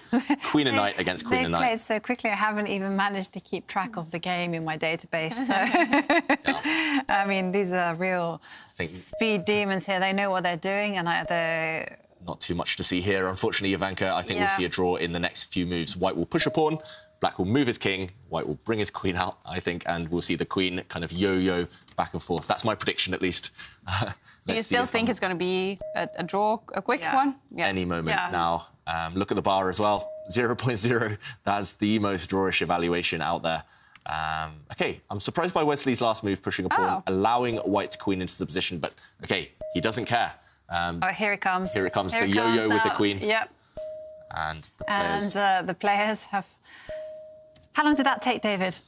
1.5 minutes, I think, to play 30 moves. And Wesley looks relieved, happy. Magnus. Again, I don't want to criticise him too much, but slightly disappointing from our perspective, at least. Yeah. Obviously, it's late for him, and obviously he's already qualified, and he's going to get first place in the prelims, which is his goal. But Not what we wanted to see. He has said several times, or in the last tournament, he was very eager to not face Wesley. So in the semi-finals, because they have faced each other so many times. Do you think he's just not feeling inspired when he faces Wesley here? I think it's just a matter of the fact that he's qualified very easily. He has first position, and he just wants to take it easy and get ready for crunch time, which is the quarterfinals tomorrow. But yeah, whilst we look at Magnus leaving the room and head into the lounge, we do have a quiz of the day where we are asking everyone at home, who would you be if you could be someone else for one day? And you can tweet your answers using the hashtag #ChessChamps. And one lucky winner wins 1 year subscription to the absolutely fantastic Every Chess Player Must Have It New in Chess magazine. And we have some nice answers. Amsterdam is a nice city, says, I would like to be a billionaire and, wait for it, it gets quite smart, and transfer a lot of money to the original me. Nicely done. Use one of those offshore accounts and, yeah, you're sorted. Clever. You're smart enough to be a millionaire. That's, yeah. And Ford Cordero says, on the note of funny chess moments, I would love to be Anand and see Kasparov's face in '96 when this happened. And you can take a look at that picture. Wow. Yeah, that was a very famous game between Anand and Kasparov. Yeah. And finally, the Abaddon says, I would want to be anyone who would be spectating this match, although it might not be the fairest match-up. And it is quite a cool picture, I have to say. Yeah. We're waiting for it, and it will appear. It is a good one, Kaya. Give us a teaser. Who is it? Well, there's a penguin in there. Ooh, I know it now. Well, you won't. Oh. There is an American grandmaster who uses the pseudonym Penguin GM, but I don't think it's going to be that one, right? No, it's not that penguin. All right, they're keeping us waiting here. They're definitely, well, when we're ready for it. There it is, Kaya. You can finally see it. The penguin and the Viking. Is this from the ice tipping challenge? Yes, it is. Yes. Yeah. Unfortunately, we didn't manage to play chess against each other, but David quite skillfully managed to defeat Askild. He is from Askild Asking, and in a great blitz game. Bullet game, actually. Game even, yeah. And poor Askild, he's been removed from that picture. You've been superimposed on him instead. The penguin suited in there, though. Yeah. Definitely, yeah. And, if you want to join in the conversation, join in the fun, send in your answers to hashtag #ChessChamps, and we'll feature them on the show. And meanwhile, we are going to go and see the game between Tari and Liam Lequang. Yeah, because Magnus and Wesley finished super quick, so we're going to head into our second game in round 14, and we're choosing this one because Arian Tari is one of the players fighting so hard to qualify for the knockout stage. He's going to need a win in this one. Yep, he's going to need a win with White, and he's played one of the most ambitious openings out there. A personal favourite of mine, but it is very risky, and it has a slightly dodgy reputation, or it used to have a slightly dodgy reputation for White. It's called the Scotch game, and that means White has opened up the centre at this early stage. If you look on that left side as well, Black has a bishop that's kind of blocked out of the game. Black has a knight that looks attractive, actually threatening to jump in and create a fork right now against the White king and the White rook. But then again, Black's pieces, they could become very poorly placed if there's no immediate way to counter against White's position. And with that last move, Lequang Liam, I noticed he's been playing instantly almost. He's got 16 minutes. It looks like he's creating a very annoying threat. And Jovanka, you've got some stats for me. I do have some stats for you. David, we are in novelty area, which means that this move has never been tried or tested on the board. But it has been analysed, and in this particular position, there were two moves analysed. First of all, White would be moving the king one square forward, and the second one was to actually just ignore this and attack the queen. But OK, now we are in totally new ground, because this has neither been analysed nor played, and I love it when the players are being forced to rely on their own wits. Yeah, so Jovanka, you mentioned that that was a new position. White has just brought his knight to the centre of the board. The reason he did this is because he needs to guard this square. This square here was threatened as an entry point for the black knight. If White, for example, had ignored it, if kicked the black knight away, for example, the black knight would jump in with an attack against the king and a double attack, also hitting the rook. Black would simply be winning here. But Tarry, he reluctantly brought his knight to the centre because maybe he could have considered something else. As Jovanka mentioned, you can guard this square with your king. Ideally, you don't really want to move your king, though. You want to retain rights to castle your king later in the game. But the move I wanted to play, or I would play here without even thinking probably, is to just push my pawn up, attack the opponent's queen. And now you don't have to worry about the knight jumping in because you simply sidestep. And you have a double attack. You still attack the opponent's queen, and now you attack this knight twice. So I think this would have been very good for White. Black, instead, would have had to maybe bring his queen into the position. But now, I think queen exchanges in this opening, having played this opening many times myself, queen exchanges help White because Black has a bad pawn structure later in the game. So I think White should have gone for this. Instead, Tarry bringing his knight to the centre of the board. It is a bit shaky, and this knight will simply get kicked around. Black will maybe push his pawn forward to attack this knight or bring his bishop out to attack the knight. He brings the bishop out, and now Tarry has to find a way to secure his position. It's all very loose right now. Yeah, definitely. All of Black's pieces have been developed. Yeah. I mean, and the threat is still there in the position. And, you know, the White King is more than one move away from castling. I will never forget Magnus Carlsen's general rule on king safety. It's like if the king is one move away from castling, the position is OK. You're not too much danger.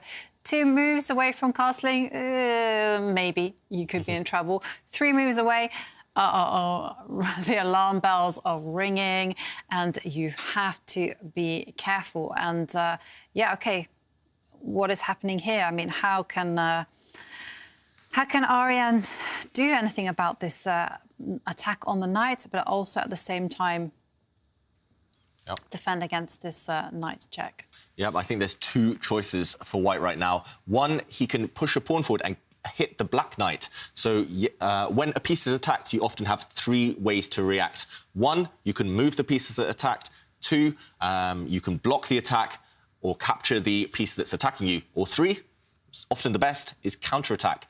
And here I think White just has to say, or maybe could say at least, yes, White's knight in the middle of the board is about to get captured, but you can attack Black's queen or the black knight. He chooses to attack the queen first. Yeah. OK. How does... Not a fan, Jovanka. Now Black jumps in with his knight giving check. That knight can actually be taken. It's kind of offering itself as a sacrifice.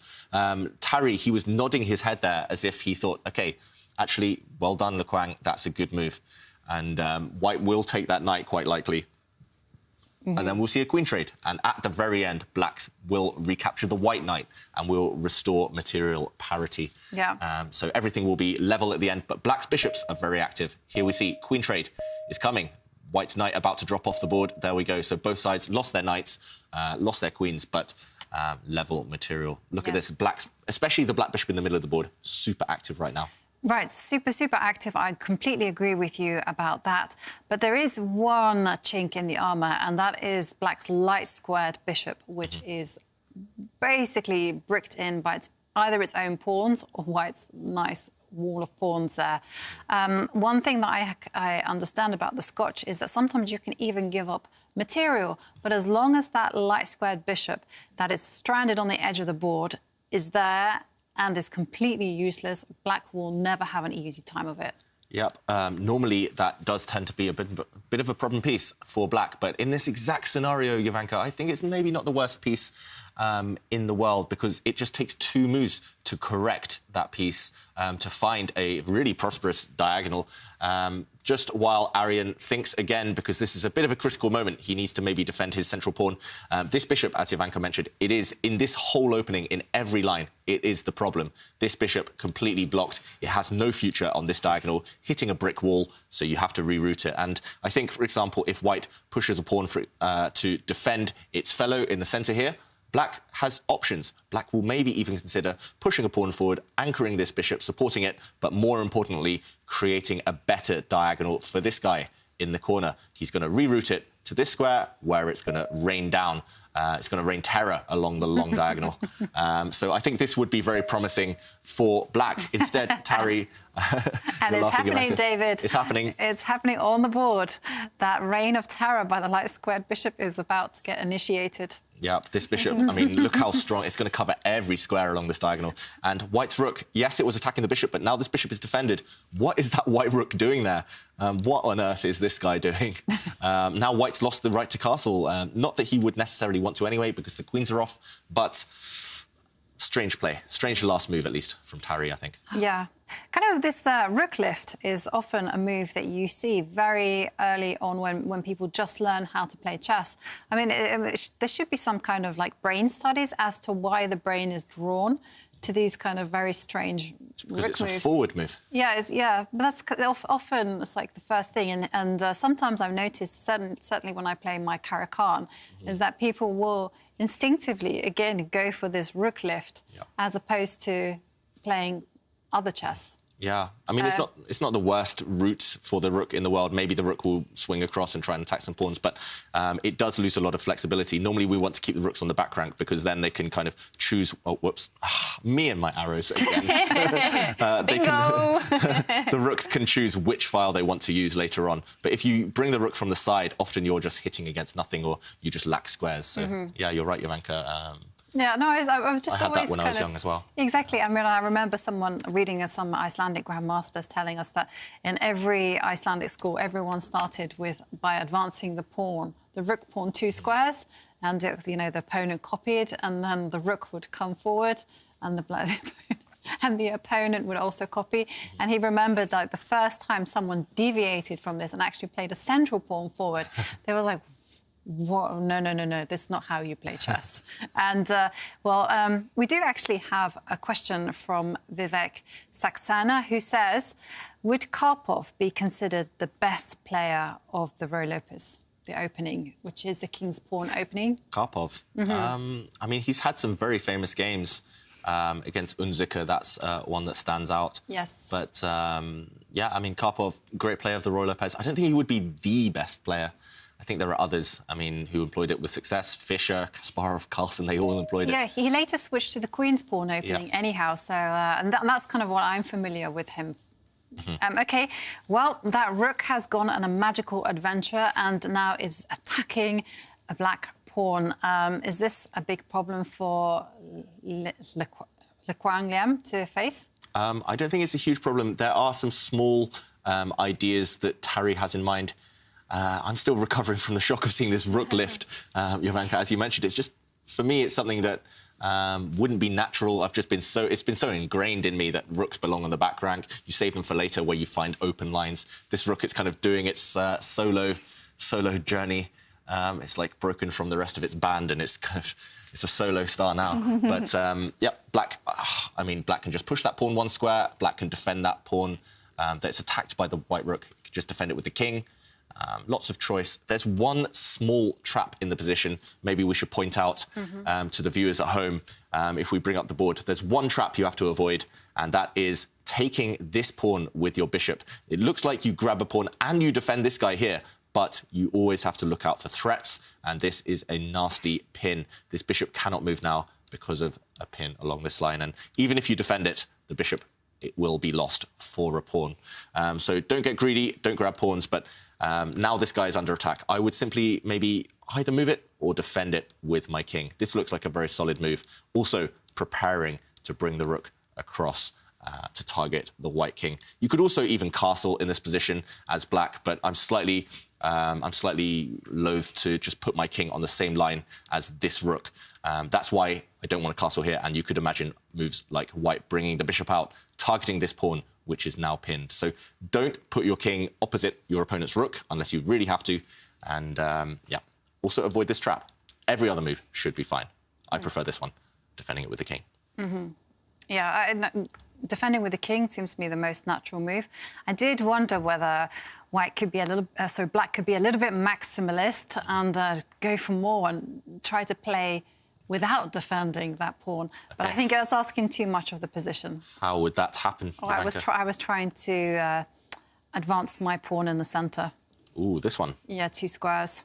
Okay, trying to use... It's all about the pins in this game. Trying to use this bishop, trying to activate it. So white cannot capture now because his bishop would be loose behind it. And suddenly, wow, look at these two beasts. Yeah, but I think it's a little bit ambitious, and you probably don't need to force the position that much. But I was just simply curious, you know, white has done a bit crazy thing, and is it possible to just... It's definitely interesting. White could even, I mean, we could even see a really weird pawn structure where these 3 pawns, I mean, we talk about how bad doubled pawns can be sometimes, or how good they can be, but tripled pawns, nearly never good. These 3 pawns, you might as well just have one of them. Later in the game, they will become weaknesses. So, OK, let's see what Le Quanglian comes up with. Lots of interesting options for black. Yeah. Which one would you choose, David? Because I know you quite like harmony. You kind of said that you would pick up the king. Yep, I would probably pick up the king, or I would just push the pawn 1 square that is attacked. But that one, it maybe leaves some holes. So, yeah, I would just move the king. OK, yes, it does block in black's rook in the corner, but I think that will be a temporary problem. How about you, Ivanka? What would you do? I know you're tempted to be maximalist, as usual, and push in the centre. Yes, is the short answer to that. You know, I'm trying to think of ways I can avoid defending that pawn, and yeah, but I mean, OK, moving the king is my safety, you know, no thinking thing, so I probably would move the king, actually, and just to keep my ideas for later. Yeah, that being said, Le Quanglian, he is he is a maximalist by nature. I've played him many times. Actually, the first time I played him was at the tournament where, well, I keep referring to this one tournament. It was like the highlight of my chess career, 2002, when Nepomniachtchi got gold, Magnus got the silver, and I got the bronze. But I played Le Quanglian in one of the crucial rounds in that game, in that tournament. And ever since then, I've played him several times. He is a maximalist, so I wouldn't have been surprised if he went for something super ambitious there. He's always looking for the most direct move if he can. But no, he does move his king instead. I have something interesting from that tournament that you're talking about, 2002. You were one of the big players. It was Magnus Carlsen and it was Jan Nepomniachtchi, right? The 3 of you, 3 big boys from 1990. And there was done an interview. So the Norwegian chess commentator Torstein Bae has posted something on Twitter. And it was just a perfect opportunity to mention it now that we know that Magnus and Jan will face each other in the next World Chess Championship. And it was done an interview with Magnus when he was then 11 probably at this time, or 12 maybe. 11. And Magnus is asked what he's thinking about this Russian with the very hard last name, Jan Nepomniachtchi. And Magnus says, he's good, but he's not that good. I've been having some very good positions against him, but had some time trouble. And we did play a draw in the World Championship, which is the tournament you were talking about. And he's describing Jan Nepomniachtchi in this interview, the 11-year-old Magnus. And he's not very impressed by Jan, basically. I would recommend everyone to go into Torstein Bae on Twitter. And well, obviously it's a Norwegian, so you're not going to understand. But it's very cute. It's very cute. Yeah, that's what Google translates for. Yeah. Were you all good friends back then? Or is it kind of true what we can read from this interview, that Magnus wasn't a big fan of Jan at this point? Yeah, I mean, maybe he wasn't a big fan of Jan. I'm sure he would have said even worse things about me.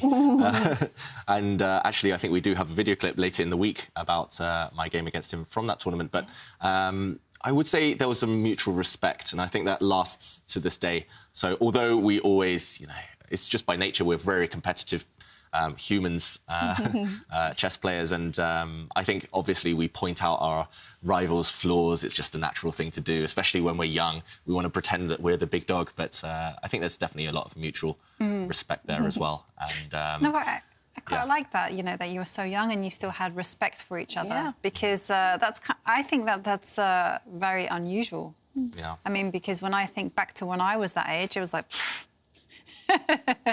rubbish. Well, I'm better than them. I'm totally underrated. Maybe I've just got rose-tinted glasses on, now that I'm a bit older. Now there's more respect than there used to be back then. But yeah, but actually, another question in this interview with Magnus is he's asked about playing billiards or do you call it billiards or pool? Snooker. Snooker. Okay, yeah, playing snooker Different with types of- Jan Nepomniachtchi in between games, and Magnus is saying playing billiards or snooker with Jan wasn't all that fun. He started cheating whenever he was losing. Oh dear. 11 or 12-year-old Magnus, and this year they're going to face each other in the World Chess Championship match. Yeah, I'd be fascinated to hear what those two players have to say about those comments from back in the day. Didn't you beat Magnus in some sport? I mean, he didn't talk to me for 7 years after that tournament when I stopped him from kick this rook to the side, but it will just sidestep, and you can't quite kick this rook all the way yet. I can, but not just yet. Okay. Give me one move. Give me two moves. Okay, so I'm going show to me. retreat my bishop all the way. Back to where you came from. Exactly. Yep. Indirectly eyeing up this rook. Now the threat is to move this pawn and hit the rook. Maybe I have a sneaky idea here, just to save the game. I'm not saying it's a good move for white, but it's a necessity, I think. And I'm going to push this pawn forward. A move that I'm hoping you thought was impossible. Yeah, totally. I didn't see it. Yeah. Shall I? It can be taken in two different ways. It can't be taken this way because that pawn is pinned. For example, if you take with the rook or the pawn, suddenly the whole reason is I've opened up this line for the rook, and white's queen will now bring white's rook, will bring itself over to that left side. And at least there's some targets over here. Black has some weaknesses as well. So I like the idea, but maybe not the most effective yet. Maybe for later. Yeah. No, but okay. Then there is. I really like that pawn move. I actually completely thought it was impossible. It wasn't in my radar. In fact, we saw Pragananda make a move like that against. And if you think that this might be the idea for white, this is very. We've been talking about Karpov today, right? The thing Karpov would do, he would see that this is your opponent's idea. So if you know what your opponent's idea is, just stop it. Put the rook in front of it, completely blockade that square. Now, white would love to hit this rook with his bishop, but the problem is now you cut off the defense of this pawn and it can just be gobbled up, and now you pin and you win again. So I think in terms of, OK, look at that, Le Quang Liam, he's thought about Tarry's plan, he saw what Tarry was planning, the sneaky idea, and he blocks this pawn. It looks really nice for black right now because these weaknesses, they're not going anywhere. They are long-term. Is it sometimes hard if you feel you have a good plan and then you see sort of your opponent's move and to sort of change it and start sort of understanding the opponent's moves and stopping his plan instead of playing on your brilliant, beautiful plan? Yeah, it's heartbreaking sometimes when you see a trap or you see an idea that's, I mean, you just get so obsessed with, and then your opponent just completely kills it and stops it. And yeah, in chess, again, it's like life. You have to play on the fly a bit. You have to be versatile. You can't get obsessed with anything too much. You have to just be in the moment. And you have to adapt. Like, I mean, there, Tarry, his main idea was stopped, but he adapted. He moved his king and lined up his two rooks together. A really nice play by Tarry. So he didn't get carried away or distraught by the fact that his previous plan was prevented. Now he's found a different plan. And we know Tarry probably needs a win in this game. What do you think right now, looking at this position? Personally, I think it's balanced. I would slightly prefer black just because I like having a better pawn structure. I really don't like having weaknesses in my positions, but still anything could happen, everything to play for. Yeah, I mean, I'm just looking at this position and I'm just absolutely fascinated because there's a lot of concrete play happening, and I was just considering what was going to happen if I advanced my pawn because, you know, David kind of said very clearly and concisely that, you know, white has a weakness and, well, I really like this idea that Arian has, which is to push his pawn up as far as he can go so that he can, in return, create a weakness for black. And I really like what Arian is doing. He's playing it very actively. Every move has purpose. And I think he has good chances to put the pressure on. Yeah, actually, the last few moves, especially after black's last move, which is a sensible one, a logical one, but it's a bit slow, especially after those. I think Tarry, he's maybe cranking up the pace of the game if we do see him push a pawn now on that right side. We did mention that long-term white is struggling because of those weaknesses. And in chess in general, if you're struggling long term, you have to speed up the pace of the game. You can't allow your opponent to consolidate and slowly build up against your weaknesses. You have to be dynamic and quick. And I think Tarry's about to push a pawn. He needs to create weaknesses in Black's camp. There we go. He's changing the pace of the game because he senses he can't just sit still. And White trying to break open that right side of the board. Le Quang Liem forced to maybe allow White to swap off one of his weakest pawns. So that's a huge gain by Tarry over the last few moves. Black forced to push forward a pawn. At the very least, Tarry could just capture that and say, you've helped me get rid of one of my weaknesses. Thank you. Well, bearing in mind the tournament situation, you know, Le Quang Liem has a relatively safe position. 2 draws probably will be enough for him to qualify to the knockout stages. Situation's not that like that for Arian Tari. He has to win. Can he do it? Still chances. I wouldn't bet my house on it, but I wouldn't bet a Tinky Winky costume on it. But the game's still alive. He's still got both rooks on the board. He's still trying to open lines for those rooks. But yeah, right now Black's very solid. That's the problem. There's no real weaknesses in Black's position that you can get at immediately. Maybe you can come up with a Tinky Winky opening, David. if you have an opening named after you, it should be the Tinky Winky opening. Yeah. That would be so unfortunate, Kaya. Actually, I do have 2 goals in life, and one of them is to become a Knight of the Realm, so people would have to call me Sir David. The other is to have a chess opening named after me. But I did search, I think, when I was quite young, and there is a Howell attack, but it's not named after me, and it's not named after the Grandmaster James Howell. And I'm not even sure what variation it is, but hopefully one day. Howell attack. Jovanka, there must be a variation in the Karakan. You can patent, you can copyright that variation, trademark it before. Yeah, the problem is that all my improvements have been made like 20 moves in, so it kind of would suck. We were born in the wrong era, right? If we were born 100 years ago, all of the openings were up for grabs. True. But you know, wasn't it someone sometimes, like in history, said, nothing left to invent, everything has been invented. And that was like 100 years ago, and here we are with internet and, you know, spaceships and whatever. More to come. Yeah. More planets to explore. So probably in 100 years, they're going to say the same when we look back. David Howell saying, oh, all the chess openings has been invented. Yeah, it reminds me of a quote from Pirates of the Caribbean as well, where Captain Barbossa says, the world's a smaller place. And Jack Sparrow says, no, the world's still the same, mate. There's just less in it. But these days, there's more in it, right? Yeah. OK.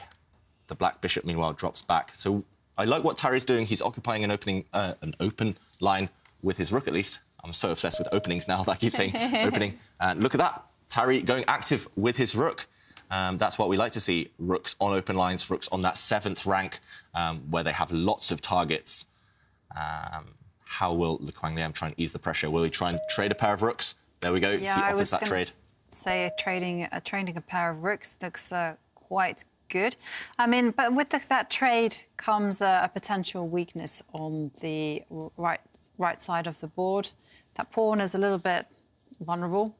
It's all alone. True. By itself. The white pawn. Yep. Yes. Yeah, it's on the white black square. Pawn as well. Yep. Both of them. Yeah, those pawns are looking lonely. How does... OK, I was about to suggest that move as well. I was going to say, how does Le Quang Liem improve his pieces, though? Maybe it wasn't possible, so he puts his rook on a square it doesn't really want to be on, but it is protecting Black's pawn in the corner there. The problem is that I really like what Le Quang Liem has done. It's very harmonious. You know, he's using every single piece he has to just defend and consolidate the position. And, you know, yes, Black has a weak pawn there on the right, but, you know, so does White. And as David pointed out, same colour as the bishop. So real potential problems there. It's difficult to suggest a constructive plan of attack for Arian. And when I see him going with his king to the side, I'm just thinking... It's worrying, yeah. It is worrying me. Now, as Jovanka mentioned, this pawn it is a potential weakness long-term. If all the rooks disappear, this pawn is on the same colour as Black's bishop. And talking of rooks disappearing, there has been a rook trade. Black's king now evicting the white rook from his territory. The white rook is going to have to run away, simply, as the Teletubbies would do. The rook is going to have to retreat. And now, how does Black improve? Maybe it's time to get this rook active. You could definitely imagine later on, it's not possible right now, but later on, the Black bishop just simply getting greedy and taking this pawn away. Note what Black has done, actually. He's put most of his pawns on dark squares where they will never be a target. These will be completely safe. Meanwhile, white has 2 pawns which will be easy targets for the Black bishop. And, yeah, really nice move there. OK, Tari chose a different square to retreat to. Le Quang Lem just putting his bishop on this square, reminding white that now he is tied down to the defence of this pawn. Maybe Black's actually going to activate the rook the other way instead. And as soon as Tari's had to start retreating, things are starting to turn against him as well. Yeah. And, OK, still level, but Tari's the one on the defensive. Yeah, it's just simply that Black has all the possibilities. You know, he has the possibility to transfer the rook to the left side. He has the possibility to even swap off bishops, should he choose. He has the possibility to expand as much as he can on the right side. I mean, just too much. Too much, and I don't know what white is doing. So if I were Black, I would be tempted to swing my rook over. And OK, Le Quang Lem has played that. And now... Yeah. This. He is a man after my own heart. I mean, this was exactly what I wanted, and it's on the board. Yeah, that's what they call a minority attack, right, Jovanka?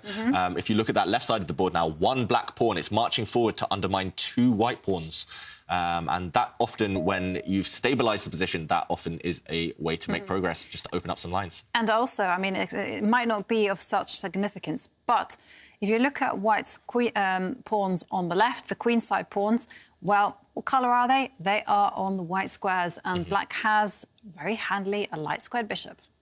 Yep, so white may be hoping that the bishops disappear from the board at some point, but I can't imagine that happening anytime soon. No, it's just an idea there, just to have it hanging over your opponent. You've got to use these psychological ideas. Yep, so a set of pawns have been traded on that left side of the board. White still left with 2 pawns on light squares. Black, meanwhile, has to go passive with the rook to defend a pawn in the centre. Tari holding firm, hasn't made any mistakes in this defence, but white now is a bit stuck. Maybe it is time to wait, just move the king around. Yeah, but you have to be careful where you move your king, because you have to guard the square that because I'm going to come in with my bishop 2 squares on the diagonal, and then I'm going to attack your pawn. And there we go. Yeah, there you White's go. king steps forward, not allowing the black bishop to penetrate into Easy his job half. there. OK. So, I mean, Ariane, in fact, is doing... Both sides, you know, have their trumps, but... Who would you rather be, Jovanka? Computer says 0.0. You know what? I have to agree with the computer. I don't see too much into this. I see this kind of being as a standoff. Neither side really can make progress without taking big risks. I would take black all day long. Really? But, I wouldn't say I'd win, but it's more fun having black. OK, how would you try to... OK, this move... I just want to jump in and mention that both Rajabov and Aronian, they have finished their games. They were the 2 players on 7 points, right, before this round. Sort of the 2 players that Ariane is chasing to have any hopes of qualifying for the knockout. They both played draws in their games. Haven't calculated yet. I mean, there's still hope for Ariane, but he needs to win. Yeah, he very much needs to win, and now the bishops just have disappeared. A win is looking very unlikely for Ariane. Probably a loss is looking unlikely as well, but a draw won't suit him at least.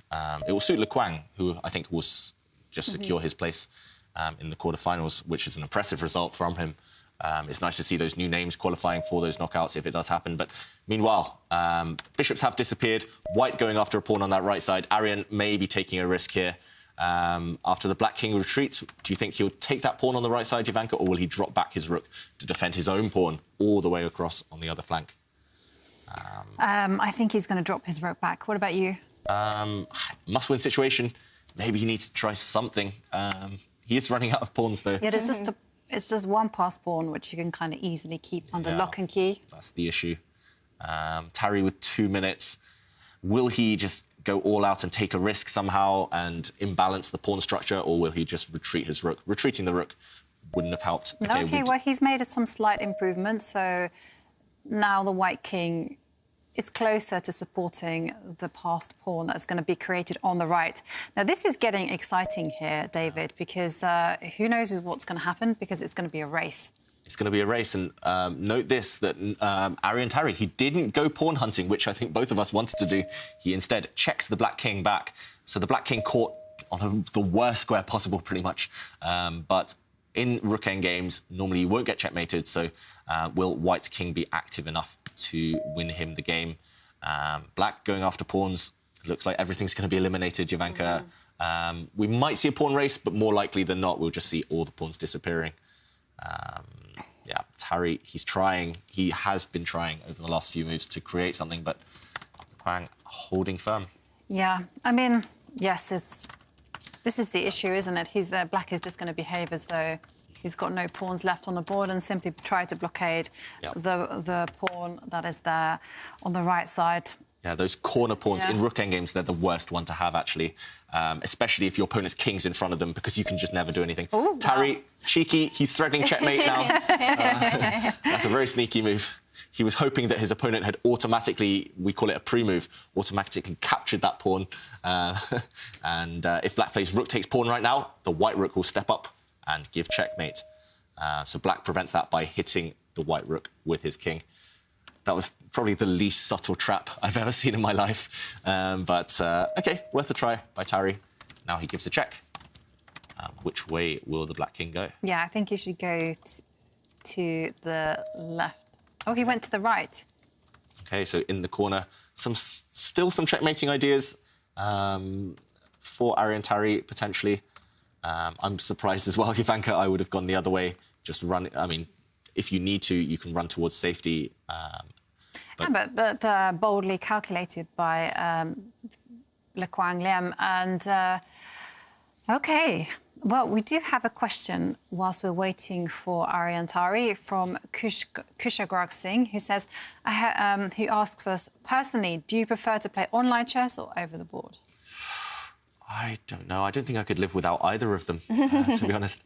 I like just staring into my opponent's eyes and seeing them suffer.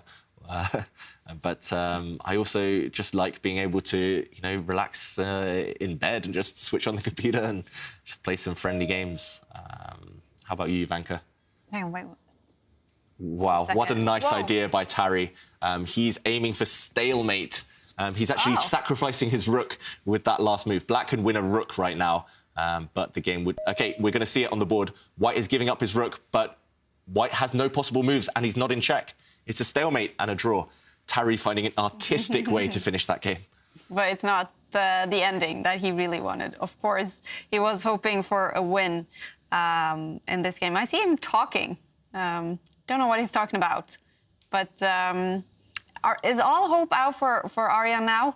Or with a win in the last one, is it still some hope?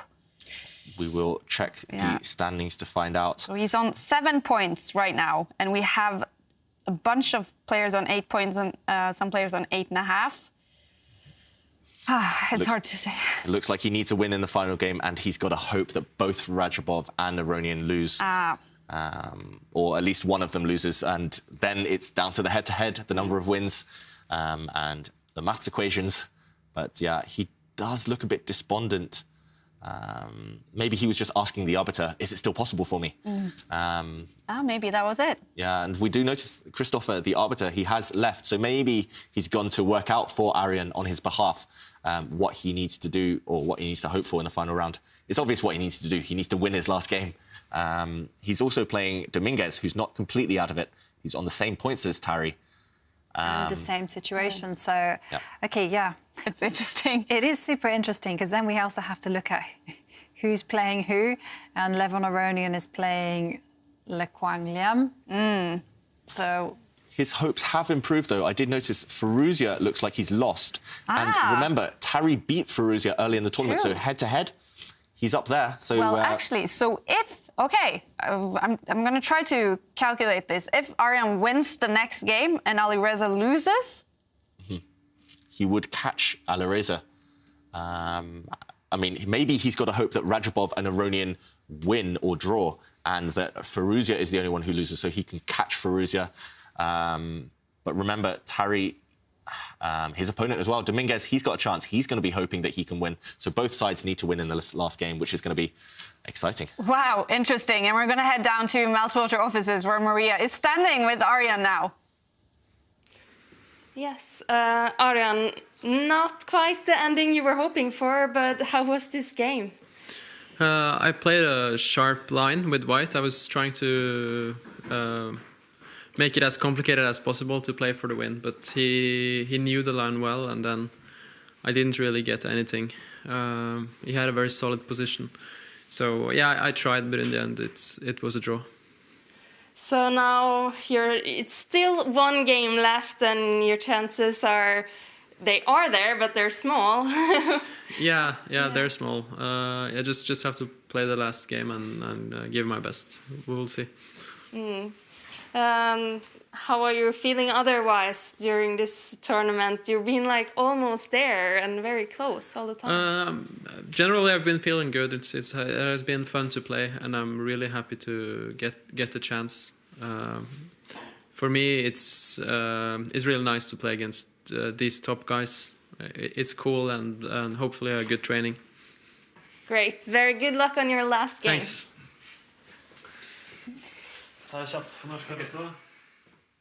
All right, well, don't give up, Arjan. Don't give up. Yeah, I've been trying to work it out, and it looks like he has a better head-to-head result against Firouzja, so he would go through, and he has a better number of wins against Aronian, who he drew with earlier in the tournament. So if Arjan wins in the next game, and if Aronian or Firouzja lose, he would actually go through instead of them. I want to ask you guys, in the last round now, I'm talking to Askild here. We're trying to decide what game to follow in the last one. Should we then follow Firouzja against Prague, or should we follow Arjan, who needs to win his game? And both... Such a tough choice, right? I mean, Firouzja Prague might be battle of future world champions. This game with Tari and Dominguez, they both need to win, but they do both need to hope in order to get through. I'm so indecisive. Yeah. I'm not making that decision, Kaya. All right, we're going to think about it for a few seconds. In the meantime, David, it was a stalemate in this game. Interesting. So let's have the analysis, and this time presented by Elisabetta.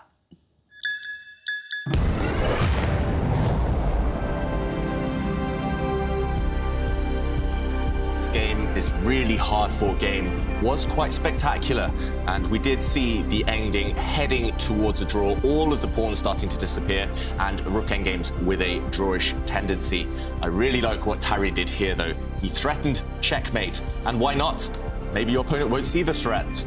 If black gets greedy now and plays rook takes pawn, suddenly white's rook would come up the board, and the black king would be caught. This pattern with the kings, it's very familiar to anyone who has studied endgames. This is what you want to aim for when you're trying to catch your opponent's king in rook or queen endgames. Instead, though, obviously, Tari's opponent, he did find the defense. He brought his king to the side, attacking the white rook, and this is where Tari came up with a really nice idea. He brought his rook to give check, black king stepped to the corner, and now white sacrificed his rook.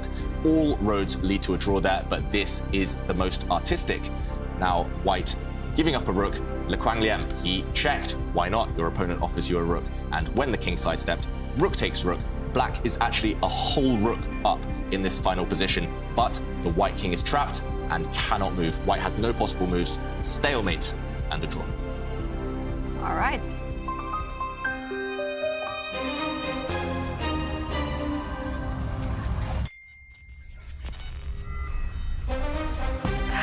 All right, few minutes, we're going to be joined by Simon Williams and talk about world champions and definitely the dramatics of the preliminaries. Next game, yeah, we have chosen. It's going to be Prague against Ali Reza, but definitely we're also going to follow Arjan Tari's game because it's so excited now. Who will qualify for the knockout stages? And I think we're joined by Simon now. Simon, are you with us? I am. I love it. How are you? I'm doing well, thank you. Yeah, how are you guys doing? Staying awake? Yeah, well, I'm a little bit nervous, actually. It's getting quite dramatic. And for the young players here, how do you think Arjan, Ali Reza, you know, the young players are feeling now before, you know, they could head into knockout stages? I guess they're really excited. I mean, it's really good to see Arian Tari up there playing at the level he's playing.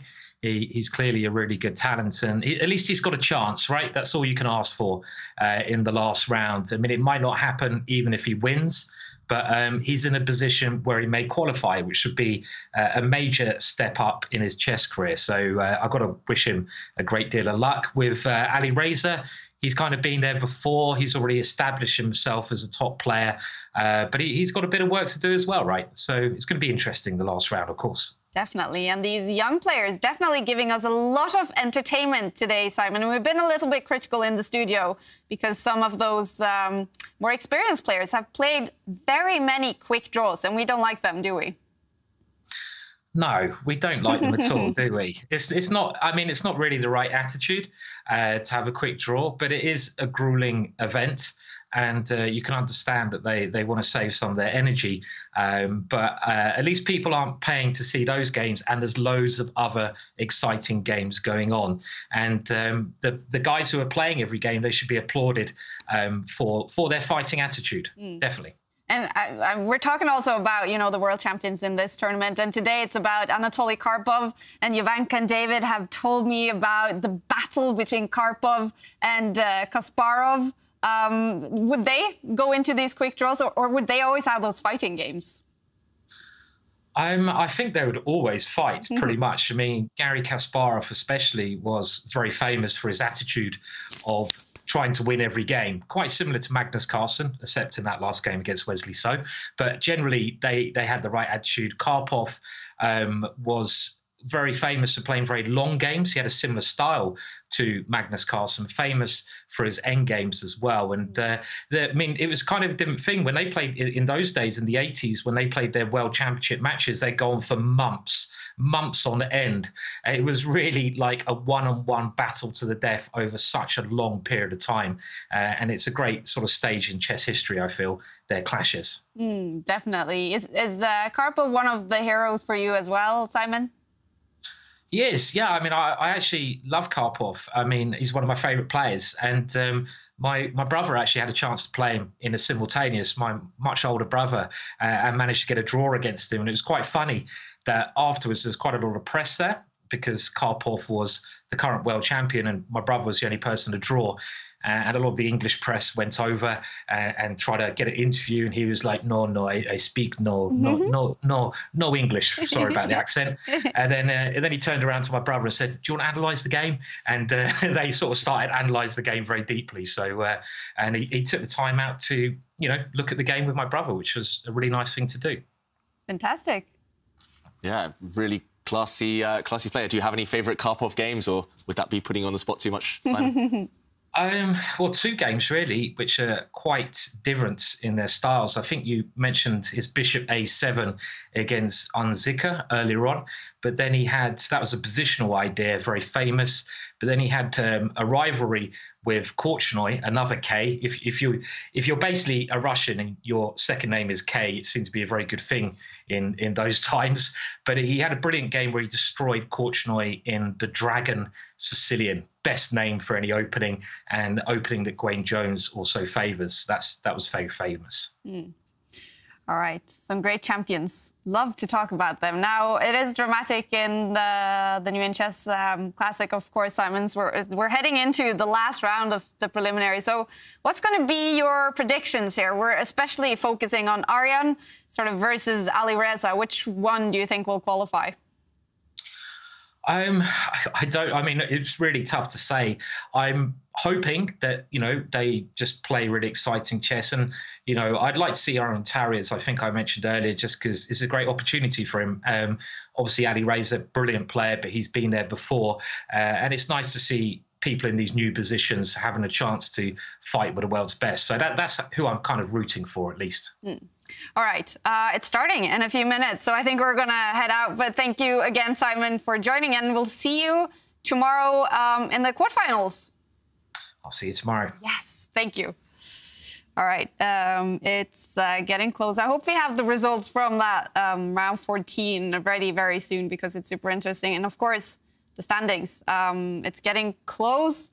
How will the players, and especially I'm thinking especially about Arjan, Alireza, Lenya, Dominguez Perez also fighting there. Yes. How are they feeling now? Well, I think for Arjan Tari and Lenya Dominguez, I mean, the results really is out of their hands because they're really dependent on other people losing. Yeah, that's true. So they're just going to enjoy, play the game, see what happens. But I think for Alireza, especially coming from a loss, he is going to be feeling the tension. Yeah. And, he definitely will perhaps maybe play it a little bit cautiously against Pragananda. All right. We are waiting for the last round to start. Maybe we should take some question of the day, Jovanka, if we haven't gotten someone. Yeah, we do have some. So, of course, we asked everyone at home, who would you be if you could be someone else for one day? And, of course, there's still time to enter our competition, and you can do that by tweeting us using the hashtag #ChessChamps. Harry Gelsote says, I want to be the scientist to discover the cure for diabetes so that everyone will enjoy chocolate and attack the chocolate factories. And there's a picture of Willy Wonka. Funny. And then Kushagra Singh says, let me wave my touchpad out of the way. I would become Magnus Carlsen for a day to see various positions and write down what comes to my mind in a book and study that book afterwards. That's a good idea, actually, to go into the mind of a genius and see what they have available to them. And finally, we have... just scroll down. Dmitry Stanislav, who says he wants to be a volunteer of Dubai Expo 2021, even for one day. Interesting culture, lovely weather, the chess match, of course, between Jan and Magnus. Once a volunteer, always a volunteer. And there you can see a photo from 2018 in Gorky Park, Moscow. And please tweet us, join in the fun, join in the conversation, enter our competition using the hashtag #ChessChamps. And remember, the lucky winner of our competition wins 1 year subscription to the best chess magazine that is on the planet. I'm not exaggerating. No. That's a New in Chess magazine. Yeah. Fantastic. Okay, well, I was getting a little ahead of myself. I was thinking the last round was starting, but I'm being informed now that actually one game is still going on. And I know who's the culprit. I bet it's Gawain Jones. Yeah, Gawain Jones, he's had a tough time in this tournament, but he's a fighter. He's keeping those fans entertained with his long games. And, I mean, we'll hope that he does end up finishing today on a high, at least. Yeah, well, let's head into that game, shouldn't we? It is against Vidit. Both of these players are out of the tournament, but it's so cool to see that they are still fighting. I'm just looking at the bar. It's looking good for Vidit. It was looking good for Vidit in the tournament also for, both yesterday and the first day. Yeah. But then he lost the last game yesterday, right? And he is now out of it. But it would be so cool to see him in a knockout stage. Yeah, he had a great first day, Vidit. Yesterday was so close to being a fantastic day as well, but he did have at least 2 winning opportunities that slipped through his fingers. And, Vidit, he's a class act. He's a great player, still maturing as a player, still learning. And he will, for sure, make the knockouts in future. I think it's just that time starting the game so late at night. It has affected him. He said he was a morning person. And having these long games. Look, Vidit with his glasses on, something we very rarely see. It's so late at night for him. It must be difficult to keep playing, but he is fighting and going for that win. Black currently a pawn up, but it is a doubled pawn. Yeah, it is also the time is ticking down for Gawain. He had just made that move with 7 seconds to spare. And the big question is, can the Black King simply walk his way around and enjoy some... OK, well, there you go. We're going to see the answer. Read Vidit's mind, Jovanka. But the White King is walking as well.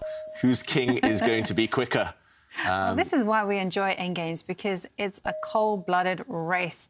And it's just about counting. And... has Vidit counted correctly? White's king now has gone on an adventure, winning a pawn. Black's king also going on an adventure, but... has attacked the White Knight. Yeah, sorry about that. These are live pictures from the Meltwater offices where the Norwegians are playing. Magnus over there, is he now looking over that last game, or is he now helping Arjan prepare for that last crucial game? I have a feeling they might still be working out the tie breaks and seeing what he needs and whether it's still possible. But then again, you're right, Yukaya. From Magnus's hand gestures, it looks like they're discussing chess, right? It certainly does. So probably helping him prepare. Yeah. Wow. Against Dominguez, and got it. Dominguez, a second of Fabiano Caruana, who Magnus knows very well, so maybe they play similar openings. Maybe Magnus has an idea in mind that Tyre can use for this game. Oh, that is super interesting. So is the world champion now helping his fellow Norwegian before that last crucial game that Arjan, he has to win it. Wow, very interesting to see that. Magnus perhaps helping Arjan. Cool, all right. I did see the bar just shoot up to Vidit here. Yeah, it does look very good for Black now. White King is active. White does have a corner past pawn there on that right side. So it's not over. There's still some life in the position. And there we see the bar does swing all the way over to the back towards the centre. Yeah, the margins are so tiny in these endgames, especially with knights and corner pawns. One small slip and everything could change. So, OK, Vidit grabbing another pawn. Meanwhile, Gawain, he's just giving up all of his pawns, but banking on that one remaining runner on that right side now. Is it enough? It's hard to tell. What do you think, Jovanka? He's 2 pawns down, Gawain Jones, but is his last pawn quick enough to run towards its end goal and becoming queen? Yeah, well, it's a tricky one, actually, because knights are notoriously bad at defending against corner pawns, and you could see a situation where that white pawn is sufficiently dangerous that the black knight has to just do some merry dance to keep that pawn at bay. And, yeah, it's incredibly complicated, David. Yeah. So even though Vidit, with best play, should be winning, and the computer confirms that, plus 12 advantage right now, although Black should be winning, one slip, and that's all going to change. I could even imagine a situation where both sides make a new queen and the game continues, right? Mm-hmm. OK, meanwhile, Vidit gives a check with his knight. The White King will step forward, yes, most likely, in order to guide that white pawn home. But and Black's got a pass pawn. Yes, totally, totally, David. I just wanted to kind of point out one pattern, OK, which we're not going to see, actually. But I was going to say, if you want to avoid the knight's checks, place the king in a diagonal in front. Yeah. Okay, and so no checks like this, but if we catch up with the game, we're about to see a result because Black's pawn is about to become a new queen. Oh, me and my arrows again. Black's pawn's becoming a queen. Let's see if the players are still there. Vidit has just won. Gawain Jones just resigning before that queen appears on the board.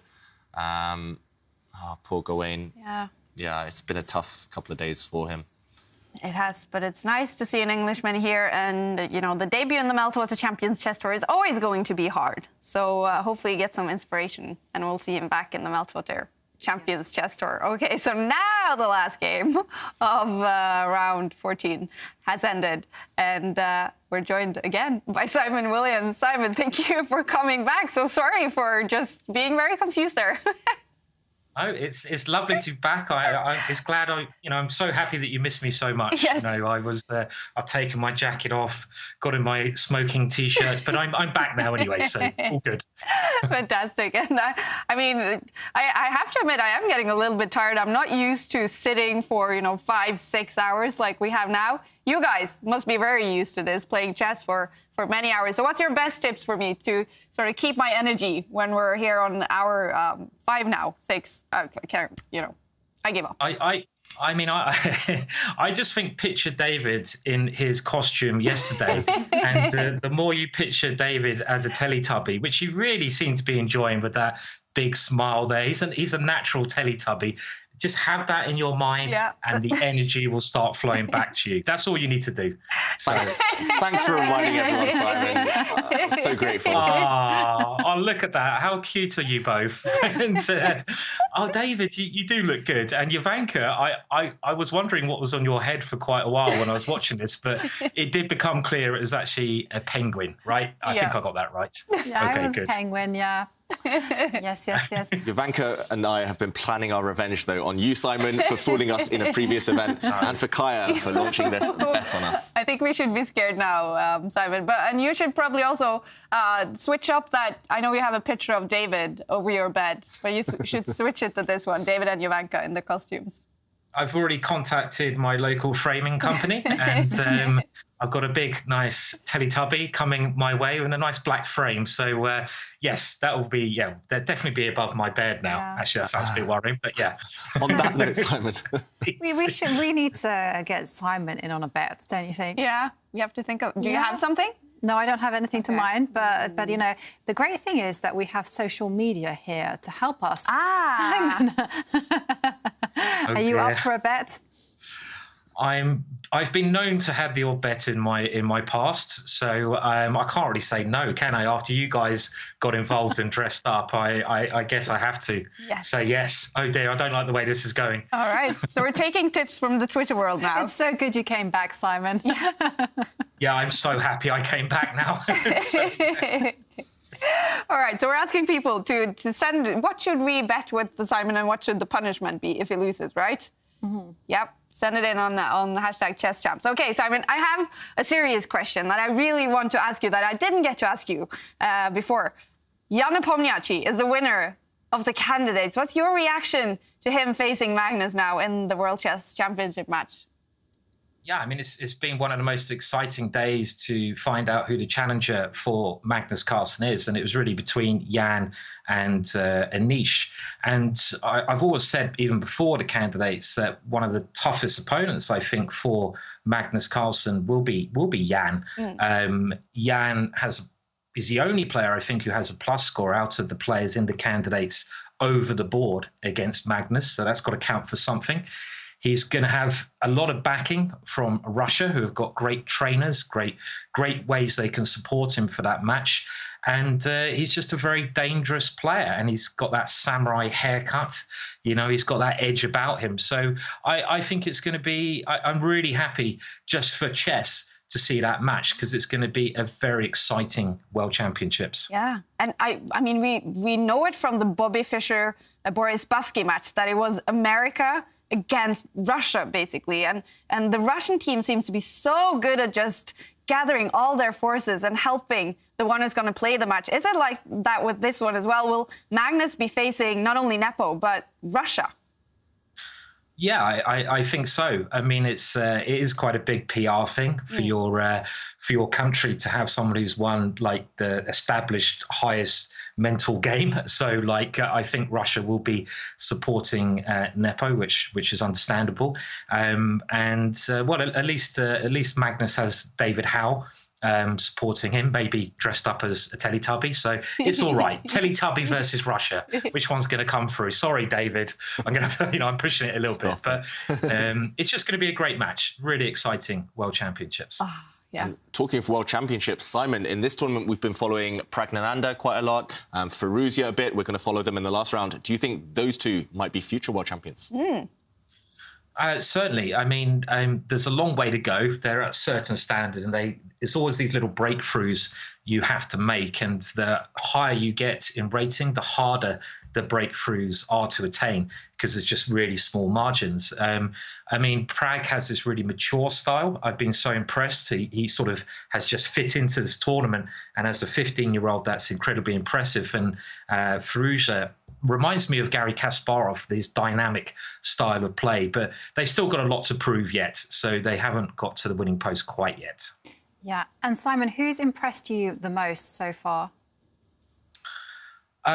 Probably Prag, actually, and just because of his mature style, he's turned down a lot of draws. He had the cheek to turn down a draw against Magnus Carlsen. He could have repeated the position. He played for a win. He did that against Sergei Karyakin, and he managed to win. And I just think that attitude is so important. I remember playing David at a young age, and David had that same attitude along with Gwaine Jones. He had that same attitude, and attitude takes you a long way in chess, and Prag's got that right attitude. All right. Well, it's going to be all about attitude now, as you say, Simon. So now it's 3 minutes until the games of round 15 start. So thank you for being with us twice, Simon, and for saving my ass. That's totally fine. And I look forward to the Twitter bets coming my way. Great. We definitely do as well. Thanks so much, Simon. See you tomorrow. Bye. All right, it's about to start the last round in the preliminaries. Let's take a look at the standings. before this round. 8 players will leave us. 8 will qualify for the knockout stages. And we right now have Levon Aronian, Timur Rajabov, and Alireza Firouzja on 8 points. Arjan Tari and Lenya Dominguez on 7. And those two will face each other. And if Arjan wins that and Alireza loses, then definitely there's chances for Arjan. Probably he will qualify. Yep, probably. And also he will have a better tiebreak if Aronian loses. Wow. Because despite the fact they drew early in the tournament, Arjan, he's had so many decisive games. He will triumph on number of wins. So Tari, he's not out of it. Nor is Dominguez yet. Dominguez still has some hope. Both of those, I mean, they're going to be throwing everything at each other. A draw, it just doesn't help either of them in this final round. Wow. So in this round, we are going to pay attention to quite a few games, but we will follow the game with Alireza Firouzja and Praggnanandhaa. He is unfortunately out of it, but these are the games in the last round in the preliminaries. Jan-Christoph Duda turning 23 today. He's facing Gawain Jones. Then we have Wesley So, All-American encounter with him and Hikaru Nakamura. Will this be a quick draw, do you think? No comment. Okay. I would bet my house that it will be. Yeah, okay. Yeah. Well, it has been a long day for the Americans, and they are both qualified. Shakhriyar Mamdiaro, he's going to face Magnus Carlsen, the tournament leader. Sergei Karyakin against Johann Sebastian Christiansen to finish off the tournament for those two. Kwam Liam is facing Levon Aronian, and we know Levon Aronian, if he loses and Arjan wins, then Levon is out. And then we have Lenya Dominguez against Arjan Tari. Both of those players definitely will be going for a win. Vidit is finishing the tournament against Timur Rajabov. But we will follow Prag against Firouzja. 17 against 15. But two amazing players already. No, absolutely fantastic players. You know, they've really impressed us both. You know, I really loved what Simon said about Praggnanandhaa, 15 years old, and turning down the draw repetition by Magnus. 15 years old and 3 o'clock in the morning. Will this be a problem for him as he faces Firouzja? It's 11:30 for him. Yeah, for Firouzja, this will be normal. I've seen him playing games, streaming at this time of night, but Prag, I mean, he's got a great support network around him. His older sister is a great chess player herself. His mother always comes to tournaments with him. They will have helped him get into the rhythm and into the routine. And here it is. These are some stats for these players. I don't think we have too many games in the database between these two. No, that's right. I think Firouzja did mention in his interview yesterday they have played once before, and he did win. But these are their stats. Look at that. Both players extremely highly rated and so young. Firouzja, number 13 in the world. Praggnanandhaa, I mean, he's got the same trajectory. In a couple of years, you could definitely imagine him breaking into that top 50 in the world, breaking into the elite. Yeah, and unfortunately, Prag will be out of the tournament after this one. But wow, has he impressed us? And he can keep impressing in this game. Take us through it, David. Yeah, that's right. So we do see a Queen's Pawn opening, a Slav defense, and this is actually something that Firouzja had earlier against the world champion a couple of rounds ago. And Firouzja last time was on the white side. He's trying to copy Magnus's strategy, clearly. This time he's on the black side of this opening. And Praggnanandhaa, meanwhile, extremely well prepared, got some great coaches with him, blitzes out a different move. He brings his bishop to maybe not the most active square, but it is a developing move. The bishop's better here than it was on its start square. A bit sad, David. No one has taken up the gauntlet and developed the queen and given me the chance to show off your knowledge. Exactly, and I have been practicing this last month, and I've been memorising everything in the chessable course, and yep, they don't play that. They don't play that. Yeah, sorry. No, you go. No, I was just saying it's kind of typical of chess. You know, you actually, when you're playing over the board or online chess, important matches, you prepare all these variations and then your opponent typically plays something completely different and you're like, OK. Yeah, you spend weeks and months studying one exact opening and then it doesn't come up. And then maybe it will come up 10 years later when you've forgotten it all. Yeah. That happened to me once. I found this incredible novelty and I think it only arrived on the board 6 years after I first studied it. And by then, I couldn't work out the details. Yeah. I had a kind of a situation when I was playing in the Isle of Man, and my round one opponent was none other than Fabiano Caruana. And I thought, great. How do you prepare against a grandmaster that plays everything? So I thought, you know what, I'm going to hedge my bets, and I'm just going to prepare for the King's Pawn opening. So I prepared all morning, all night, and I get to the board, and he's picked up the Queen's Pawn over. I'm like, no way. You haven't played this all year, and you're choosing to play that against me. And, yeah. Meanwhile, I do manage to keep my house because Wesley So and Nakamura, they played a draw, not in the typical Berlin that we've seen, the infamous Berlin draw in 13 moves. This time they played the double Bong Cloud again. So a repetition of Carlsen against Nakamura from the last event. All right, but both of the Americans, they are ready for the knockout stages. Not quite sure who they will face yet, but Hikaru probably will finish in second place. So he's going to face whoever ends up in 7th. Yeah, and meanwhile... It could be Furuzia. Yeah, it could be Furuzia. And Nakamura, he's got a lot of respect for Furuzia. I think he wouldn't be happy with that pairing at all. So, OK, meanwhile, some developments in this game. Ivanka, you saw your queen move. White bringing the queen out, attacking a pawn. Black had to misplace his rook on the left there. Black's rook horribly placed right now, but it was necessary to defend a pawn. But I have to make one mention of that rook being on a terrible square. Yes, it looks awful, but the kind of logic behind it is that, yes, the rook is misplaced, then so is the queen. And if we were to do maths, the queen is worth 9, rook is worth 5. And whenever I played this opening with Black, it was always a pleasure for me to put my rook on that square, because I just thought, well, you've misplaced the queen. And as soon as the queen went back, my rook went back. Yeah, this is true. Black's rook is bad for now, at least. And there has been a trade of pawns in the centre. Furuzia dropping back his bishop, just offering a trade. Remember, in the game between Furuzia and Carlsen, we highlighted that bishop as the problem piece in this whole opening. So Furuzia is trying to deal with that problem very early on. If you have one bad piece, swap it off. And very logical play. One thing I do notice, White's knight on that right side, it's almost trapped. It's not attacked right now, but you have to do something about it. If you're Pragnananda, you don't want to end up with a knight on the side of the board that just simply falls off. Exactly. Yeah, he's got to be careful right now. Right, in fact, the main move in this position has been played not so many times, but they have played the move that Pragnananda played, which is just to move the pawn, give a hiding place for that knight. And, yeah, I mean, this line does have some pedigree, actually. There's been 3 grandmasters playing this particular variation with Black.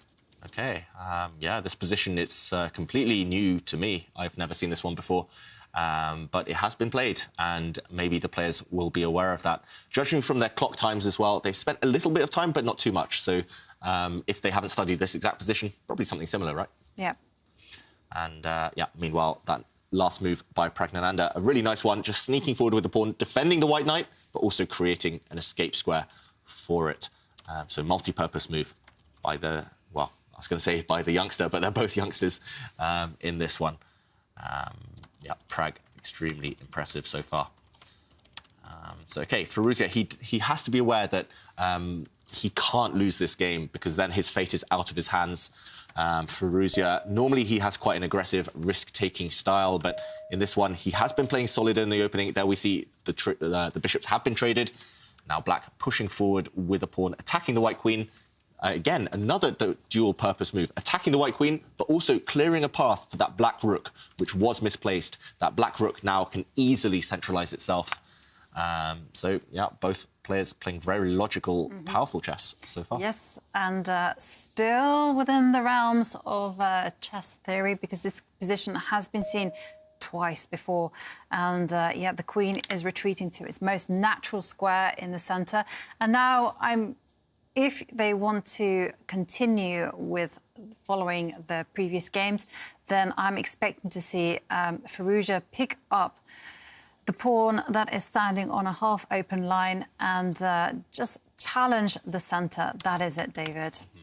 Yeah, it's very thematic. Yeah, that's right. In chess in general, if you're looking for how to open up lines, always look for your opponent's strongest point. This is White's key central pawn. This is kind of the pride and joy of his position, gaining him space, so why not undermine it and swap it off for a pawn that's not quite in the centre, and we do see those pawns disappear. Black also gaining time, capturing with his bishop so that he can castle the king. And White castles first. I expect to see Black castle any moment. Who do you think will be happier after this opening, Jovanka? I think this is a dream for Black. I mean, to be honest with you, I mean, the rook that was horrible is not horrible anymore. That's right. I want to really put it there. And I don't think White has achieved anything tangible. I mean, I think the position is there's no problem for him. But I mean, are you sure there's no problem? This knight looks like a problem, potentially. Yes, and there's also the fact that the White bishop ain't that pretty. Yeah, I'll be honest with you. This bishop is staring at its own pawn, right? Whereas Black's bishop is attacking the pawn later in the game. And, OK, White does defend that bishop with his rook and castles. Yeah, I'm just afraid for Pragg because this knight is misplaced and this bishop. Normally, Pragg sinks into thought quite a lot, and he might be OK here, but it feels like he's rushed into a position where only Black can have the advantage. And no risk for Firouzja, which is good with his tournament situation. Yeah. Yeah, he doesn't want to lose, and another player who doesn't want to lose, right, is Levon Aronian. If, especially then, Ariane Tari wins. And I said we would keep an eye on Ariane Tari as well. What is it looking like in his game? Just a quick update. That one, anything can still happen. Early days, it's still opening preparation. That one is actually the Berlin end game. So queens have been exchanged. I'm surprised Ariane chose that. It's maybe the most solid opening for Black available, but not many winning chances. So a bit of an odd choice by Tari in a must-win situation in that game, but still in the balance. Anything could happen. And Aronian, you mentioned as well. That one, very tense. Also, anything could happen. So a couple of quick draws in this final round, but the key games that matter for qualification, they're still going. Yeah. Magnus has finished his game against Shakhriyar Mamdiaro. Both of those players qualified. Magnus ending up on top of the table with 10.5 points. That's a good preliminary for him. Yep, very strong score. Yeah. I don't remember what his sort of record is in the preliminaries here. Might be the same, I think. 10.5, right? So, yeah. Yep. That's super strong. Yeah, we should also mention that's the 5th time out of 5 tournaments that Magnus Carlsen has topped the prelim section. He's topped the group, and will it bode well for him this time? It hasn't helped him in the past. And meanwhile, OK, going back to this game, Firouzja has doubled up his rooks on the only open line available. I expect to see lots of trades start to happen soon. Maybe White will start to improve his pieces first. There's no immediate rush. I just can't wait to get that White knight on the edge of the board back towards the centre. I would retreat it right now, I think. And yeah, it looks like Pragg. I was a bit afraid of his position a few moments ago, but it looks like he is... I think he's just solid. I think it's a very safe position. He's played well the last few minutes. Yeah, I mean, the problem well, there's no problem, but I mean, the problem for Ariane Tari fans is that the position actually looks completely solid and completely safe for Black.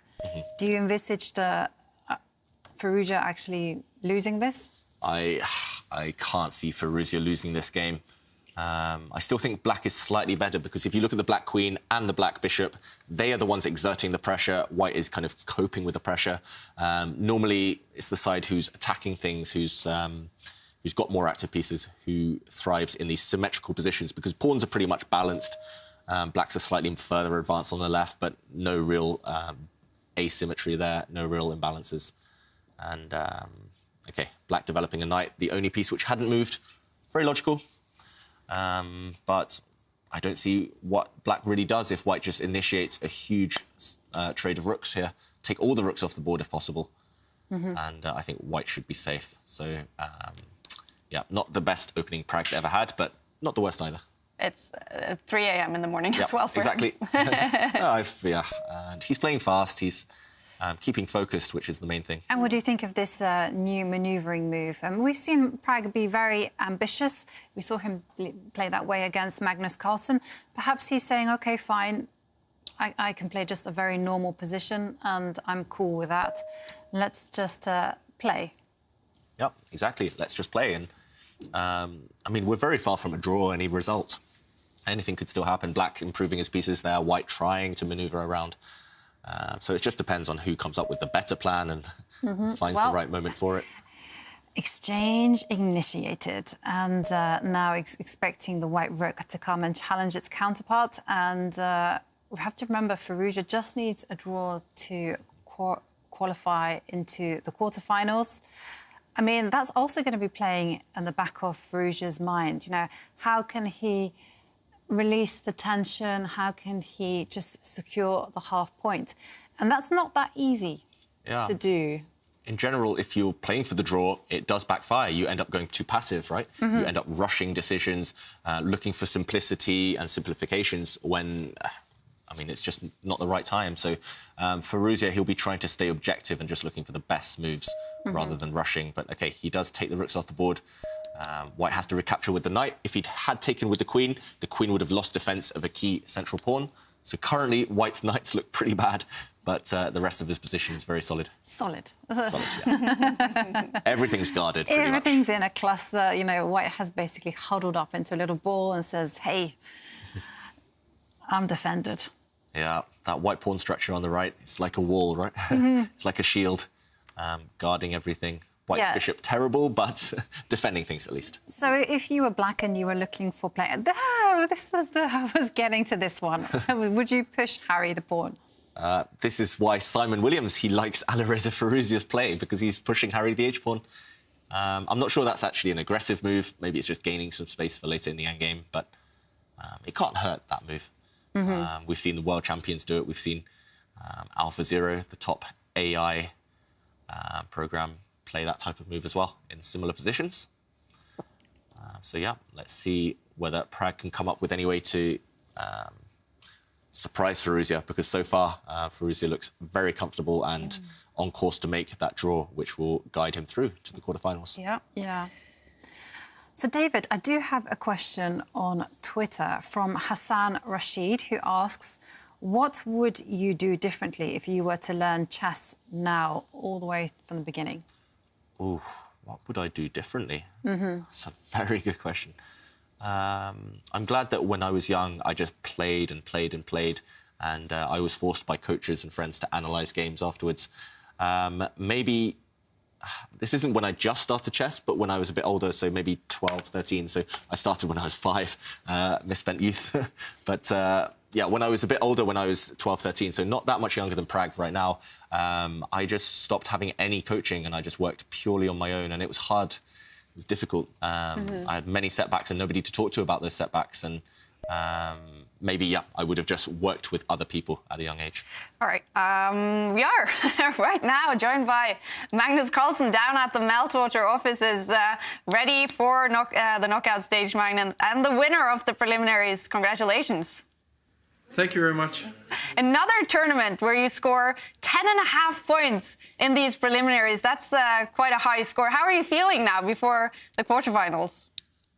I'm very happy to be undefeated, and I'm happy with the symmetry of my score, to score +2 on each day. I feel like I'm starting to perfect the art of getting the first seed without too much hassle. And in general, I'm relatively happy with my play. It wasn't sparkling by any means, but nevertheless, I think it was decent.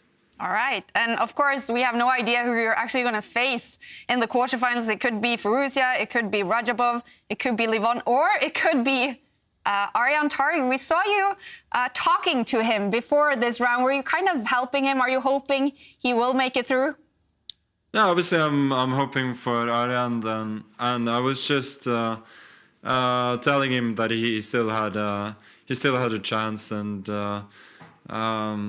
he should just play his normal game in the last round, because Dominguez needs to win as well. But obviously, regardless of what happens in the last round, this has been hugely encouraging for Arian, and he certainly deserves more chances in the tour after this performance, I feel. Absolutely. And if it's not Arian... And also I would have to say, Prague is very, very strong. He's not, out of sorts here in this field at all. At least my impression is that he's already very, very strong. Yeah, we are seeing the game with Prague and Alireza Borussia now. Do you think both of these maybe is future world champions, Magnus? I know you said that about Alireza. Yeah, I think everybody sort of agrees that Alireza is the most obvious candidate to become world champion of those who are 20 and younger. Prague, I have no idea. Obviously, he's extremely talented, but whether he will break through, it's very, very hard to say. But I think we can sort of enjoy the fact that he's playing so well at this age, and I would say also fearlessly. He certainly didn't show me too much respect when we're playing, so he clearly believes that he can compete at this level, and I think at this point that's sort of enough. Let's not talk about world championships so much for him, and just let him develop. Were you worried at any point in that game, Magnus? We were following it and we thought maybe he had some small chances. Yeah, I thought he had some chances. He played very, very accurately, I felt, over a long period there, and but I don't know. I was just trying to hang on at some point, and I think I did that reasonably. Maybe he had some chances, but it wasn't. I didn't feel like he missed anything obvious. And talking about World Championships, Magnus, it's been a big day. We know you're going to face Nepomniachtchi now in the World Chess Championship. So when you get home tonight, is it sort of, do you think you're going to start feeling the motivation rise for that World Championship match now that you know who you're going to face? It's already happened. Yay! Fantastic. Jan has finished the candidates one round. He's the winner one round before has even finished. What does that tell us about his strength now? Yeah, it tells us he had a very good tournament, most of all. And he certainly had the potential to win top tournaments for a long time, and he has won a couple of them. And to be able to show his best level at the candidates is very impressive. So going to bed tonight, is it going to be imagining the quarterfinals tomorrow, or is it the World Chess Championship match then? I think mostly the quarterfinals tomorrow, yeah. All right. Thank you so much for joining us, Magnus. Good luck tomorrow. Thank you. I love that. The blood has already started pumping for the World Chess Championship. Yeah, I think the operation has commenced, right? I think the coaches and the seconds have been mobilised, dates have been planned, and I think it's probably a big relief actually to know who he's finally facing, and just to kind of get a grip on what kind of chess style he will be meeting when it comes to November in Dubai. Yeah, what did you take out of that, David? Yeah, Magnus, he looks very relaxed, very focused on this tournament for now, at least. Yeah. And it was slightly surprising and disappointing to see him take 2 quick draws in the final games, but it sounds like he just wants to focus everything on tomorrow and on starting these knockouts on a high, because he hasn't won any of these tour tournaments so far. And, he is the preliminary winner, so we know he's going to face whoever ends up in 8th place. It could be Borussia, it could be Rajabov, it could be Aronian, it could be Arantari, it could be Lenya Dominguez-Perez. Yeah. Who's it looking like right now will qualify? I'm thinking Alireza is pretty safe. I don't see too much trouble in that kind of position. And if I'm being pragmatic about the other results, I would say that the danger actually lies in the Vidit against Rajabov.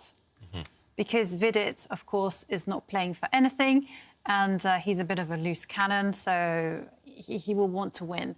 Meanwhile, Le Quang Liam, again, has qualified, very safe, happy with the draw. That's my... I haven't seen any positions. Yep. I'm just taking a brief look over at those positions now. It does look like Aronian is maybe not completely winning, but Aronian is dominating his game against Le Quang Liem. So Aronian, with at least a draw, should be safe. He's doing very well in that game. Dominguez against Tarry, it's still very tense, but I think just probably just a bad opening choice by Arian Tarry. He's got nearly no winning chances, very one-sided. It should be a draw with best play, but Dominguez is the one pressing there. So looks like maybe a poor opening choice by the young Norwegian in that one, in a must-win situation. And the final one, Vidit. Final one, Vidit Rajabov. It's hard to call. I think it's in the balance. Anything could still happen. Level material.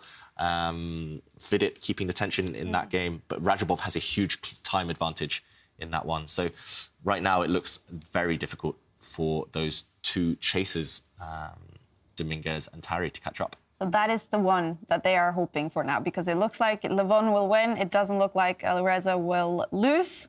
So Vidit Rajabov is the only game where it could be Rajabov is losing, which is probably then the last hope for Arian and Lenya Dominguez. Oh, it's not hope for Arian, I think, because he did lose to Rajabov, so, and they're head-to-head. He wouldn't succeed there, but... What about Dominguez if he were to win against Rajabov? So this is where we need the calculators and we need the computer to just spit out the answer. Statisticians planted all around the world to work that one out. So Dominguez against Rajabov, it happened actually just in that last game, and it was a draw. So Dominguez has some hope. I'm not sure who has the most wins. Maybe it will be Dominguez. So Dominguez, if Rajabov loses, has a chance to go through. But, OK, meanwhile, this game looking balanced, as you said. Yeah, well, looking balanced, but I do quite like the Queen has gone on to an excursion into the white side of the board. And for me, that's always a promising sign. And one of the things you do have to bear in mind is that both sides have Queen and Knight. And now Queen and Knight form some of the most aggressive attacking duo. And you do not want those two pieces firing at your king. Is it dangerous, this Queen foray? Yeah, we did see Pragg almost shake his head. He normally doesn't give too much away. He normally doesn't betray any emotions. He's got a great poker face at such a young age. But he did maybe flinch at that last move, and maybe he was surprised by it. If we bring up the analysis board, we can see, although the position is balanced, same number of pawns, same number of pieces, Black's Queen is more active than its counterpart right now. Black's Queen is indirectly eyeing up the White King, but more than that, it does tie down the White Knight. So White's essentially playing without a piece right now. You might ask, OK, why can't White activate his Queen? Why can't White get greedy and grab a pawn on this side of the board? And actually, the answer is maybe he can. But long-term, the issue is that Black will try and activate his Knight to try and take advantage of this one, which is pinned. Maybe this is Pragg's best bet in a position like this to give a check and to tie down Black's Knight. And we see a bit of a weird, unique scenario of White's Queen tying down Black's Knight, Black's Queen tying down White's Knight, and everything else is pretty much balanced. I think Firouzja is the only one who can hope to win a position like this because Black's Queen is eyeing up a pawn and White's Queen currently doesn't eye up this one. But I can't imagine in a position like this, if White just shuffles across, that either side can be happy to break this type of scenario. I think everything is pretty much just completely symmetrical and dead drawn in this position. So Pragg, with accuracy, should draw, but he does have to be slightly careful. He can't go passive with this Queen.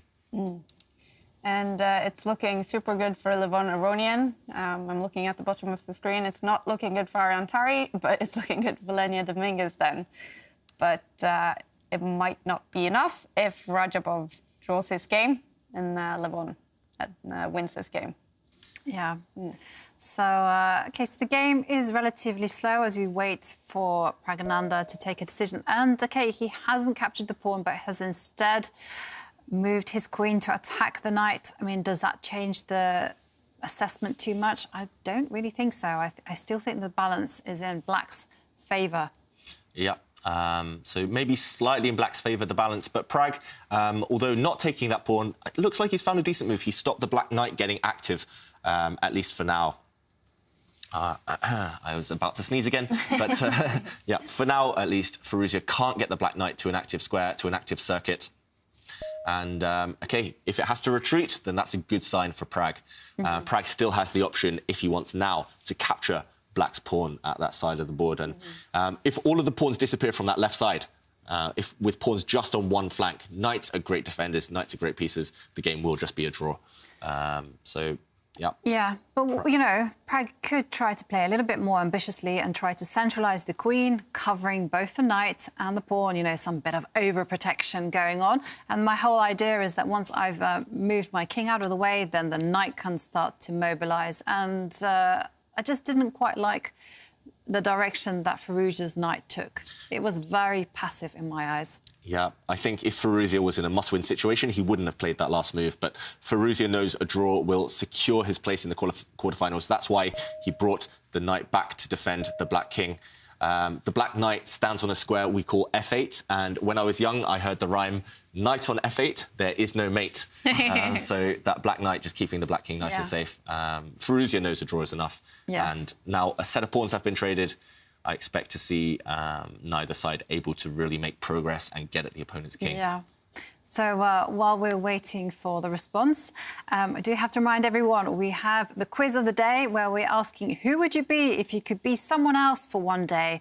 And once again, your answers have very impressed us and they're a lot of fun.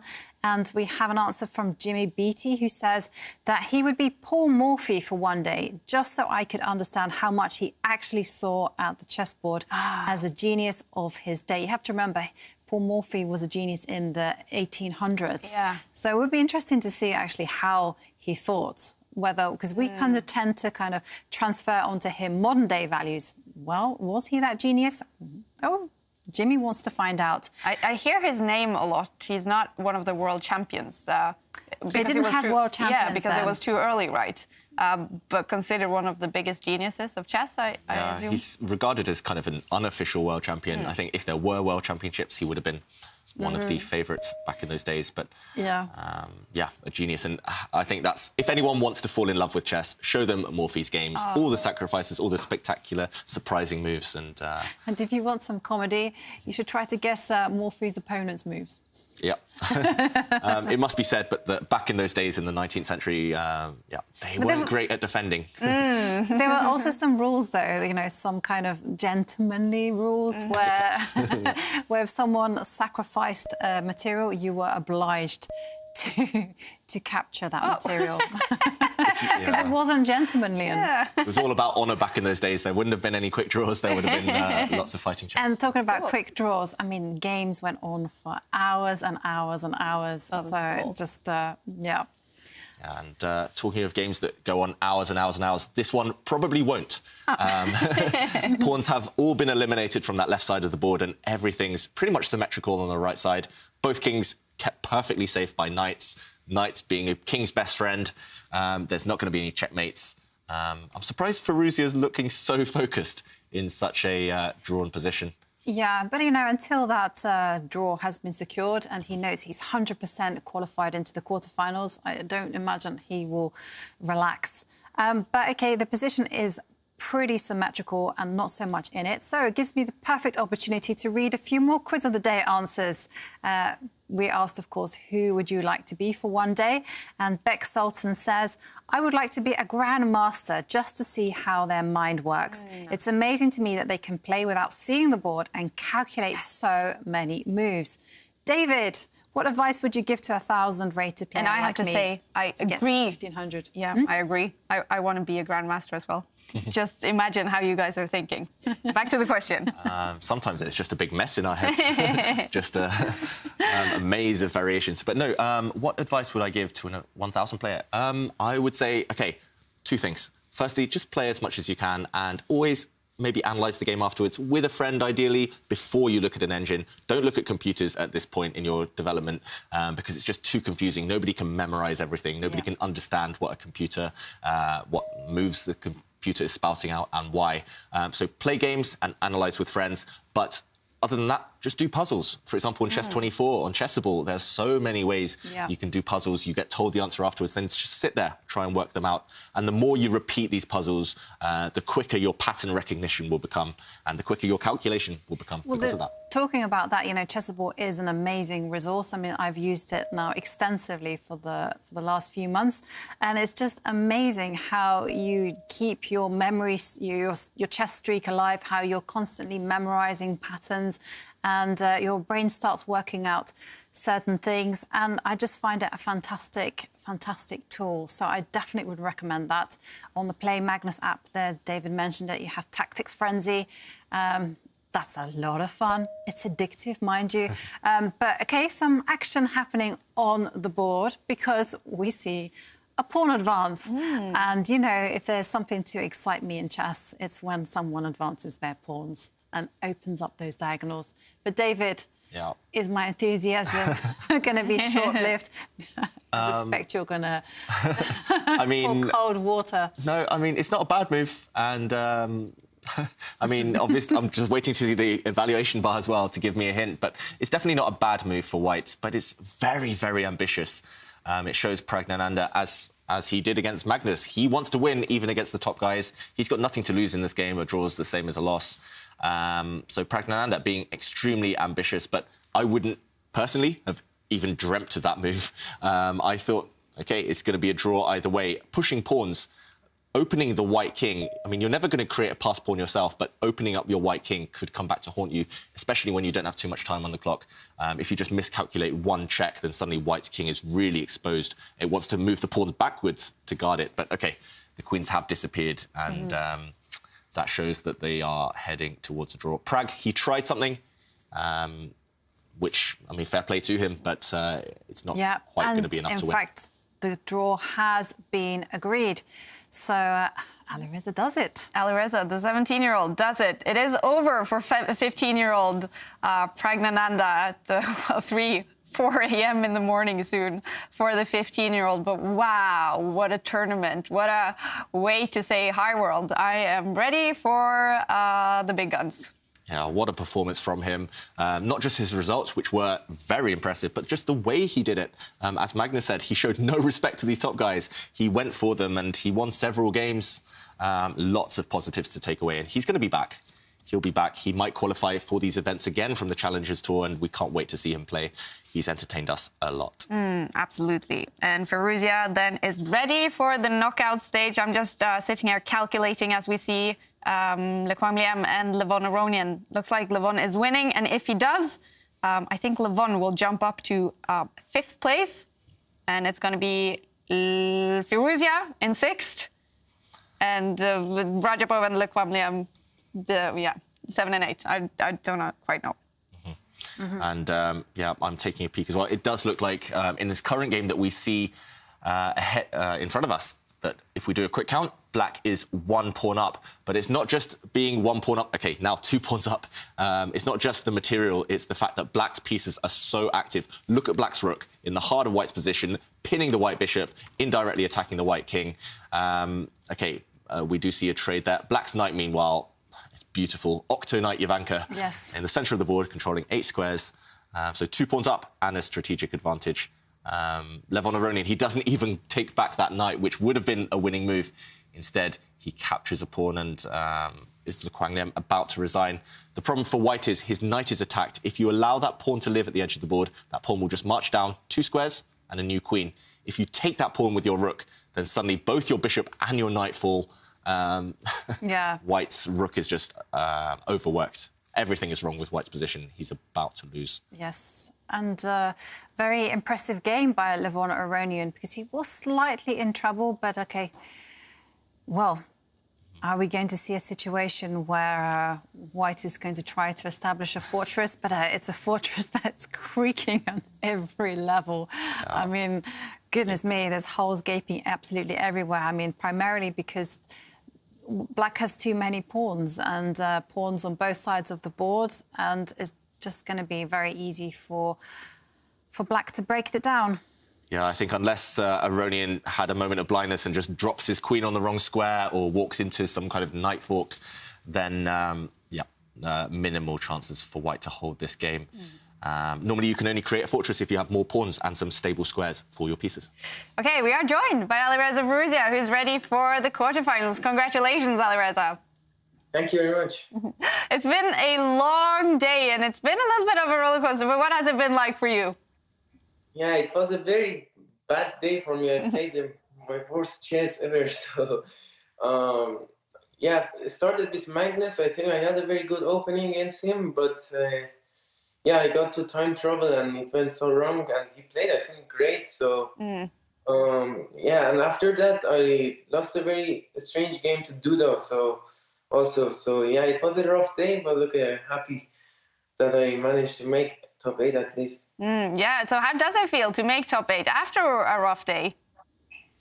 Yeah, because luckily I played very good in these first 2 days. So yeah, it was a very rough last round also, because I think there were some chances if I lose I don't get to top 8, but yeah, I'm happy I managed to play solid, and yeah. And of course, it was very fun to follow that last game with you being 17 and of course Pragnananda being 15. Was that special for you in any way as well, the two of you being those two young superstars in chess now? Right. Yeah, it has been so long that I didn't play with 15 years old older than myself, so yeah, at least that was good. Yeah. Finally not feeling like the youngest, finally being older than someone. Yes, I felt a bit older when I was playing against him. Fantastic. All right. Alireza, I mean, we're not 100% sure about like the final standings and the preliminaries. I think you end up in 6th place, and that means you're going to face Shakhriyar Mamdyarov. Right. I'm not 100% sure, but I think so. What will that be like if that is the case? Yeah, it's a very rough pairing, of course. Again, Shakhriyar is very strong. We play a lot of blitz normally, and yeah, he's a very strong player. I expect a very tough match, an interesting match, because he's a very good, sharp and tactical player. So I think it's going to be very interesting. All right. And you had a rough day, you said it. So what will you do now to shake off that rough day and get ready for quarterfinals? Yeah, I think I'm going to wait for my opponent and start preparing. Already? Tomorrow, I guess. Yeah. Not tomorrow, because I have to sleep probably. Yeah. It's pretty late. It's quite late. All right, Yes. Thank you for joining us, and best of luck in the quarterfinals tomorrow. Thank you very much. Thank you. I have to say, 17-year-old and still looking energetic at past midnight. Yeah, that's the joy of youth, isn't it, Kaya? I miss those days. I mean, he said he needs to get some sleep. I wouldn't be surprised if he spends the next 3-4 hours on the database studying his future opponent's games. Yeah. OK, meanwhile, in this game, Aronian, he's won a lot of material. Look at this, a black queen facing off against a bishop and a knight. That's a big advantage in terms of points. Queen worth 9, bishop and knight worth 3 each. Black also has an extra pawn, so big material advantage. 4 points up. Sometimes a knight and a bishop, they can kind of create a barrier upon which the opponent's king or queen cannot pass. But here, black has that extra pawn. And yeah, this one, Le Quang Liam, he's just going through the motions. He is going to resign any moment. The black king is about to join the party. There we go. And there's no way to prevent that black king from walking in and helping the black queen do the damage. And yeah, just no chance of a fortress. Even if you gave white a couple of extra pawns, I think even then it might be difficult to erect that fortress. You need quite a few extra pawns. Yeah, with that black king coming in, then it's barring Howler, I want to say. Sorry, David. That's my nickname. Isn't it Howitzer? Howitzer, yeah. Yeah, people make the joke Howler as well. Actually, I have a cousin who has his DJ name is Howler. But anyway, OK, nice idea by Le Quang Liam, keeping the black king out with his knight. The problem is, white has no move next. White is completely frozen. If black just, OK, I was going to say, moves the pawn, white literally cannot move. And there we go. Le Quang does resign. All right. That is OK for him. He is still qualified for the knockout stages, but he does fall down on the standings list, and perhaps he's going to end up in that 8th place. And that means facing Magnus Carlsen in quarterfinals. Yeah, that would be a big disappointment for him that he has to play Magnus Lequang, though. He's been so impressive and a new name in the knockout stages. Former World Blitz champion. I'm looking forward to following more of his games tomorrow. He deserves to be there, as does Aronian, for sure. And yeah, no, it's exciting to see, especially because Lequang Liam has got a new job. He is now the head coach for Webster University, and it's interesting to see what a semi-professional chess player will pull out of the bag. Yeah, there's hope for us all, right? I mean, he's taking on a huge job working with those students at Webster, filling big shoes as well. Susan Polgar with so much success with Webster University, but Lequang showing that even part-time players can succeed. And, even if he plays Magnus, he will fancy his chances. Lequang, always the optimist.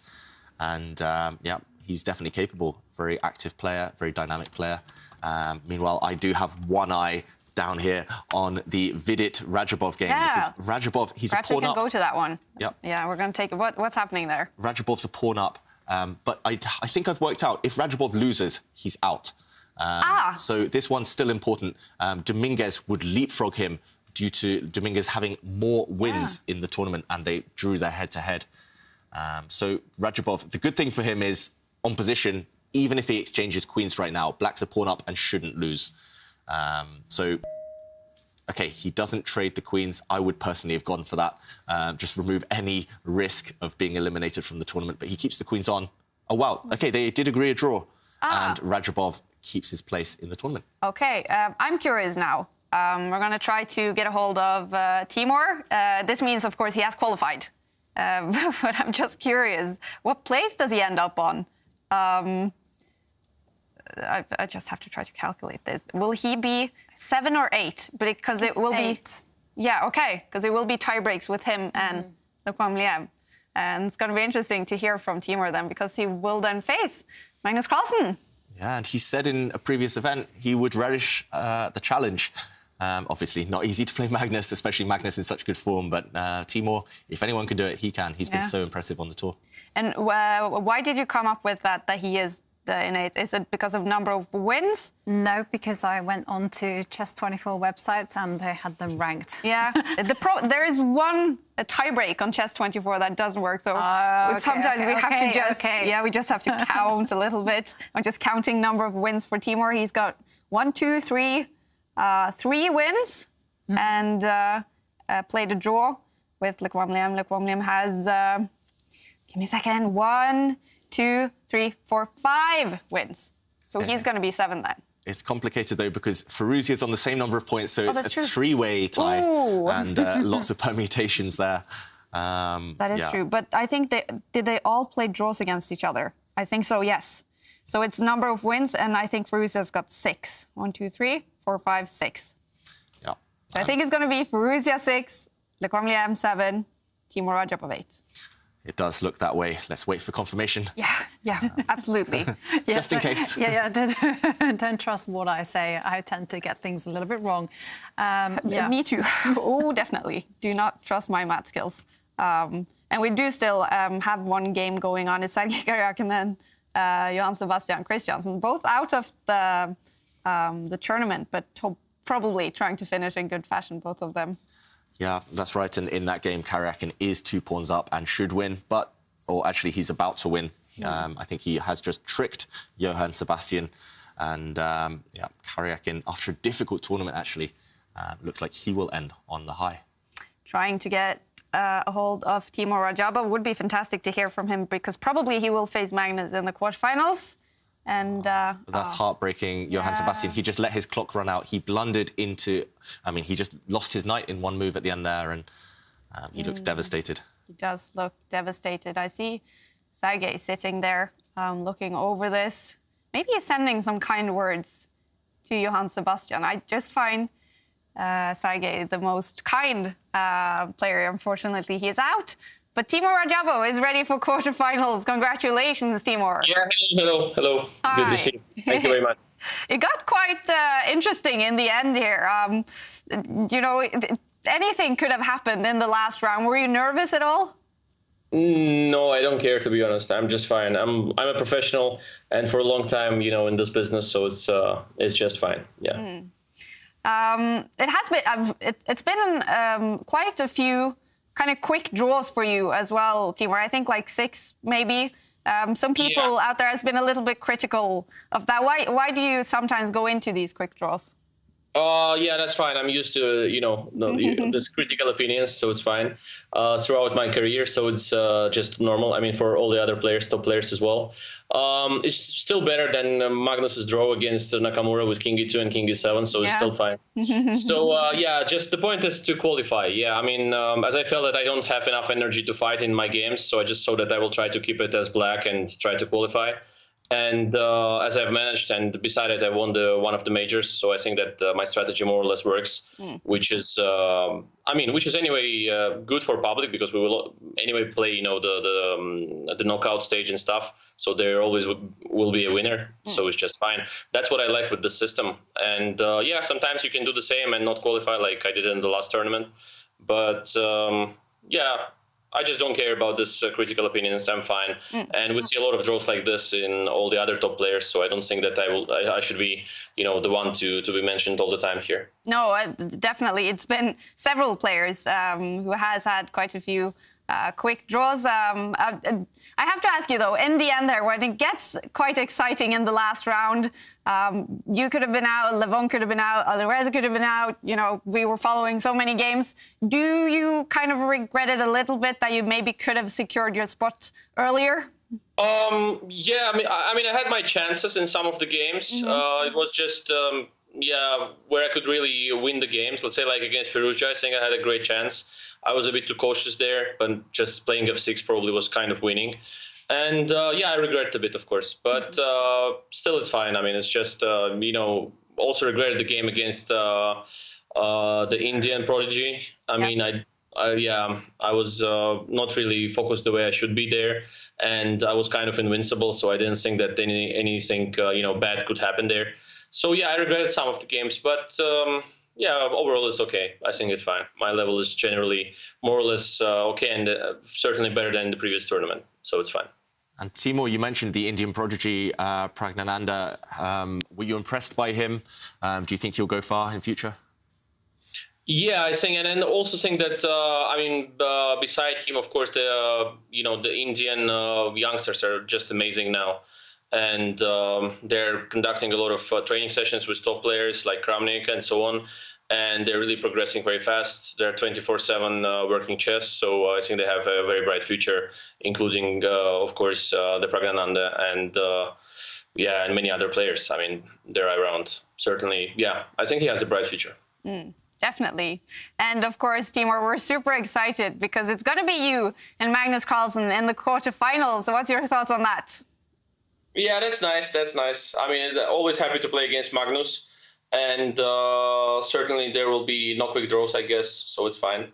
And we will see. We will see who prevails. But certainly I will do my best to fight against Magnus in the quarterfinals. And finally, how do you feel about playing so late in the night? Fine. I'm anyway going late to sleep, so it's fine. And also talking a lot to my colleagues around the world, the ex-world champions and everyone else. And they're all like, the night owls. So they stay very late at night, and so it's fine. They're awake. And I just feel okay. That's okay. But the pressure, of course, is very high here. I mean, you can really lose the spot like every moment, more or less, including the last round.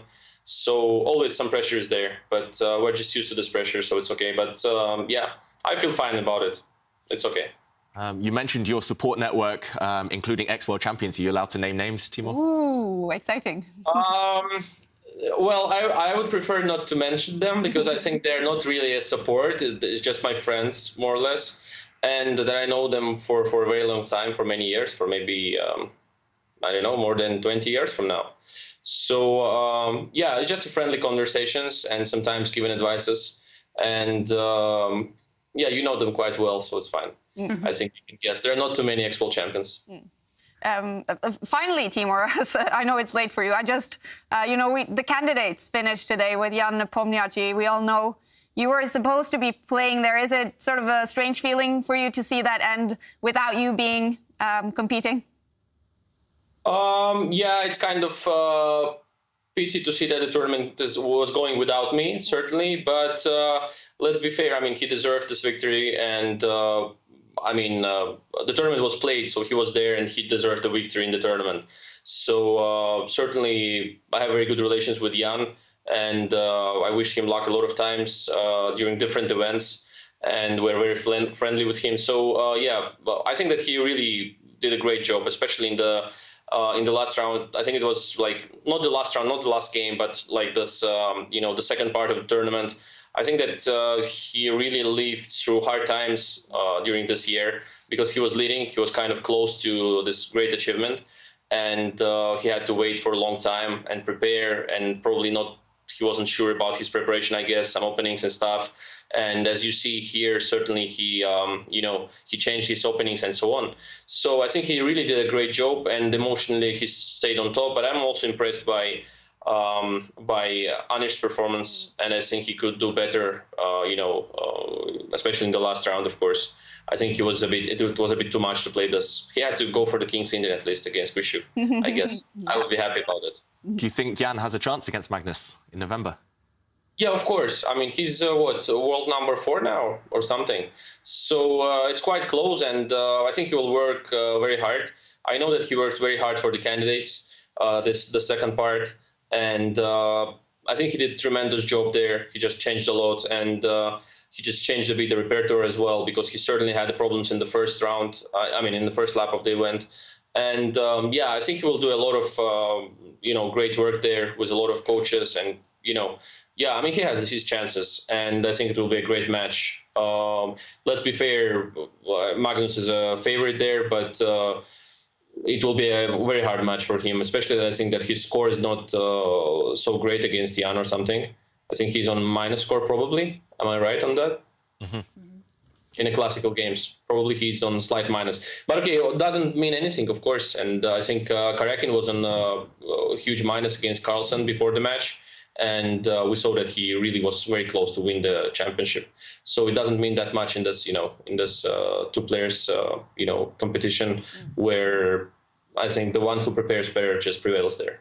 Well, tomorrow it's going to be you against Magnus Carlsen, Timur. Good luck in the quarterfinals. Thank you so much. Thank you for joining us. Thank you. Bye-bye. So interesting to hear Timur's thoughts also on the candidates. He was supposed to be playing. He was the World Cup winner. He pulled out because of COVID. He has been given a free card for the next candidates, though. So still chances to see Timur play the World Chess Championships.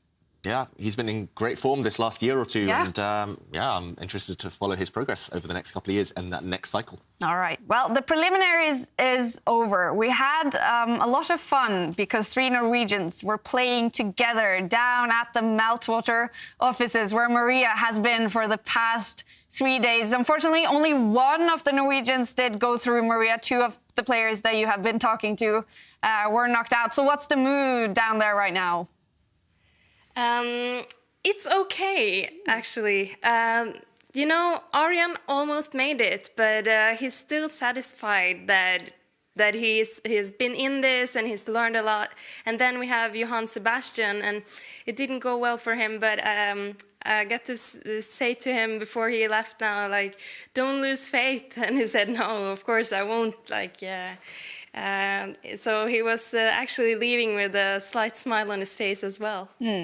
And we did hear from Magnus. He was especially impressed by Arjan. We know he's only 21, has played some impressive games here. So it must be encouraging for Arjan to hear that Magnus also is saying he wants to see Arjan back in the Champions Chess Tour.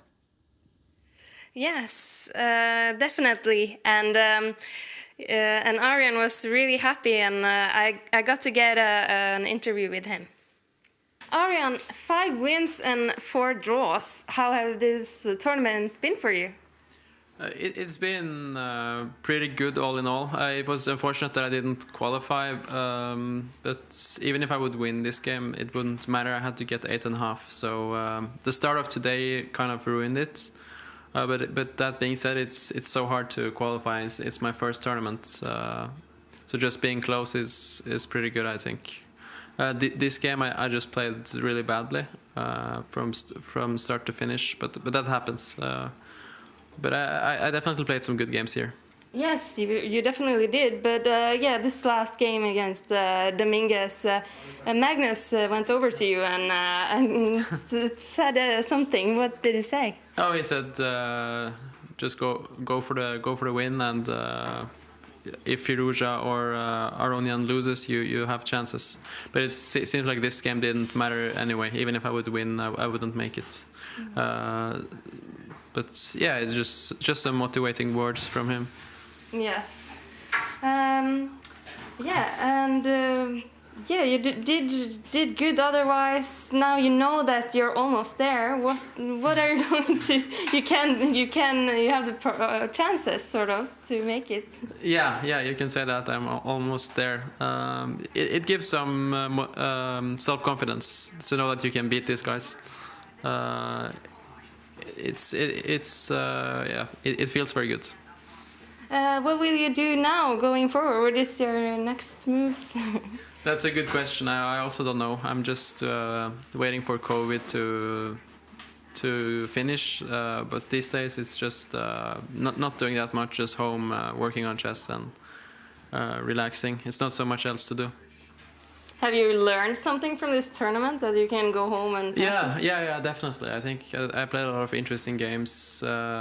I mean, for a player at my level, it's the best thing to play against the top players. That's the best way to learn. So I'm very happy that I got invited, and I'm gonna analyze the games and take the experience.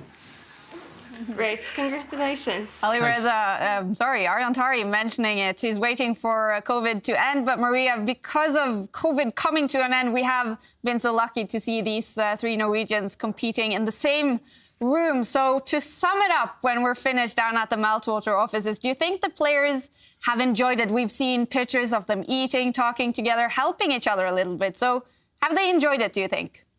Yes, I think the answer is yes. And I also overheard Arian before he left. He told the tour director, Arne, that thank you, Arne. This has been great. It's so much more fun than sitting at home in my bedroom playing chess. So being here has definitely motivated them and given them the chance to be a bit more social. Fantastic. That is so nice to hear. And Maria, thank you so much to you as well for giving us the reports down from Meltwater offices. Thank you. It's been great. That was some fantastic final words. I got a little bit of goosebumps. The players enjoying being together again.